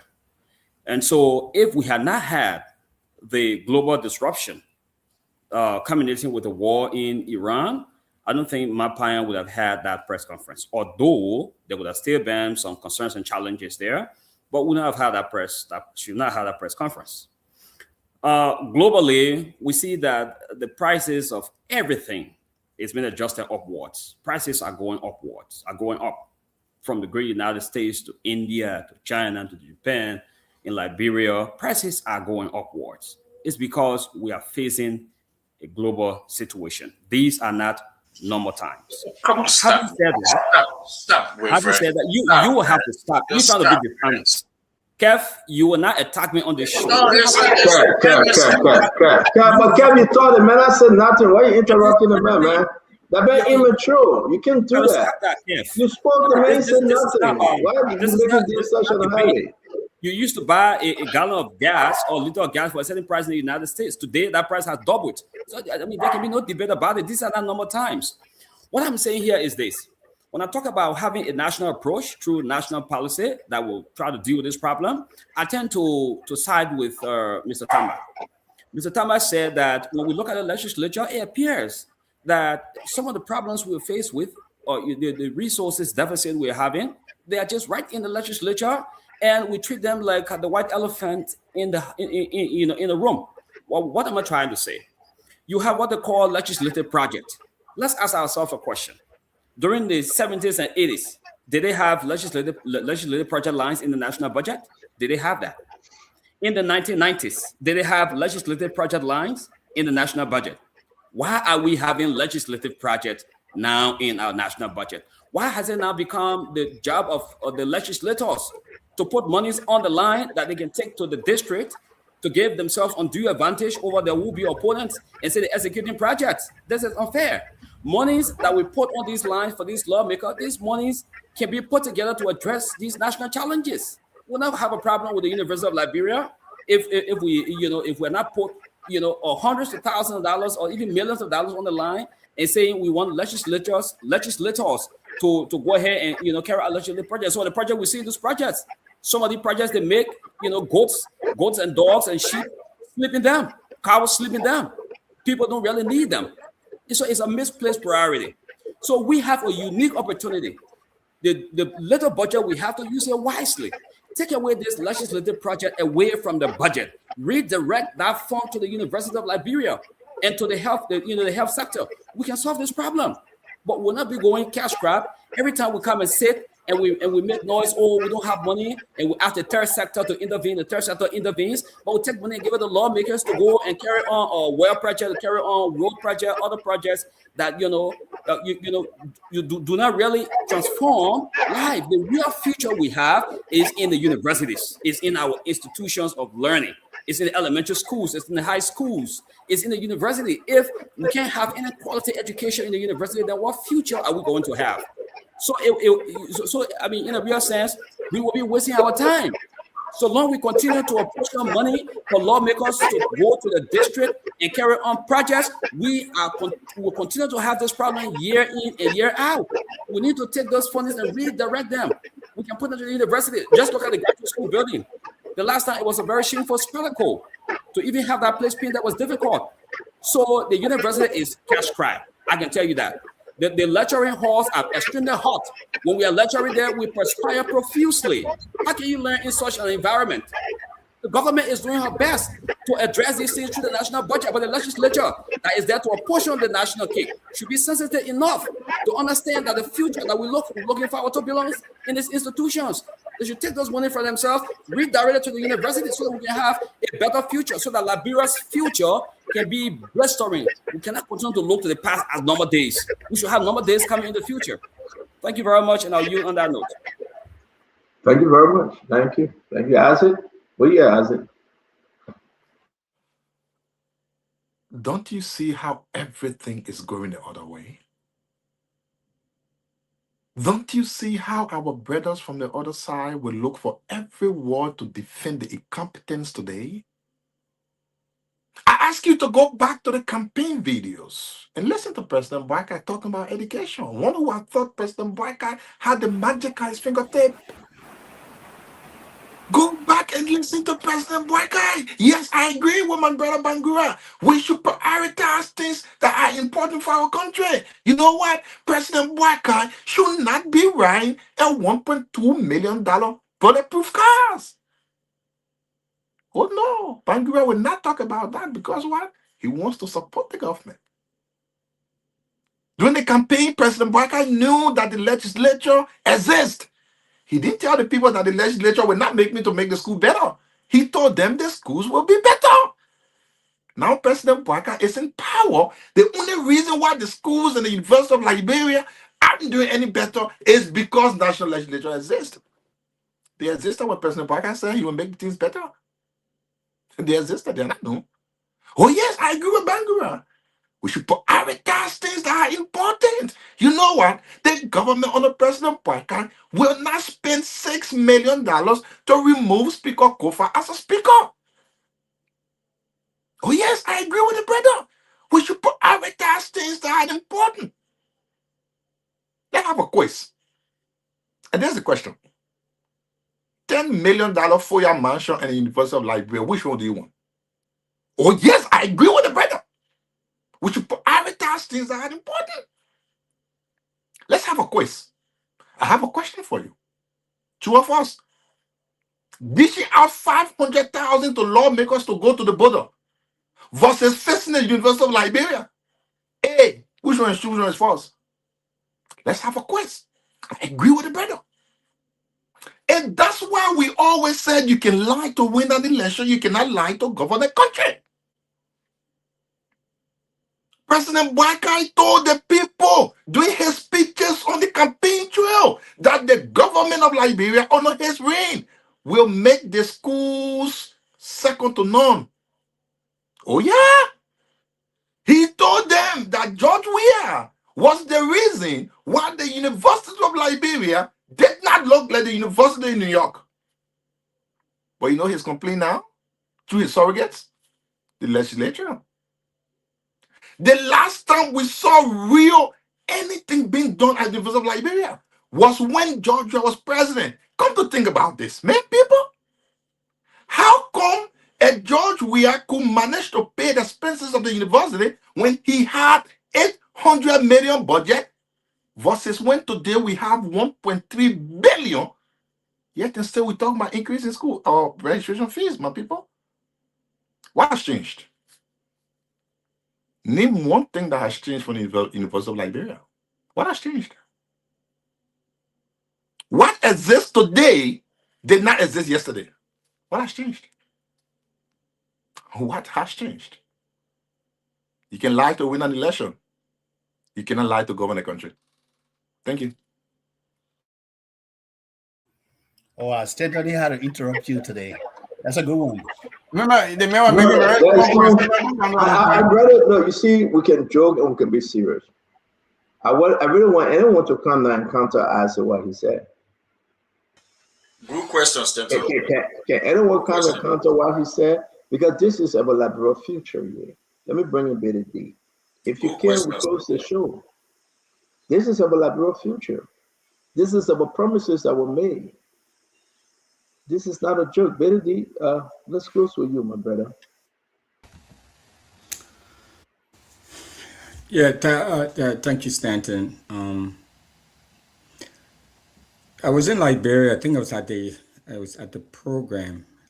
She may have said this some other place, but I know I was at a program at the Monrovia City Hall that was organized by my good friend, Dr. Emmanuel Dolo, who was coordinating that event. And President Sirleaf then remarked that the education sector in Liberia was a mess, in short. And sadly, it's continued to be a mess. If you see pictures of schools around the country, it's just so heartbreaking. And education is something that I'm also passionate about. From the University of Minnesota here to the various community colleges that I've been involved with here, and seeing the resources here and see how important education is to growing our community and, you know, and developing our community, and see what's happening back home. So not only do I care about my constituents here, but my constituents also care about what's going on in Liberia. So it's of course it's of a huge concern to me. So Stanton, I worry, and I am saddened by the really deplorable state of our education sector. I mean, it's just sad. But with respect to the University of Minnesota, with respect to the University of Liberia, and I've said this before, and I hope someone out there is listening can help to employ this. But why it is true that the government should be making appropriation and should prioritize education. You know, I also think that, you know, the University Alumni Association, because one of the things, as you can see, this president is doing, I mean, like here in the US, I mean, the president of the university to go out there and fundraise is a major part of what they do. So, but I think that, you know, I made a suggestion the last time, Stanton, that every license plate in the country, if we were to put especially those who graduated from the university, wanted to say, you know, and that money was collected by, you know, whoever produces the license plate, $5 or $10. I think we can raise a lot of money. The University of Minnesota, for example, just from license plate alone, they raised over $18 million just from that. I mean, there's just another, you know, stream. So, I mean, this is not to say that the government shouldn't do what it needs to do to support education, but we need to come up with some creative ways too of how we can contribute and can support, especially our premier flagship university, government university, the University of Liberia. You know, I mean, we need to come up with some creative ways of how we can do that, Stanton. And that would be my suggestion. And I know it works. It will be easy. It's a low-hanging fruit. It'll be easy to implement.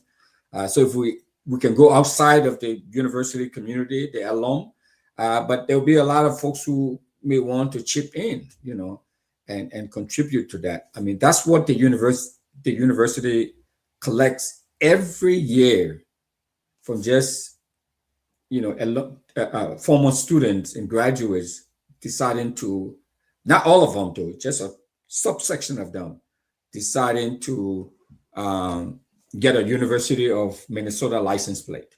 And the DMV collects that money and turn it over to the university. I think we can do something like that to help too as well. But I agree with you. You know, I got a call a couple of days ago from an official at Totma High School asking, how can you help us? The situation at Totma is unbearable. So you can imagine, as a Totma High School, can imagine what things are going on there at the University of Minnesota. So it's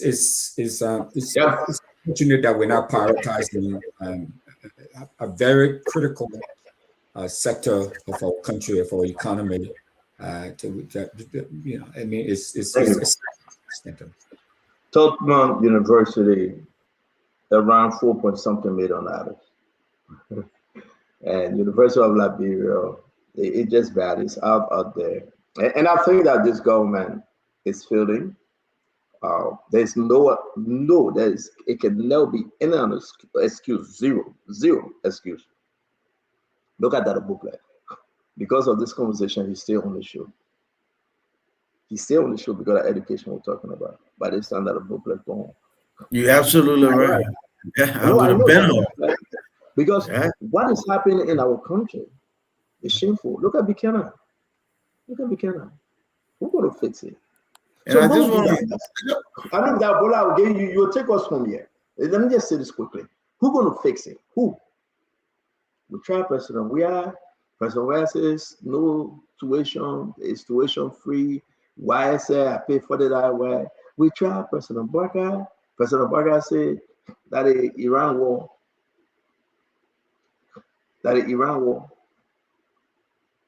Who can really fix our education system in that country? When you have the people thinking about themselves first, lawmakers will receive their cars every 3 years and $150,000 for senator, $75,000 for representative. President Barker and the vice president will drive the bulletproof car, right? $1.4 million. Themselves first. 10 million project in 4 years. Themselves first. Look at President Barker building he putting down. Look at that building. Themselves. And we beat on Joel for building 18 or 48 condominiums. Themselves. I mean, what kind of madness is this? That the children that I read to this morning, the future generation, they're sleeping. You are one of them and say, he sent the money I went to school. Yeah, man. The Bible will give it to you. Take us home. We'll be back tomorrow by God's grace. Satan, thank you. I just want you to know. Right? I just want you to know. I saw Dr. Mapaya. She said, "Please say her name correctly. Her name is Mapaya, not Mama Paya." So I think it. Just tell her to call me. If she call me, as soon as she call me, that's a booklet. I can guarantee I will never miss this name. Prince Boy not tell me the name. People call him my name, but I won't. Once she call me, I will never miss the name. I will call Mama Paya. The one that call right in your head. The one that choose to be a Liberian girl. The one that call right in your head. Just tell them to please pronounce my name correctly. I promise I will do that. So I'm telling you that. I kept my promise. But no, look, so first, and Bassa, I will call on my good friend, the pro temp, and all of the lawmakers from Grand Bassa. Please, let's fix the bridge so it give good access to Grand Bassa University, so improve the quality of education there and accelerate safety for all the students and the faculty and everybody. Easy access. As to me, it's a small project. It shouldn't take this long. To the University of Liberia, you got to start to shift the culture. You have to.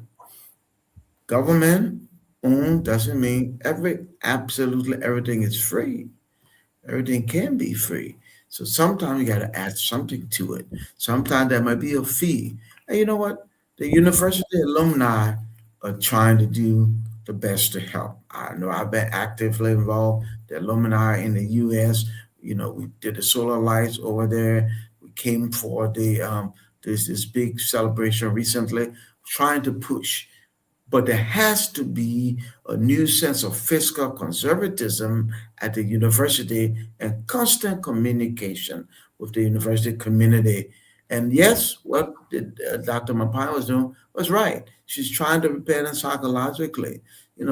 Prices are going up. Some things going to go up. We may ask you to do this. What I don't think we should keep doing is going to the government for additional funding every time. You listen, two ways to make things better. You can get more revenue or you can manage costs. Which one is easier to do? Manage costs. And if you manage costs, you'll be able to run especially the things that are most important, you'll be able to run them. But you got to shift the culture. And the University of Liberia needs to be run well. Just because it's government-owned doesn't mean the government have to be involved. The government just need to get oversight and set goals and expectations. Run the school, and you can do that. This is a serious university, and it can be run better than it's being run now. So we'll continue to work and stay engaged to help education. Stand out relatively need to do a whole show on this thing because this is education we're talking about. The whole show, and we can we can scale it from higher ed to the feeder, which is at least high school. Thank I think you. we should consider doing that. Thank Thank you. you very much. I think we are done for today. If anybody want to say anything and say I'm done, Yes. I want to say thanks to all of you. Have a wonderful evening. I'm leaving. If you want to stay on, you can stay on. The audience are I here. just They're want you to still please stay. watching. Give me 1 second. I want you to please stay to hear what I want to say, please. Go ahead, I think brother. we'll talk about Thank you. Ministry of Commerce and Industry tomorrow. Thank you. Yeah. You know, I want to address you, Isaac. You are the let me put it now in the phone, town crier. I wanted to leave, but let me stay for this. You are the town crier for saying that you can lie to win election, but you cannot lie to govern. So that quotation belongs to you. I mean, that's my code. You Give it to me, cannot man. be the same In person. the future, my man, the show finish. The show finish. Nobody Cannot know be what the to same person. No, to the show talk finish. The show finish. on Stand the up. show. They boy you are are wasting our convincing time. people to lie. Back Where is the ground. I'm evidence calling. that My man, I'm President calling your Buhari phone. spent $6 Answer my million phone. to remove his My man, answer my phone, man. Where is the evidence? My You man, see, answer my phone. it's Answer my phone. I'm calling you. That's the reason why you didn't want to talk. Bangura, my brother, What is this bot talking? Bangura, my brother, let go, my man. You say what? Hey, mama, you wasting our time. Let go. We have another day. Bangura. You allow us to go on the lie. Bangura, what you saying? Bangura, you know how where subsidy passed by him. They be able to find out, but he won. I don't find money for where he don't go. Right today in the lie that Isaac is saying on the show got no correlation. So you can't describe what are you talking about? Bangura, listen. Leave Asido and the last Italian. You just agree with us all that this government should do better on reforming our education system. That's exactly what we're talking about. There's no one lie that the government used $10 billion to build for a project that the Guinean people are about to take. They're taking it, a part of the land that belongs to them, they said, right? You cannot defend that. If people take some of your border, they're going to take that one if we're not careful. There is no lie that President Buhari spent $1.4 million on bulletproof car. It's not a lie. There is no lie that 500,000 came. That 500,000 came from nowhere in space to buy a car prior to the president taking over. You know that we have the document. There is no lie, right? Okay, don't go. No, stay. Don't go. Now you ignore the difference, Isaac and Gabriel. Don't go. I just defended.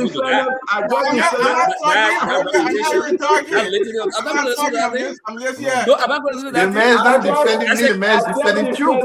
What is wrong to defend truth and give back ground? I just defended the truth when it came to the border of President Baka.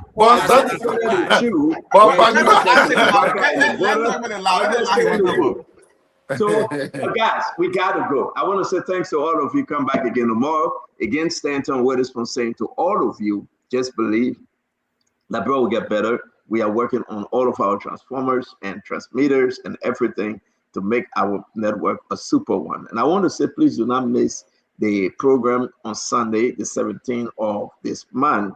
All right, the Liberal Community Association program, that mighty debate between Daniel Watkins and that of Albert Chipley. I don't know who's going to win, but I'm going to host a good debate. It will be live on Spoon. I want to say to my brother, Tama, you called me the other day again. You say, Tama, you called me the other day. You say I should. What is it? I talk to you about something. Give me a call tomorrow. I can call you. Hey, Cam, the message I'm calling. Say on the show here. No. Say it publicly. No, Tama. Tama, say it publicly. The Voice of Liberia. So there's a website.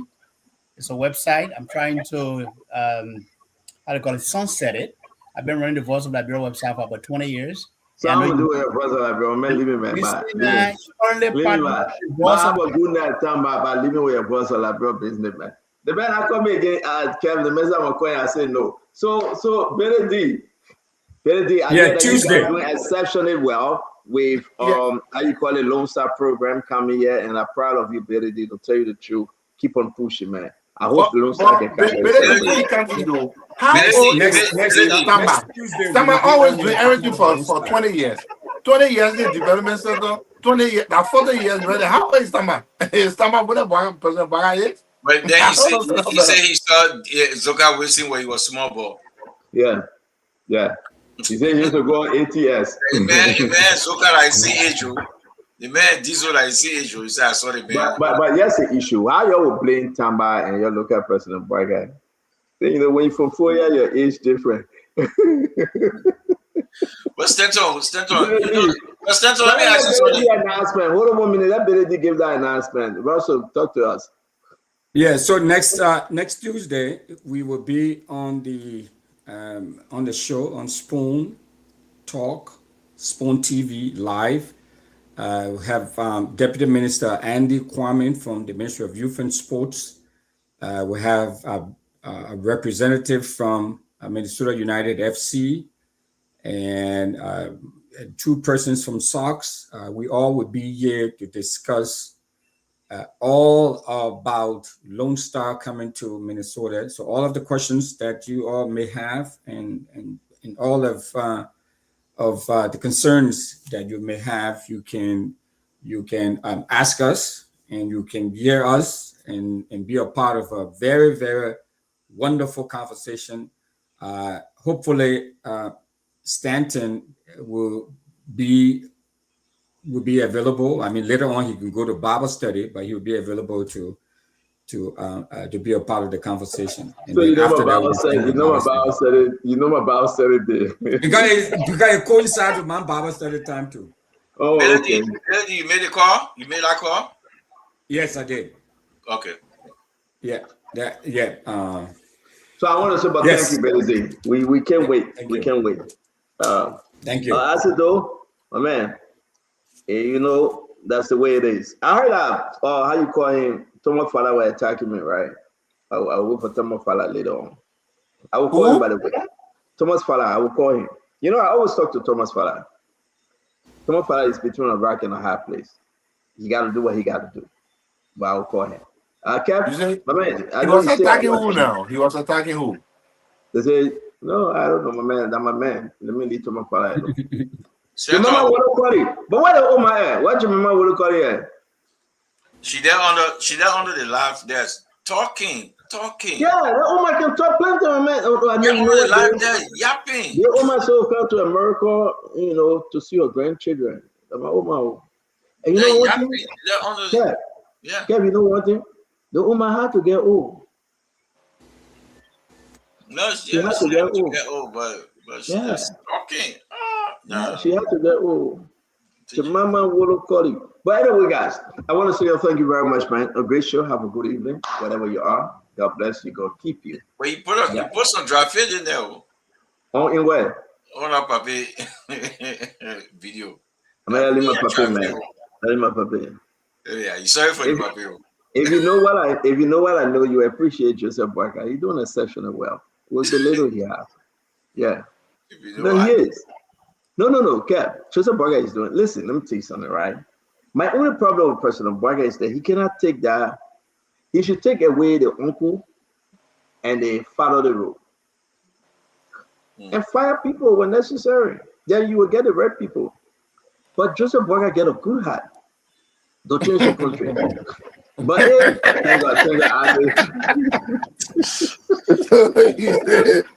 you say which hand you get? Which hand you get again? Yeah, that good hand will no My baby get a good heart to change the country. You gotta understand where we're coming from, right? I said, look at you in Liberia. Liberia is better. That's why you ran away from America. You went back to Liberia. Look at you. Look at you. I said, look at you in Liberia. Right? Stanton, let me ask you a question. The Papi reconciling the nation? He reconciled it. Yeah, I would say, yeah. Can you tell me answer now? Don't interrupt me, right? You and I interrupt me, right? No. So Joseph Barker is. But he reconciles only dead people.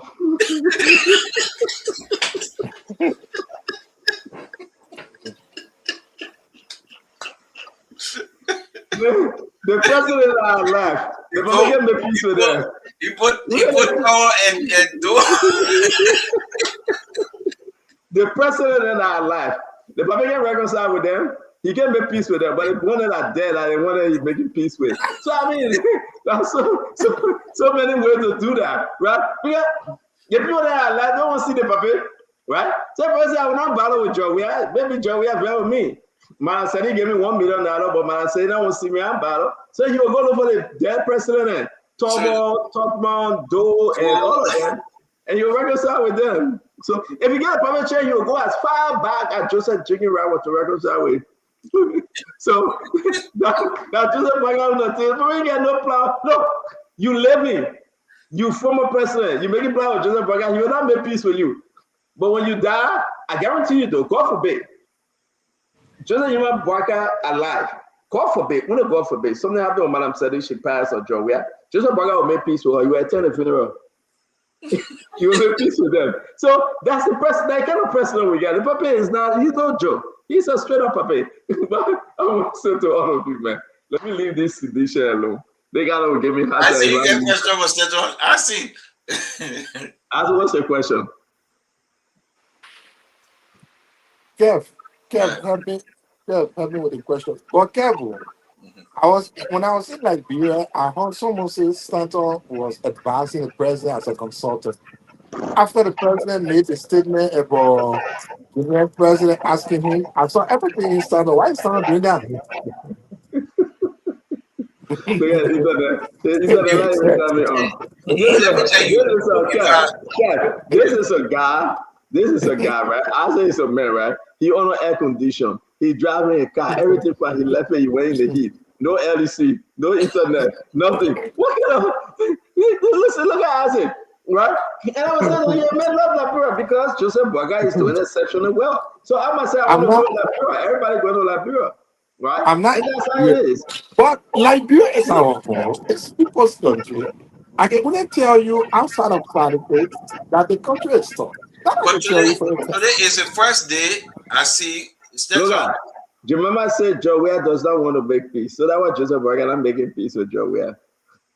All right, we agree. You know, I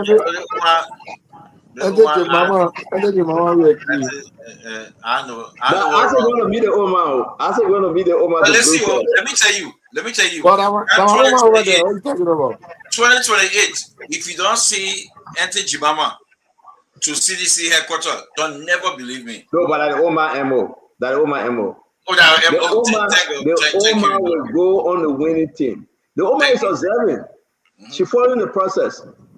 She's going to go as far as 2027, then she will start dropping. What kind of job they people get the Omar? They get nothing to pour on bowl. The Omar not happy. She told me. She said she's not happy. She got to wait for Steven Johnson on LCAA something before Steven Johnson get her 200 hours. She said this is Johnson. Yeah, she's not happy. I remember the Omar. She's not happy. The only reason the Omar went along with this government strategically. And I will explain the story. And I know I'll get myself in trouble, right? But let me explain it. Some of the things you should consider the Omar's son, Samara Wodokodi. He got a big thing hanging over him. The Omar got to go and negotiate for that to prosecute Samara Wodokodi. Right? That was some, right? The Omar got to be part of it because I cannot get myself in trouble with the associate justice. Let me lead Giuseppe Wodokodi and all of this thing.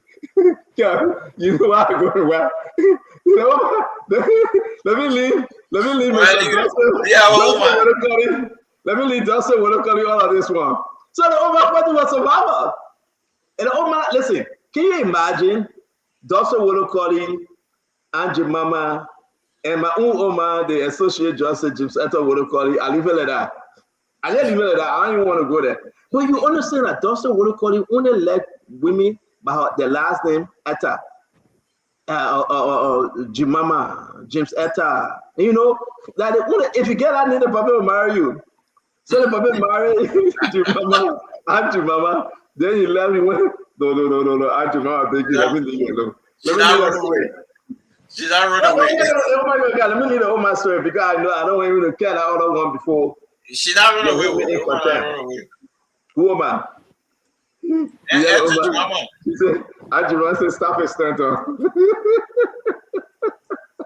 I love Andrew Mama. Hey, guess who sent me a message and who called me? Fatima. Fatima sent me a message and she called me. I was like, who says? She said, you don't know that your sister Fatima? I said, who Fatima? You know, seriously, I didn't know it was Fatima that was calling me. And she sent me a message, Kat. She said she always talked to you. Yeah, I didn't know Fatima was calling me. I didn't know. Listen, the number was so strange. But you know what I remember?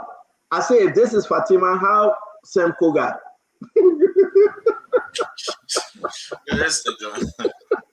That's the only way I knew it was Fatima. Because I said, if this is Fatima, how is Senator Samuel Koga? That's why I just said, I just put it in there. And she sent me the good picture and everything. I said, okay, then I know that you, Fatima. Thank you very much. But you know, she's still my sister. You know, I love Fatima regardless. But I want to announce that something good happened today. Madam Ellen Johnson Sirleaf came to speak against those evil people that were running stupidness against Mariah.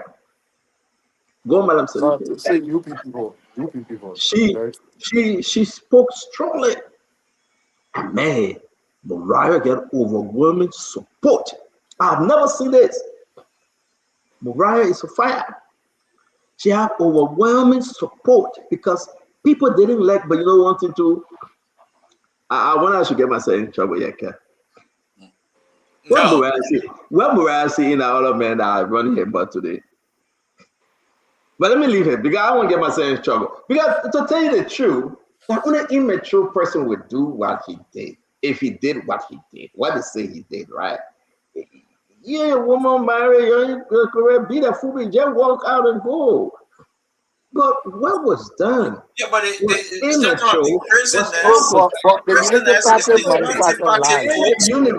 Unity Party people fell within themselves. They had something to grab Mariah on. But they were not there. And they failed. That was live. No video. Nothing. They fell within themselves that we're going to grab. Oh, yeah, my God. I could see Mo Ali celebrating. I could see Stephen Johnson celebrating. I could see the whole Unity Party hurricane celebrating. But Mariah was strong. Mariah not stupid. That thing's happen. I get powerful. But you know what? When Madam Sirleaf came to her rescue and said, listen, I'm not rescuing her, but I'm saying to you, you got failed. Joa Howard Taylor came. Even Kula Fofana. I said, Kula, thank you. I texted her. I said, thank you. How can you rejoice when somebody lied and said we get video? What a video? They lied. What a video? This was of such a, you know what? Man, Unity Party people got to be concerned that they have reduced themselves on this Mariah issue. And it's so... Thank you. Now, Unity Party behind you. Thank you, Musa. Yeah, but it didn't. But you know what, though? Unity Party, that was not. They had a hand. Unity Party had a hand. They showed a hand. More Ali posted.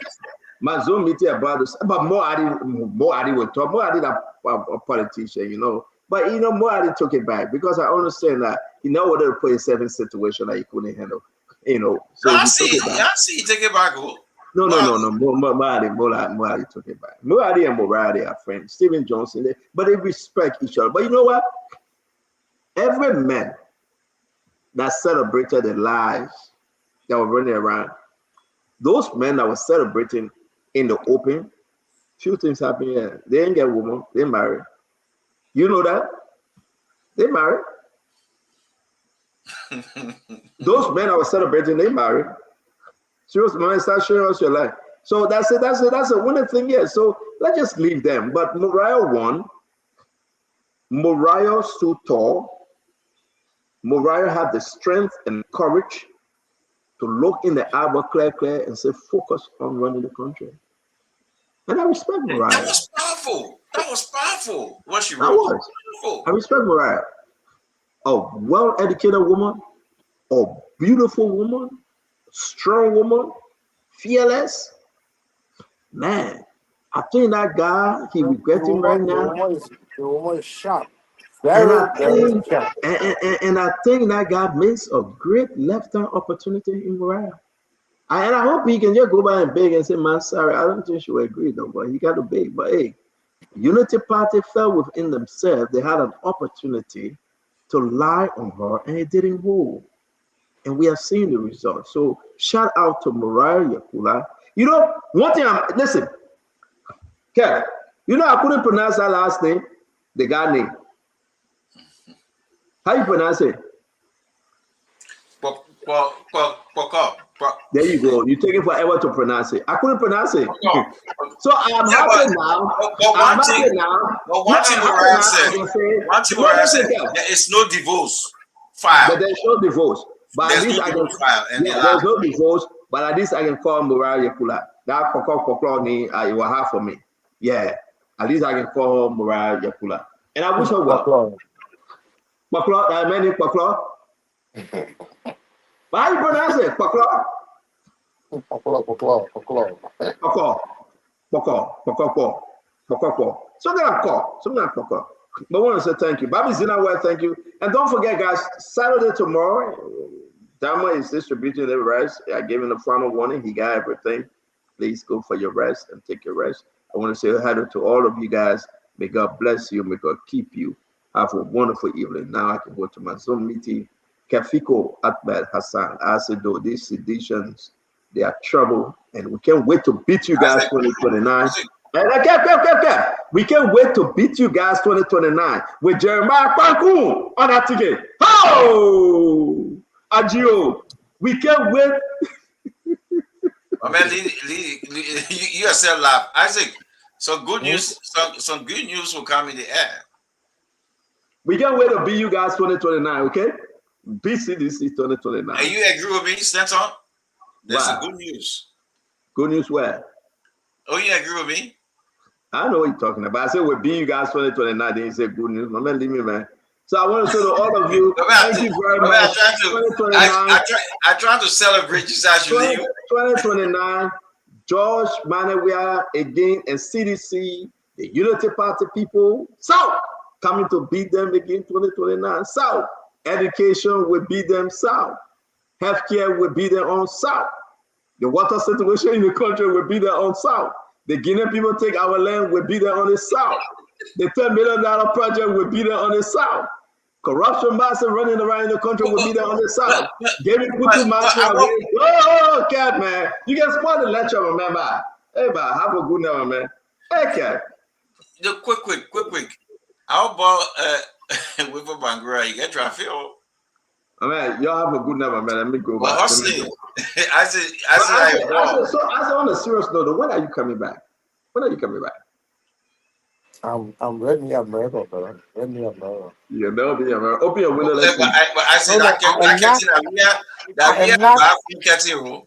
I'm not in America.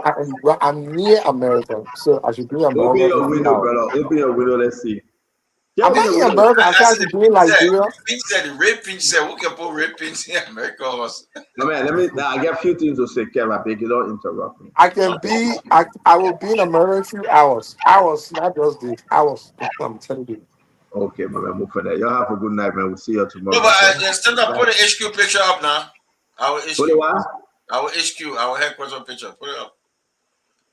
But this one? Yeah. He said, yeah. He said, yeah, everything control, everything under control. At the point, everything under control. Everything is going smooth. Everything is going smooth. He said, are you doing it as planned? He said, yes, sir. He said, are you doing it as planned? He said, yes, sir. Yes, sir. I can tell you guys, and Kev, if you feel, please don't interrupt me. We are coming back stronger than ever. 2029. Again, Jose Yima Braka on the ticket, Jeremiah Kwanku on that ticket. We will defeat CDC and all the opposition. The project of LOFA, $10 billion project, we will defeat CDC. The Guineans at the border, they can be there till 2029. We will defeat CDC. The $1.5 million car, bulletproof car, will defeat CDC. Mama Panya going to increase the student school fee at the University of Liberia. Will defeat CDC. This university student in you cannot cry, no way to get to the university. We defeat CDC. The healthcare system in the country is bad. We defeat CDC. So many reasons we defeat CDC. And I'm saying this to all Liberians. Buckle up. Buckle up. We are coming back. We will defeat CDC 2029. I say thank you very much. Yes, the bottle is empty. I'm just drinking the last one. I can find inside the small. The last one I'm drinking.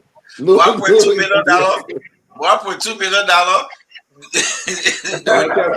Baba, you guys keeping me here too long. I said no bye. You have a good night, folks. So all of you joining us, we want to appreciate you. We say thank you very much. Till we meet again. This is what we do best. God bless you. God keep you. God save our state. As always, we love you. Thank you for joining us. Don't forget about the debate. The debate is coming up. A great one is coming up. I want to say to all of you, I just can't wait to host this thing on Sunday. If you're in Trenton, the metro area, Burlington, Mercer County, wherever you are, and you can make it to the debate, please come. We need you, and we need your participation. Till we meet again, may God bless you. May God keep you. May God save our state. And this United States, have a wonderful evening. Good night.